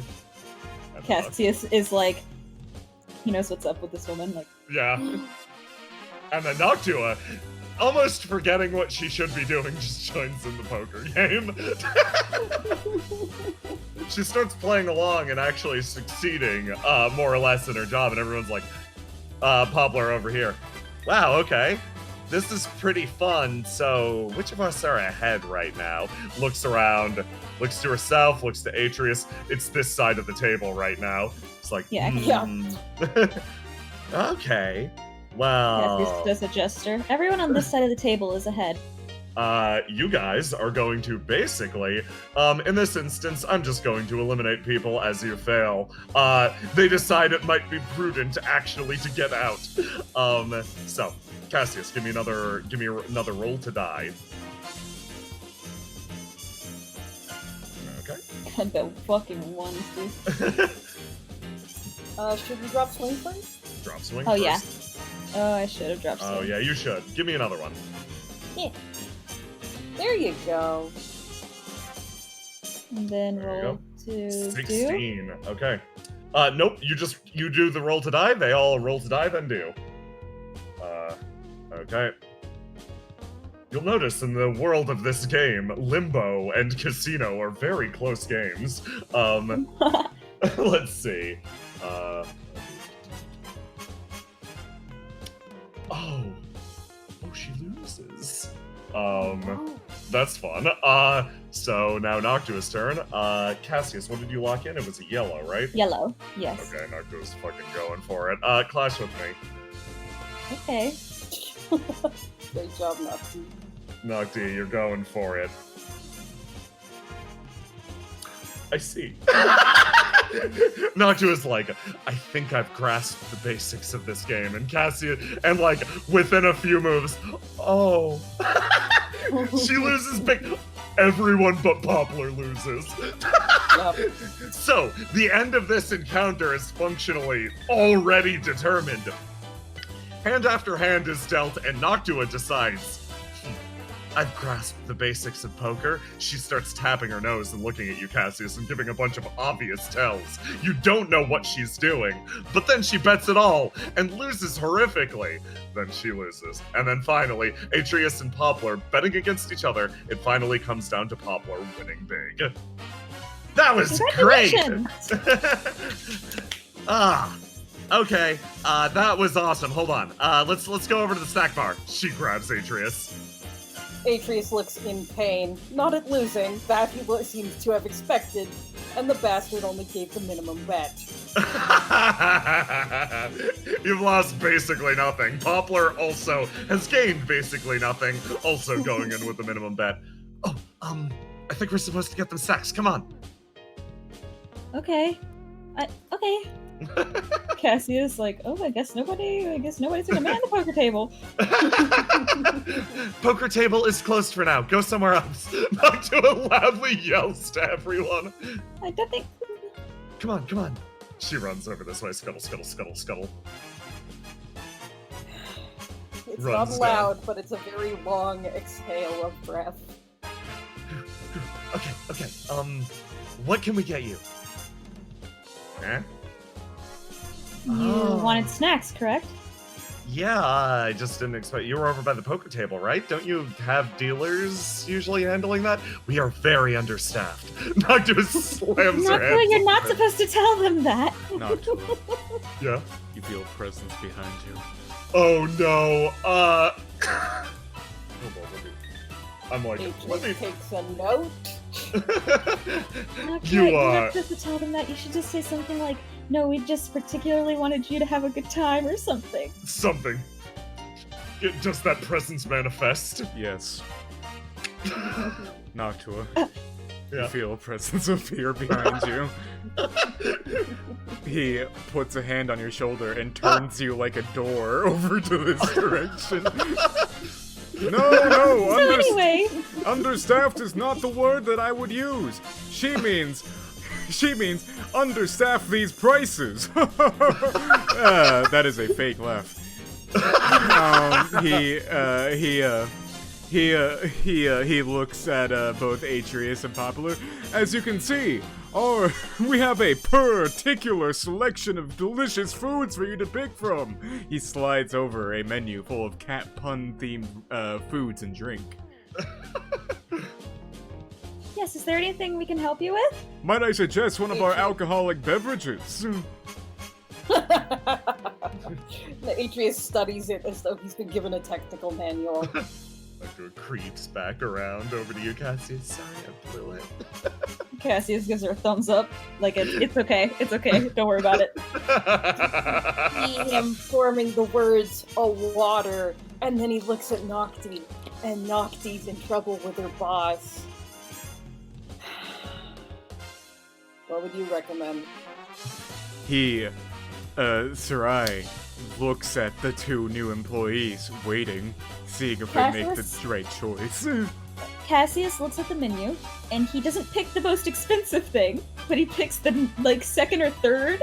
Not the most expensive one, but, one of the more expensive one. And he goes, "I believe this one is positively delightful." You feel something. You feel an aura coming from this man. He feels like you missed your chance for a pun there. No, I said the pun. I just have an accent. Positively. Oh, I can't enunciate that sound well. Oh no, my brain was going persitively. I said pause, like cat pause. I see. You were right. Noctua leans in. "Allow me to whisker this away." She says, taking the menu. Like, whisk. I'm taking it away. You hear this man mumble, "Yes, good." Moves over here. Please do What continue. Oh, go ahead. What cat-themed abomination does she return with? Just gonna come back with, the third most expensive thing on the menu that is a cat pun? God. Oh boy. It's, gonna kill me. It is, she slides it across the table. It is a cat-themed cocktail for people who are feeling down. It's called I'm Feline Sad. It helps cheer you up. It's very Yeah, it'll make you feel refreshing. better. It'll make you feel better. Did that one not land? Sarai, Sarah goes, "Yes, good. Now, please do enjoy your beverages, and please let these two know if you need anything else, or contact our manager on the floor. She's very good at this, you know." As he creeps backwards, and once again, kinda just disappears. Oh no, you cursed me. There we go. I need you to give me a pog to click on. You've cursed me. Oh no. There you go. Okay. Cassius does a little tiny bow, and then he's like, "Okay, I'm gonna come on, Noctua. Go over here." We're going over here now. Thank you very There's much. something Yes. really important you need to know about customer service. Right, okay, yes. I've had to help Arch cover shifts at other jobs in the past, and here's something that's really important. You Okay. can never let them know when you're understaffed or when you're feeling bad or anything like that. and you have to try to convince them to buy the more expensive items. That's our goals here. Is to get them to spend money and not to let them know that we are understaffed or having a bad time ever. Noctua's mouth hangs open for a second. So you're telling me, as I've moved around this city, various times when people said I'm having a great day, they might not have been having a great day? No, Noctua. I don't think anyone would lie to you. Oh, okay. Are you having a great day? Yes. She's like, Cassius okay, says, lying. that's good enough for me. You look great. Thank you. Honestly, I'm getting more used to it, but it's still really embarrassing when people look at me. She sort of like looks over at you, tilts her head, looks down at herself, and then moves over in this direction. And probably go man one of those. It's around then, actually, that you notice two people who managed to sort of sneak in under your watch. Doink, doink. These two are over at the slots. Cassius sees She's Teach. got her foot up, one on the seat, the other off, kind of leaning her elbow onto a slot machine. Yeah. As she kind of points over and checks. Yeah, see what I'm talking about? Really? I mean, I think that obvious? I mean, yeah, but I mean, I think the slots is the most obvious one around, you know? I guess. You did say it was everything mechanized. God, this is disgusting. Cosmo, like, looks down at with a fucking, Really? like, broken arm. You should go take a look at the poker table. There's some fun stuff there. Really? You wouldn't expect a game of cards to really be rigged, but they got some clever stuff going on. Even that's mechanical, too. Lets out a little titch noise. Noctua moves over. Hello, Teach? She, and then realizes Cassius is clinging to her back. Peach turns her head around and then sees Noctua and then sees Noctua. Hello? And then sees Noctua. Hi. There are 3 different times as she looks. And then she just like... And that's it! Hello? Wow. Hi, yeah. She kind of like, can you scoot to the side a second, Noctua? Okay. Just like scoot like a foot to the side, you know? Okay, foot to the side. Oh, no. Do a little faster. Be unpredictable with it.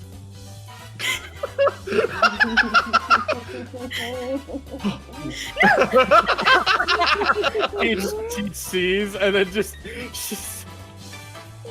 she just kind of like smiles as she just reaffirms in her brain, Cassius is still Cassius. I see. And then She does not see. Yeah, she kind of like, why are you guys here and dressed like that? Arch needed help covering shifts. Yes, it seemed like fun. She kind of thinks about that a lot. Yeah, I guess that makes sense. Fun, right, sure. Fun to lose all your money and get addicted, okay. I get addicted to what? Losing all of my money? Yeah. You know, you'd think people wouldn't, but they do. Yeah, it's She like kinda a real problem. Turns around and like stands up. Thanks for helping Arch, but... How deeply profound. She kind of looks to the left and right a bit. It kind of seems around. Yeah, it's dead like a graveyard in here. Is it normally more busy? She kind of stops and thinks. It was. I don't know what normal's like anymore. They'll probably recover, unfortunately. Hey, can you guys help me play a game of poker? I want to show Cosmo.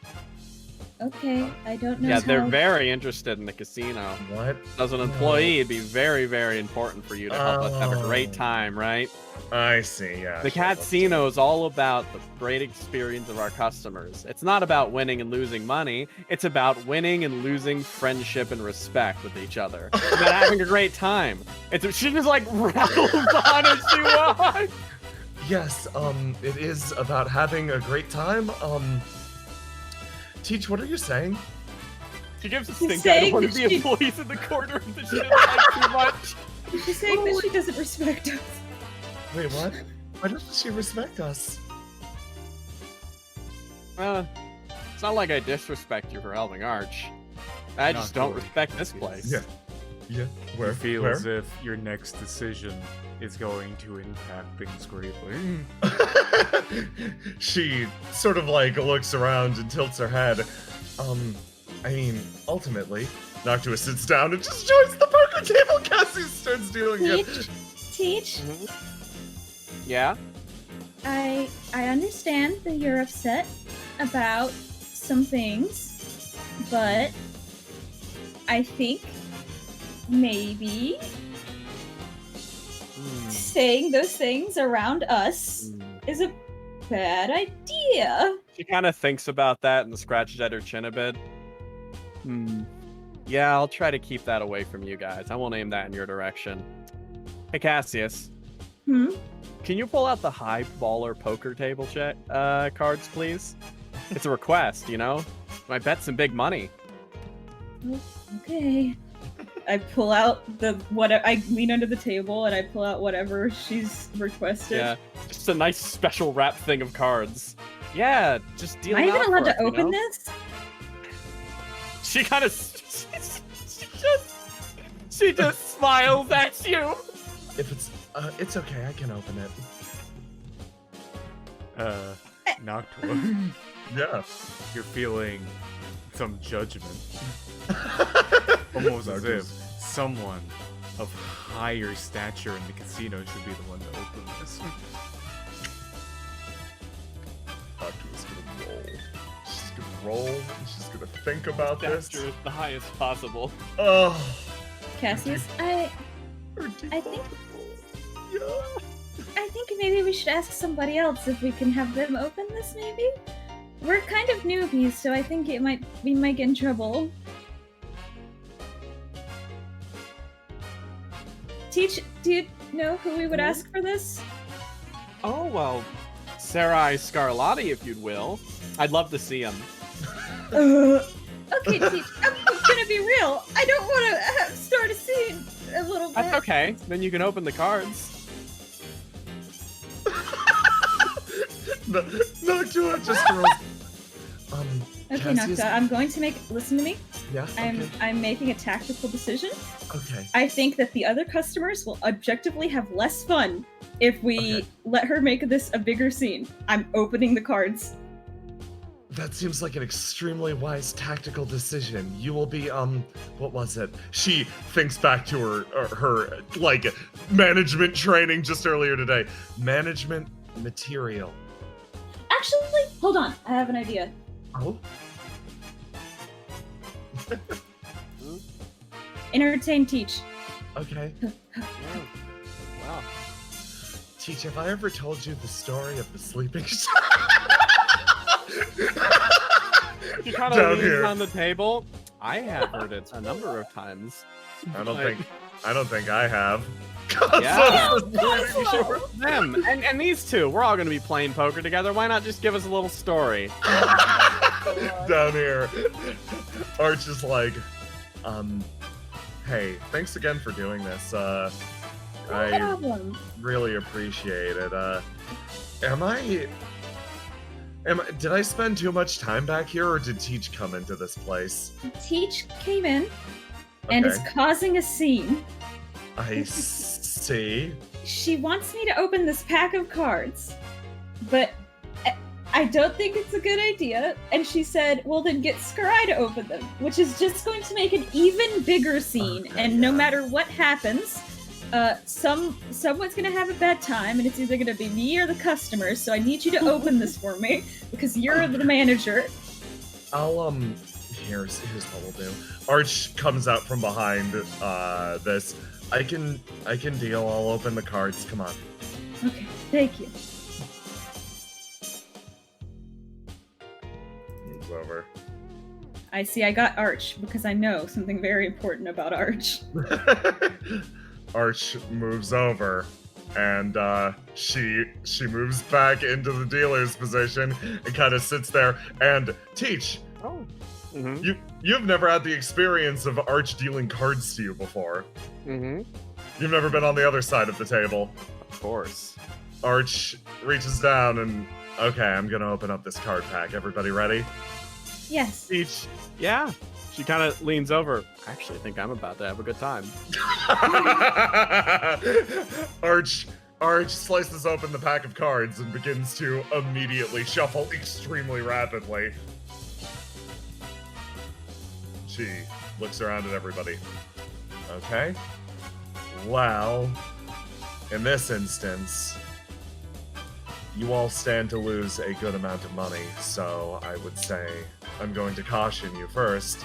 But for those who throw caution to the wind, you can pursue the perfect game of poker. Okay. I'm going to serve drinks. I'm not gonna play. Noctua like grabs your arm as you pass. Please, What's up? you should play. It'll be fun. I don't have the money to lose, Noctua. Oh. She thinks. Me either. I'm gonna serve drinks as well. These two. Do you need it? Do you guys want anything? Yeah, just get me a beer. Okay. Water, and please. Peach? Okay. And you two? They both order a horrific cat-themed drinks. Okay. I'll be right back with those. I'm going to walk away and let Arch take this for me. Yeah, so in this instance, hey Christian, what do you take Arch as a dealer? I think that judging by what we already saw from the actual like the flipping of the cards, imagine she's pretty good at it. Yeah. But she always likes staying behind the counter. She doesn't like doing this part, but Yeah. take her as a pretty confident dealer. Hey, Cassius, mind describing your friend? Arch is really good at cheating. Yeah. Like, Arch is the queen Yeah. of cheating. Arch is the queen of dealing cards and cheating. She is perfectly made for this job and just doesn't do it. So, in this instance, Arch is going to roll. It's going to be the same as before. Basically, you roll around and you're eliminated when you roll below the DC. It's very simple. You keep going until one person remains. Pretty much in order of your losses is how badly you're going to fail at this game. So we're gonna roll for Arch, and here we go. Doink. Okay, 18. Oh. Well, I don't get professional because Arch is better at this than me. God no. But I will roll red on this, and I have a contingency potentially. We'll see. So roll to die, then roll to do. All right, let's go. Cosmo, Yeah. Cosmo gets to unwound. Oh my! Serious face mode, poker face activated. Let's see. The red's wounded, they're blue, and the yellow are not. Oh boy, Teach, holy shit. Okay, Cosmo. Okay, they're having a good time. They're playing poker with their charge. Perfect. This is how I imagine it going. Okay. Randy 1 versus this. God, okay. So more or less almost immediately Arch starts stealing cards and immediately cheats to eliminate these three people. They are just obliterated in an instant, and Teach will remain in. I feel like this was it. She wanted to maybe come in and play some cards against Arch in an environment where she knows she'll have to be serious. She's looking for a thrill of some kind. Both of them are cheating, by the way. You feel the sensation, the thrill, the cheating. This feels great. And you two managed to successfully con everyone in the table out of their money. And eventually, these two come back with their drinks. Noctua puts a beer down in front of Cosmo. And Arch looks over to Teach and gets kind of a coy smile. Okay, hey, you, motions over to Noctua. Yeah? Deal cards, come on. She sits down next to Teach. Noctua scoots around and looks at Cassius like, help. Okay, Cassius is handing these people their drinks, and if there's anything else you need, feel free to ask me or her. Points at Noctua. Noctua, do you want me to deal the cards, or do you want me to show you how? Yeah, please show me how. Okay, Cassius sits here. Okay, do you know how to shuffle them? No, I don't have the manual dexterity for that. Could you please shuffle them? Yes, I'll shuffle them. Okay, he shuffles them and hands them back. Now you hand everybody their cards. Do you remember the rules I explained earlier? Yes, I do. Noctua and Cassius managed to pretty much co-op do this, and Arch just leans in. Okay, this is kind of fun. It is. Cosmo looking over. Yeah, sure, fun. She kind of leans over. Come on, I promised I'd recompense you for everything. Yeah, of course. Cosmo looks over. I'm starting to get a better picture of what your idea of fun is. Cassius kind of leans over to Noctua and whispers very, very low. It's okay. Teach will have to leave eventually because she doesn't have a lot of money. She kind of turns over to Arch. You'd let a girl look at your cards, right? Am I supposed to be watching for cheating? Noctua looks at the table as a whole. Noctua, Yeah. you feel the presence Eating, of you say. something. Noctua, Noctua, you don't ask that. I see. Noctua. Scar-Eye appears, not Cassius. No, actually, you see Sarai fucking poke out from underneath this table and go. You must fucking be aware of others. Do not allow them to cheat unless it will keep things interesting. I see. Thank you. Thank you for your wisdom. He disappears again. You cursed me again. I did not curse you this time. He's just gone for me. I got it. Yeah, delete the cat. Noctua it's over. Okay. Very well. I will not allow them to cheat unless it is interesting. She is going to focus in very intently on you, and Noctua, those eyes, they watch you, they focus on you. It's gonna be really hard to cheat with her here. But hey, Teach, you're a professional. She isn't. Yeah. So, Noctua's gonna, of course, beat a 24. Noctua. Okay. Wait, no, this is sophistication. 21. Oh boy. So we're gonna go Cosmo. Drop. You get to drop, die, lock in. Oh my God, Cosmo's ready. Oh, it's we're gonna. Okay, I see. Drop, die, get ready. Well, she's going with Arch right now, so she's gotta stand tall. God, of course you are. You gonna lock in that red 6? Yes. You gotta beat a 21. All right, sounds good. Let's do it. Let's see. Okay, so in order. Okay. God, in order. Randy 1.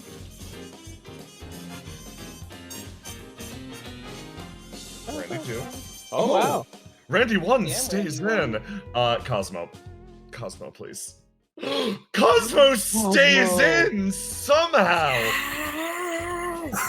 And then finally, time for Arch. Let's do.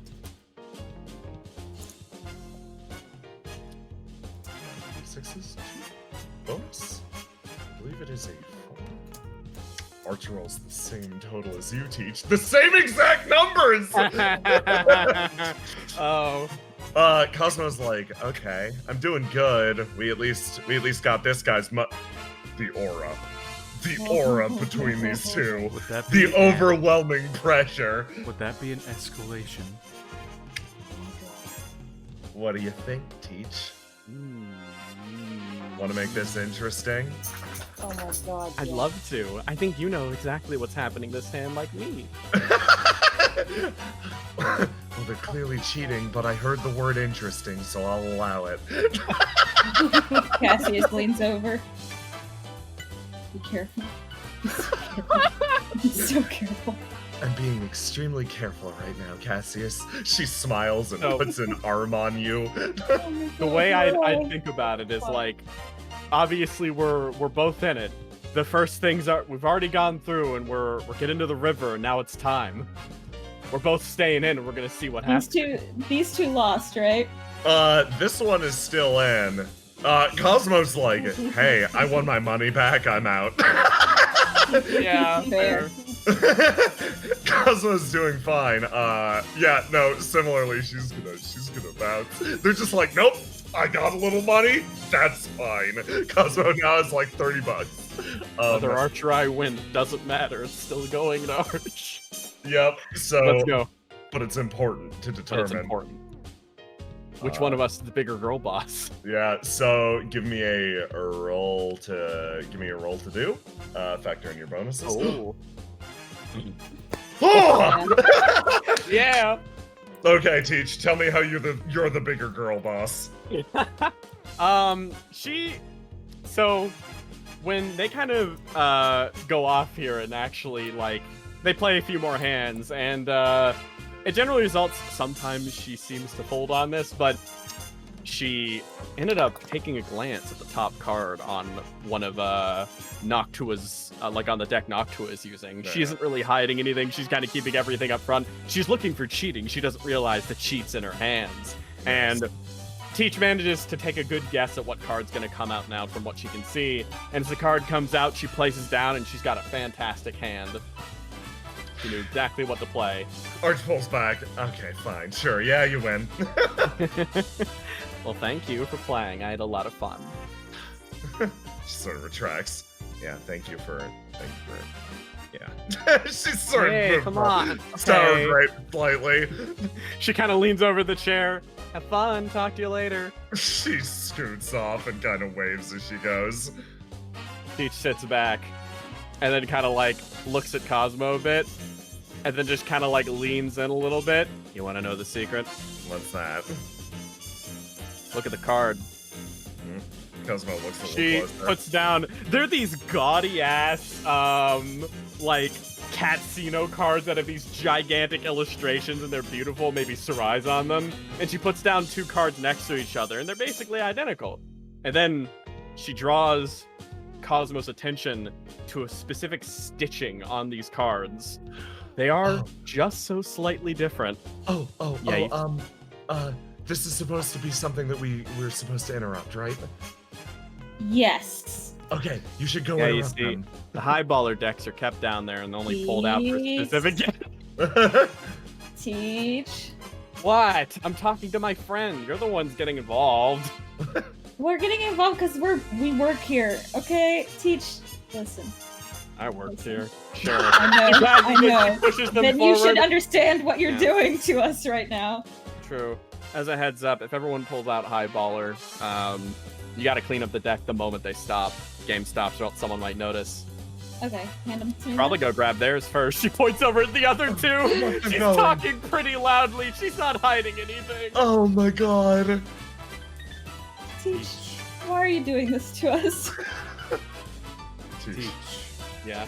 Yeah. You feel the presence boy. behind you. Oh boy, I've been waiting for this. I've been waiting to call the demon. She turns around and she looks and she smiles. Hey, boss. Hello, Miss Teach. I am not your boss anymore because I fired you. That's true. That's true. Well then, Mr. Scarlatti, you run a wonderful establishment. We had a Yes. lot of fun today. Yes, I know that. And he leans in, and you can't deny the fact that you had fun. Absolutely. I had so much fun. You feel She kinda- the rawest menace coming from him when he says Yeah. you cannot deny the fact that you had fun. Yes, yes, exactly.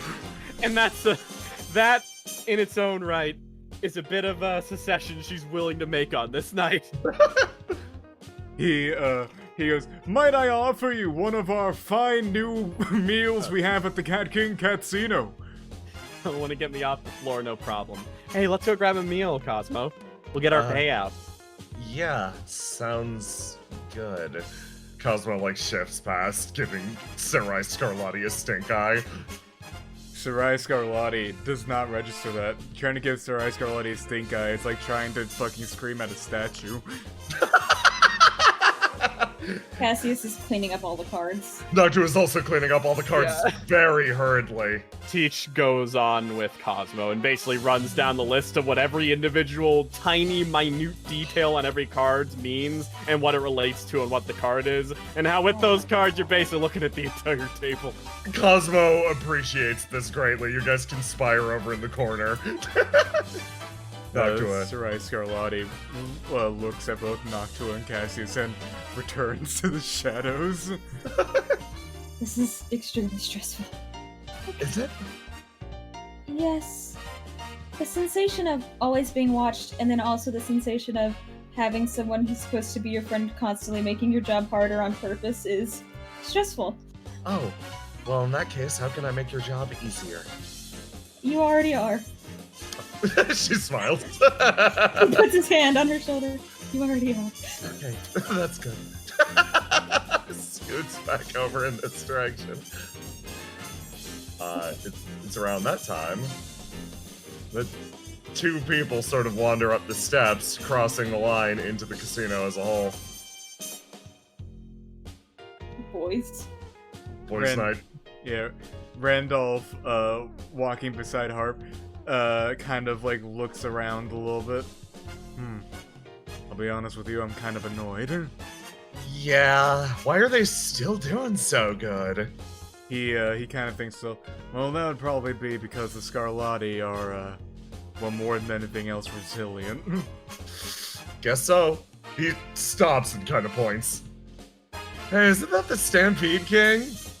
He looks out over there and kind of thinks to himself for a second. I'm gonna roll the die for Randolph really quick. Give his reaction to that. Oh, Hey Jay, Yeah. you decide which one of those 5 Circuit gets locked in. Give me the blue. You're going with blue? Yeah. Okay. Randolph locks in his blue and then just kind of shrugs and walks forward. Well, if she's doing something here, she probably has a reason, and besides, do you think either of us could stop her? Yeah, fair enough point.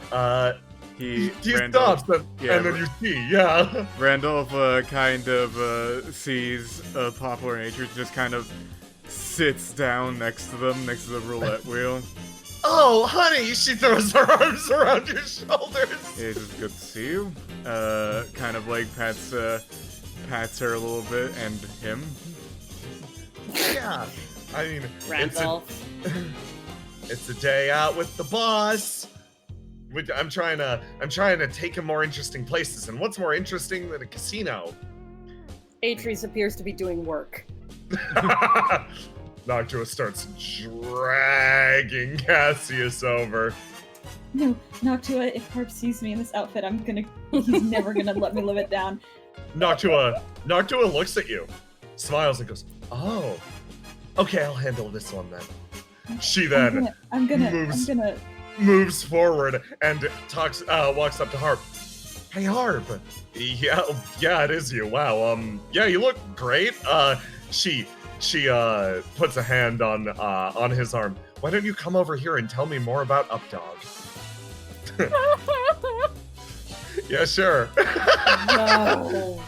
These two walk over in this direction, and as they move away, Cassius, you see Noctua give you like a nod and a wave. Cassius, I don't know if Cassius still works at the university, but Harp was like one of his like 2 students at the university, and I'm like, no. How do you think I feel?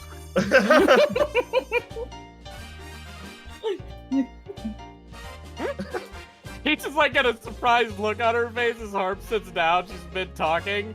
Oh, hi. Hey, we were just here to assess the damage. place is Oh, still wow. really open. Yeah, it's kind of more dead than it would be otherwise, but it's Really? still kinda- Okay, there's Yeah. some No. small amount of satisfaction in Yeah, that. yeah. Don't worry, it's kind of. Oh boy, the slots. Oh, you should really. It's really. Look at the slots. I can't Barely believe how anyone's rigged- sitting on the slots. I can't believe how rigged everything is. Cosmo says, and Nagu is just like, Can I get you drinks? More water, please. I think I left the last one at the poker table. Yeah, another water for me. Water's free, right? I'll take another beer. Cassius, over here. Nagu is in hell right now. What do you do? Cassius is cleaning up the poker table like a good employee, and I think he's just got his eyes on Noctua like, oh, she's floundering. Oh, she's floundering. This guy sort of wanders over. Hey, can you watch the roulette table for a while?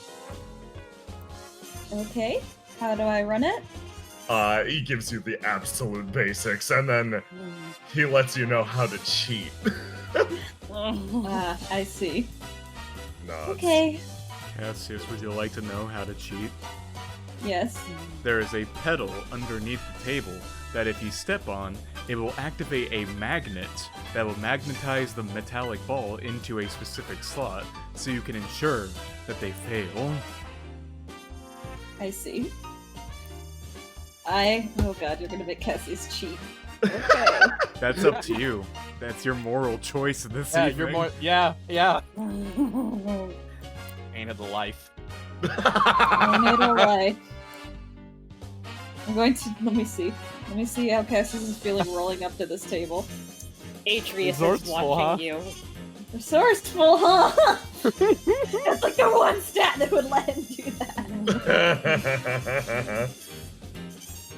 Atreus does what? Atreus is watching you. Can I help you with something? No. Alright, you're like Noctua's friend, right? Moment of, like, smoothing of the features at that. I should hope so. You're the Atreus, right? She's talked about you a couple times. Oh, has she? A slightly faster response. Yes, when she first moved into our apartment building, she showed me this like little booklet. She went over it with Salif that you gave her, I think. He nods. What are you guys doing here today? Again, it's not a sigh, it's just the slightest exhale longer than normal. Partaking Looks at the other two. in Indigo's culture. I wouldn't say that this. Yeah, sure. I Randolph, think Randolph speaks up. I personally came here to see how the casino is doing, but I guess it has turned into a date of sorts. She holds your hand. Atreus that's died cute. on the inside. Aw, that's sweet. Alright, well, you guys want to play? Yeah, of course, we're gonna win big on our date. Mm-hmm. Atreus puts down the minimum wager again. I am going to use one of Randolph's gifts for this.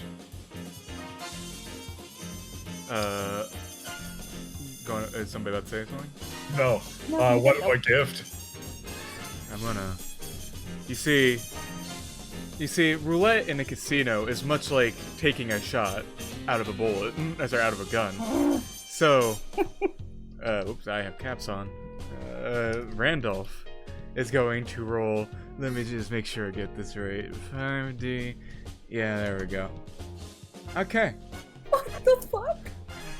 Randolph. Oh God. Randolph looks at the wheel carefully, and he bets it all on specifically. I'm gonna say number 8 black. Oh, okay. Black 8? Alright.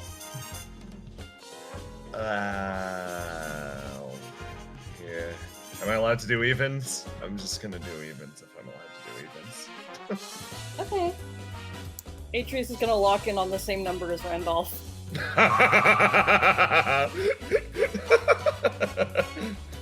Okie dokie.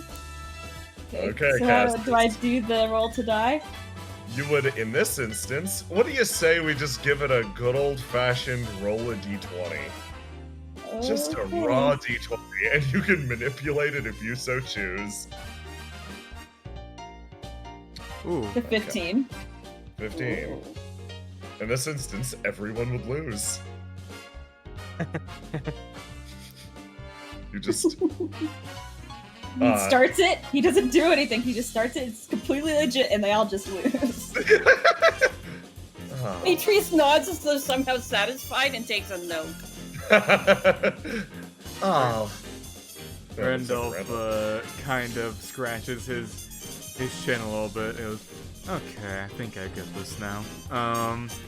He looks at the board and whatnot, and he's gonna place one more bet. He is going to now. He's going to keep chips in the same previous position, but now he is going to bet he's going to bet half of that amount that he originally did on red. Just red in general? Yep. Okay. And you guys changing your bets at all? No, I'm staying with evens. What's that, Atreus? Oh god, Atreus is just going to look up and point to the closest and say whatever number is closest to him. We'll say it's like 16 Actually, no. black. You know what he's gonna do? He's gonna pick the exact same number he did last time that Randolph did. Okay. Fantastic. I'm gonna roll to do again. Yeah, give me that d20 and we'll check the d20. Randolph, do your gifts impact this at all? No, I just have to roll against that, I think. Yes. Alright, I'm gonna go roll to die, see what Randolph gets. Ah, perfect. Red was just the one I wanted, actually. I don't think Randolph can beat that with his roll to die, though. You cannot. Yeah, everybody just loses again. Cassius, you're killing it. Yeah. Cassius is like, cool. Cool, but I'm doing my job, I'm doing it well. And I don't even gotta cheat.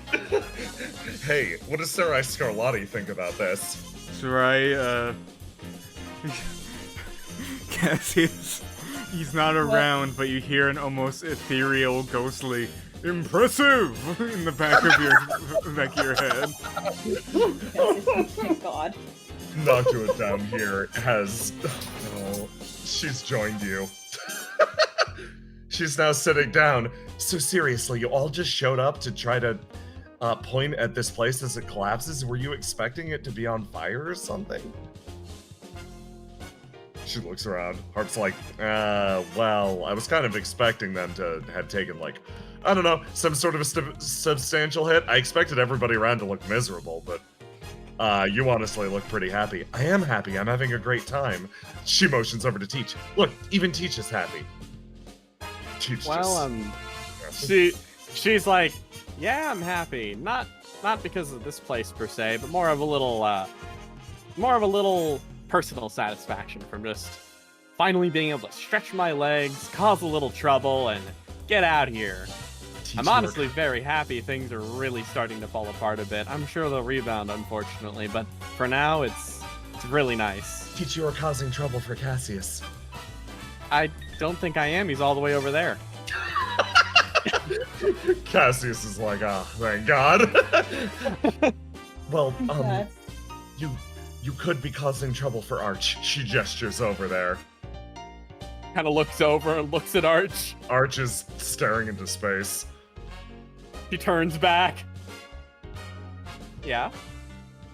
Yes, because we're here to help her, and that's it. We're doing a good job. I think you are.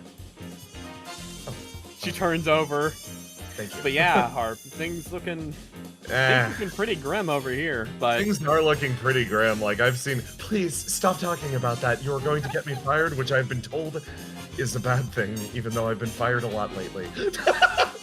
Cosmo Lynn said, wow, you've been fired from multiple jobs. I was told I took too many jobs at the same time, so I lost all of them at the same time as well. You're overworked too. Sorry, my sympathies. We shouldn't be giving you so much crap. You're probably working here for barely anything, right? Noctua Blake looks around. I'm doing this as a favor. Cosmo Teacher's face just sink. You really shouldn't do that. Why not? You know what? You can do what you'd like. Heartblood looks over at her. She's... yeah, no, sure. Cosmo, Just like... understand, they might be taking advantage of you if you're you're not working for free, you're just doing this as a favor, like a one-time thing, right? Yes, exactly. Okay. Also, a little better. I also get to keep the costume. Oh. Well, I'm glad. Honestly, I didn't expect it to be your style, but it looks great. Oh, thank you very much. I think I pull it off. I think you do. She beams at you, and like Cosmo like looks around. By the way, where's the casino owner lurking? I'm curious. I can always feel like a presence watching me. Where do you think he's lurking? Cosmo's gonna roll for it. Cosmo's gonna roll for it. Let's time for some. Oh. Oh. Tell me where you are, Catman. Cosmo, you get a feeling that there are catwalks in the ceiling that he has been using to get around the casino silently. No way. They like move around. He's in the ceiling? How do I even get up there? I figured it out. Wow, I didn't even tell you about that part yet. They're She kind of like leans over back. You get whapped with a big tail as they pass. Ow! Jeez, she kind of stumbles back. They're on the cake. They're moving around. They're like, oh, where the heck? And they start to move over here, and it's around that time they notice alligator to alligator, something staring up at them from up in the water. Oh. Genjiro has floated downstream the Money River. He sees Cosmo and just kind of floating there like, you want something?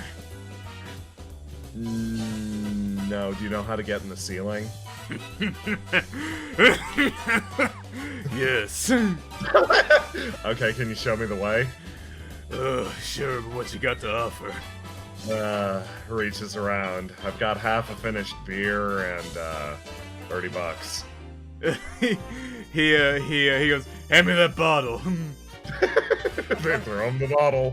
He takes it and he smashes it against the edge of this thing. And he goes, yeah, this is good. And he pockets the broken beer bottle. He goes, follow me. He steps out of it. Sorry, I was just having a snack in there. Yeah, no problem. The Cosmo kind of waves to Teach like a... Teach waves. Are you good with motioning over to Noctua? She gives an okay sign. Then she sees Genjiro and her face like goes through 3 different stages and realizes, actually not my problem anymore. Yeah. These two exit and then fucking climb up into the catwalks. Gonna try to pick a fight with Sarai Scarlatti up there. Genjiro's gonna fight Sarai Scarlatti in the catwalks. Noctua's like, okay, well, that's not my issue. Hold on, Teach, come with me. Okay. She kind of like gets up and kind of waves at Harp. Hope you enjoyed the show. Unless you want to come with. I mean, nah, I'm good. I think I'm gonna head home. It's been Good fun. choice. Waves. Yeah. Get some good sleep. See you in class. His companion left him for another companion. Yeah. I mean, like, Harp's a decent enough wingman. He's like, nah, that's a date now. It's fine. Noctua comes back over. What we got? I think they're playing the roulette table. Here. Noctua moves over. Teach is here now, and she appears to be in a better mood. Okay. Well, we're just playing roulette. That's really good. It's funny. Cassius, you don't feel Sarai's presence on your back anymore. It sounds like he's occupied with something else. The fucking She moves over, and she's got the smile on her face, And then, Cassius, you notice a bit to the side, squeezing between where the others can't see. You notice her face becomes a cocktail of happiness, exhaustion, bitterness, and the final ingredient, shitter. As she moves in and she asks, have you pressed the handle yet? You click the pedal? No, You do it? haven't had to. Oh. He sits back and watches. You guys go through a few more rounds of roulette as these three prove to be incredibly unlucky. Like, one after the other, Cassius, you continue winning. The fight continues somewhere off screen. Eventually... Cassius, you're winning over and over again, but you've only won about 10 vol off of Atreus, who seems to be somehow more satisfied with the results than you are. Cassius is perfectly fine with this. Noctua eventually, like, sort of looks over. Well, it seems like that table's cleared out again. Hey, everyone, do you want to go play poker? I think I've grasped the basics of the game. I believe I can win. So okay. Would you guys be interested in going and playing a round of poker? Or would you like to keep playing roulette? He looks at Poplar like, you had luck at poker before. Arch emerges from behind Poplar. Poplar's like, yeah, let's do it. Another round of poker. Come on. She grabs Randolph and starts dragging him. Yeah, Randolph just follows. Arch moves up, manifesting. Atreus gets to his feet after the other two. Bless you. Claps his notebook shut with a clap, pulls out a different one, and like walks over to the poker table. She moves up. It's like you could smell the cards a shuffling. Do you want to deal, Arch, or do you She nods. Okay. I've got a condition for this one. It seems like the boss is otherwise occupied, so I don't want to give any more money to this place or take any money away from this place, because that risks my job. Let's play for something more being fun. Reimbursed. What are we playing for? Winner out of all of this gets a wish. Arch looks around. Everybody else has to do their best to sort of deliver on that. It can't be obviously anything untoward, etc. I'm expecting you all to keep it PG. It's set. Arch is already shuffling a deck of cards. Just ask for something nice. Everybody else has to follow up on it. Sound good? All right, sounds good. Wow. She kind of turns over and sees like Atreus and Randolph at the table and stuff like that. She's just got like, we got some real wish granters in today. Atreus is gonna raise an eyebrow, and then he kind of anybody looking notices his eyes stop ever so slightly on Noctua, and then he closes the notebook. Very well. Bearing in mind, it will have to be something I personally can provide, not using Dilavia's assets. Of course. Arch kind of smiles. Okay, here we go. Just gonna deal. You gotta beat this with a roll to do. Alright. Let's see. Arch, did you roll? You did not. Just 1d6. Bonus. This. Wow. Oh! Arch That's rolling great. like a fucking god. Beat a 24. Everyone immediately has to beat a 24. I already rolled mine. No! Oh god. Knock to a time. Yeah. Good old Randolph has physically no way of doing so he's gonna roll to do anyways. Hey, same score. Yeah, he teacher. There it is. Wait, Oh, that ties. it does tie. I'm gonna give it to him because it's a fucking crit. Fair enough. Poplar. Poplar's gonna roll too.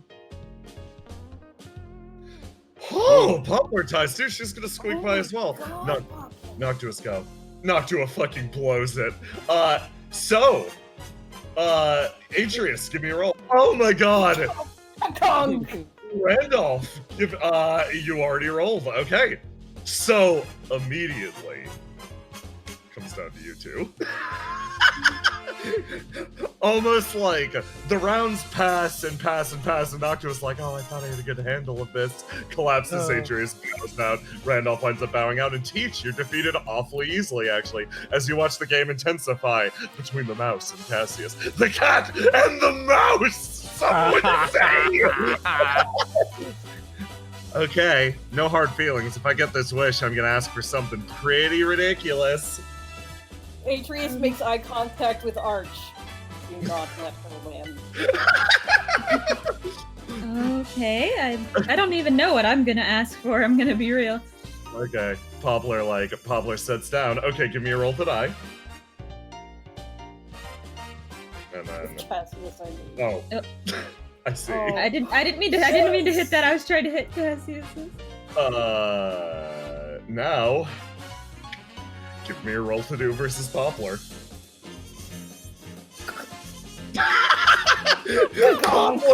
Poplar locks in and is just like, okay, here we go. Lays out like Cassius. You feel yourself keeping up.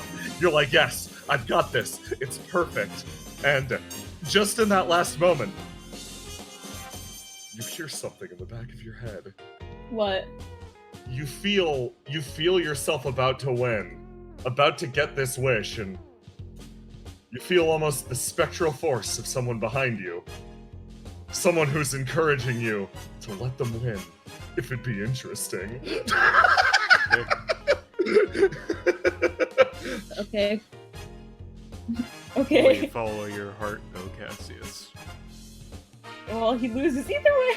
No, are you going to... You have an option to win at this point. You can choose to win or lose. This is your decision.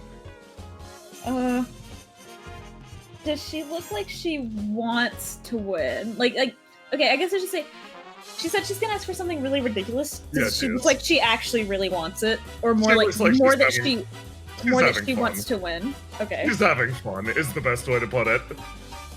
Then she can win. Sarai Scarlatti's ghost. What is your opinion of this? Sarai Scarlatti's ghost is busy fighting a crocodile in the ceiling. Oh my What god. you were talking to was merely an afterimage. Cassius, honestly, doesn't really want it that bad. Cassius, you put the cards down and you hand it over to Poplar, and all at once she stands up. Yes! Okay. One wish, and all you guys gotta grant it, right? Looking around. What could I get from you all? Looks over to Nocti, looks over to Atreus. Atreus has 1,000-yard stare.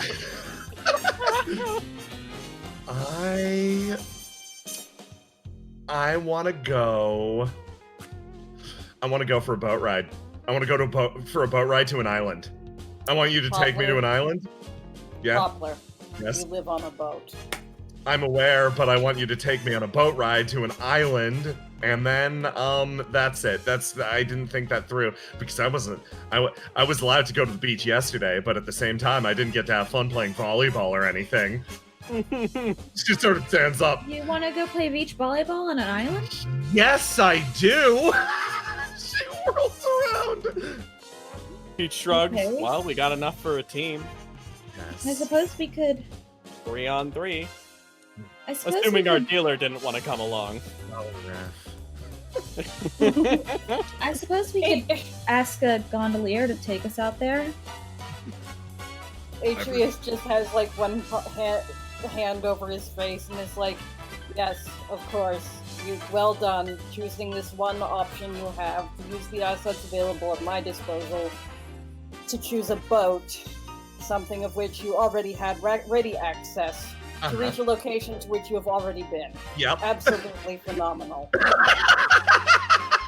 I fucking love you so much, Oh, Atreus. man. It's unreal. Well, hang on. She kind of leans over to the side of it. She wants to play volleyball. She needs a team of people to play volleyball. Randolph's gonna follow Poplar. Wait, are we going right now? Yeah. Peach turns over and smiles. Of course, come on. We got nothing else going on, right? I'm Some of At us work. do. I'm at work. Oh, She kind of turns around. Come on, work, having business. What's up with that? We all gotta do our best to make the wish come true, right? Also, it's kind of late. Wouldn't you want to play beach volleyball during the day? That's actually a pretty good point. I mean, Some of us have schedules, Poplar. you can interrupt your schedule. It's my wish. I'm talking about you, Poplar. Noctua just grabs Cassius's arm and lets them all filter out to go do whatever the fuck they're gonna do. Well, that seems to have worked. They just left. Okay, that's not my problem anymore. It is officially not your problem. You notice that life in the casino is sort of winding down. J-Man, what's the status? As you two walk away, on top of the very casino board you were playing on, the ceiling crashes open as one Genjiro Cyrell fucking plants it in the middle of the fucking table, knocked the fuck out. You can like almost hear the voice of Sarai from the ceiling. Trying to usurp the Cat King in his own casino, are you? That'll show you. Let's get him out of here. Let's get him to a doctor, Jesus. Let's get him to a doctor. Sir? I think, you two wind up picking up and dragging Genjiro outside, and given enough time, you both, Noctua and Cassius, wind up sort of at or after closing, just sitting here, relaxing. That wasn't too bad. It feels like you and Noctua's opinions have flipped at some point. She leans forward. Please tell me all of the nice things that happened. I could use the booze. I didn't have to cheat. Even once. That's really good. I think you're very talented at this. I don't know about that. I think I just got lucky. Honestly? The point? Honestly, I think the most stressful part of this was wrangling Teach. She has quite the vendetta. She has an uncontainable energy. She really does. It's quite impressive. Around then, somebody moves in. Oh, wow, look at you two. Hey, didn't even show up, huh? Unfortunately, I was busy today, which is why you had to cover. You both look spectacular. Thank you. So, how was it? Well, not that bad. Admittedly, I got complimented on my appearance multiple times by people I respect. Yes, of course, that's what confidence will do. Citrus takes another step away. Well, have you considered full-time employment here?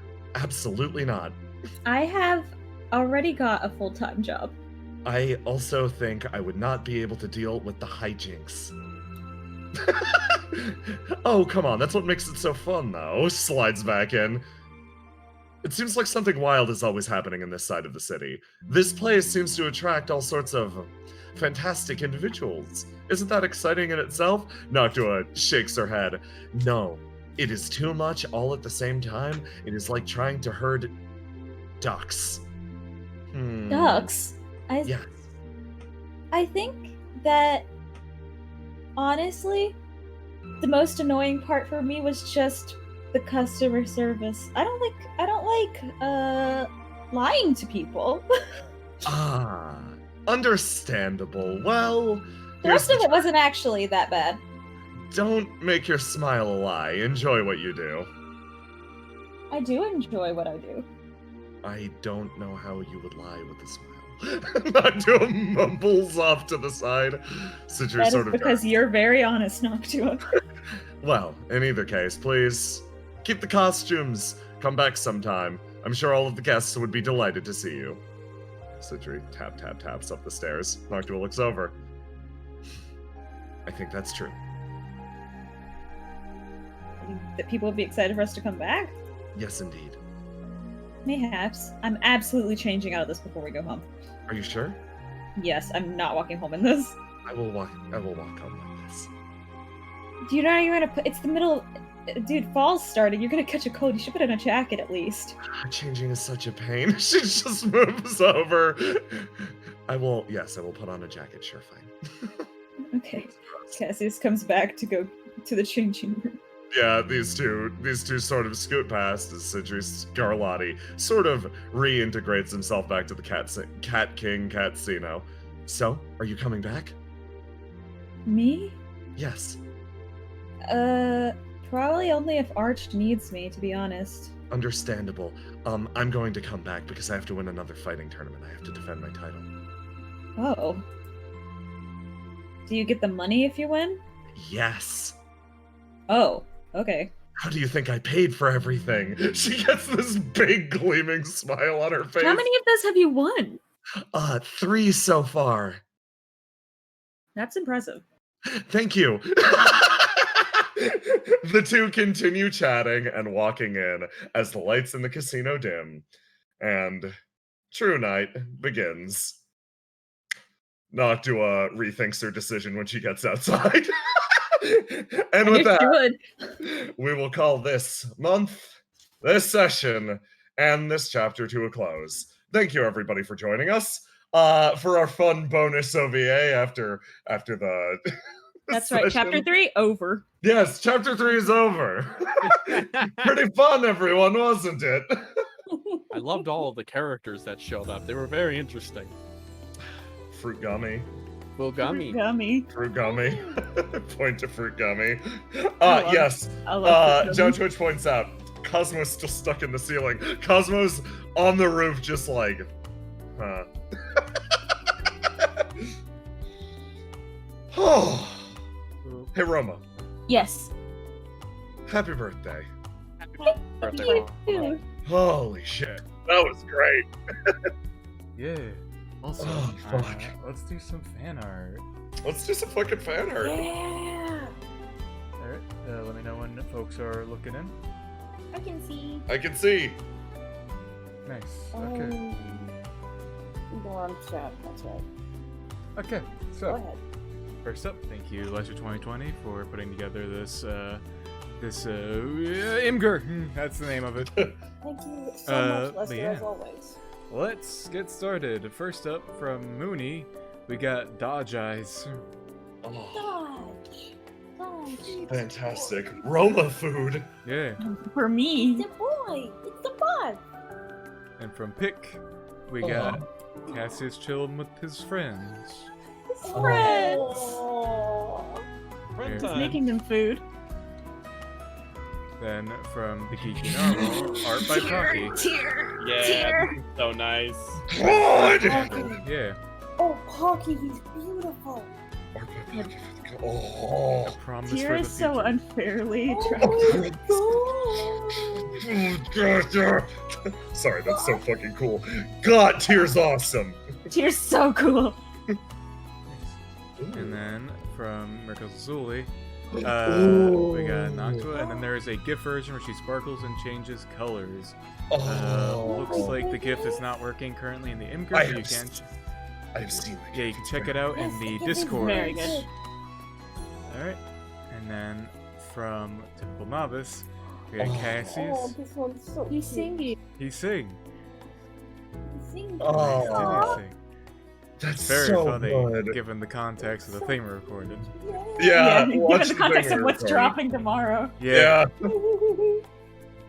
Then from Kira's a Dragon, they got Celophanesa.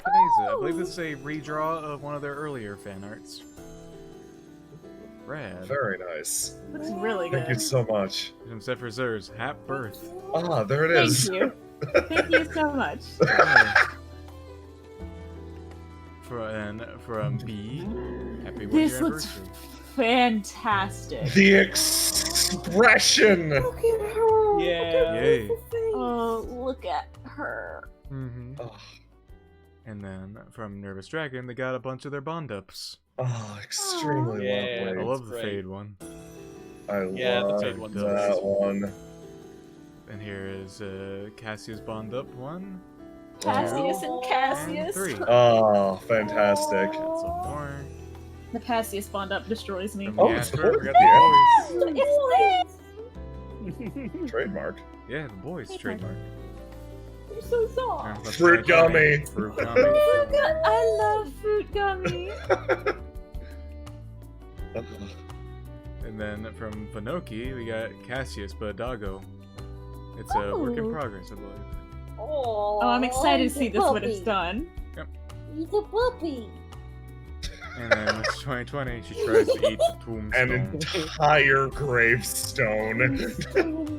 It's I her. love She fruit bought gummy. it. She bought it. It's Yeah. It's hers. Oh, money. And then from Nervous Dragon, we got a Kieran. Oh. I will make that Keating mine. Yes. Yeah. Yes.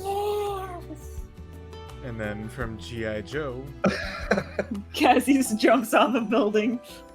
Can't make it too easy Can't- on her. Can't make it too easy.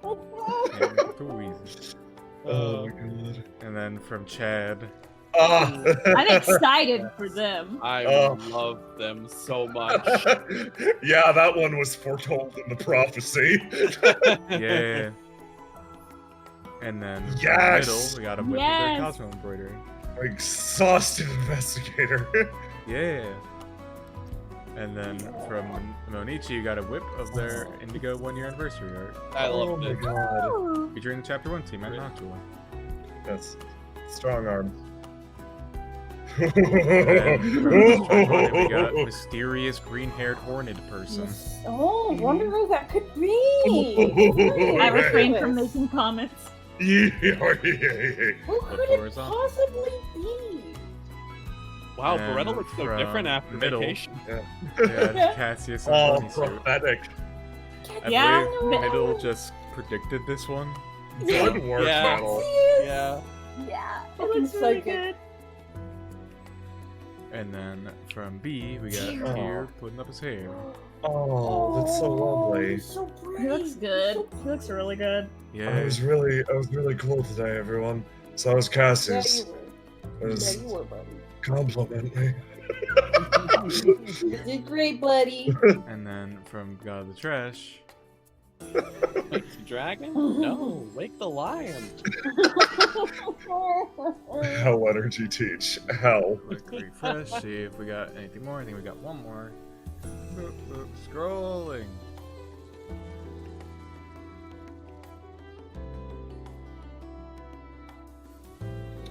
And then from Spacey Chase, Oh. See. Oh, Can you zoom in? Touch.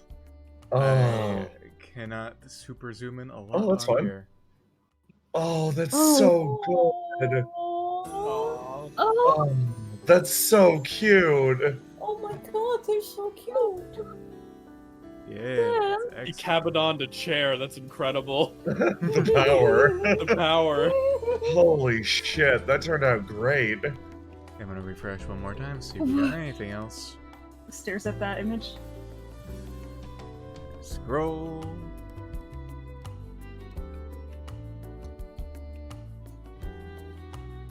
And then from Spencer, Indigo Cicely Remembered. Happy birthday, Roma. Aw, thank you. Excellent. Thank you, everybody, for joining us. Thank you for watching the last few days.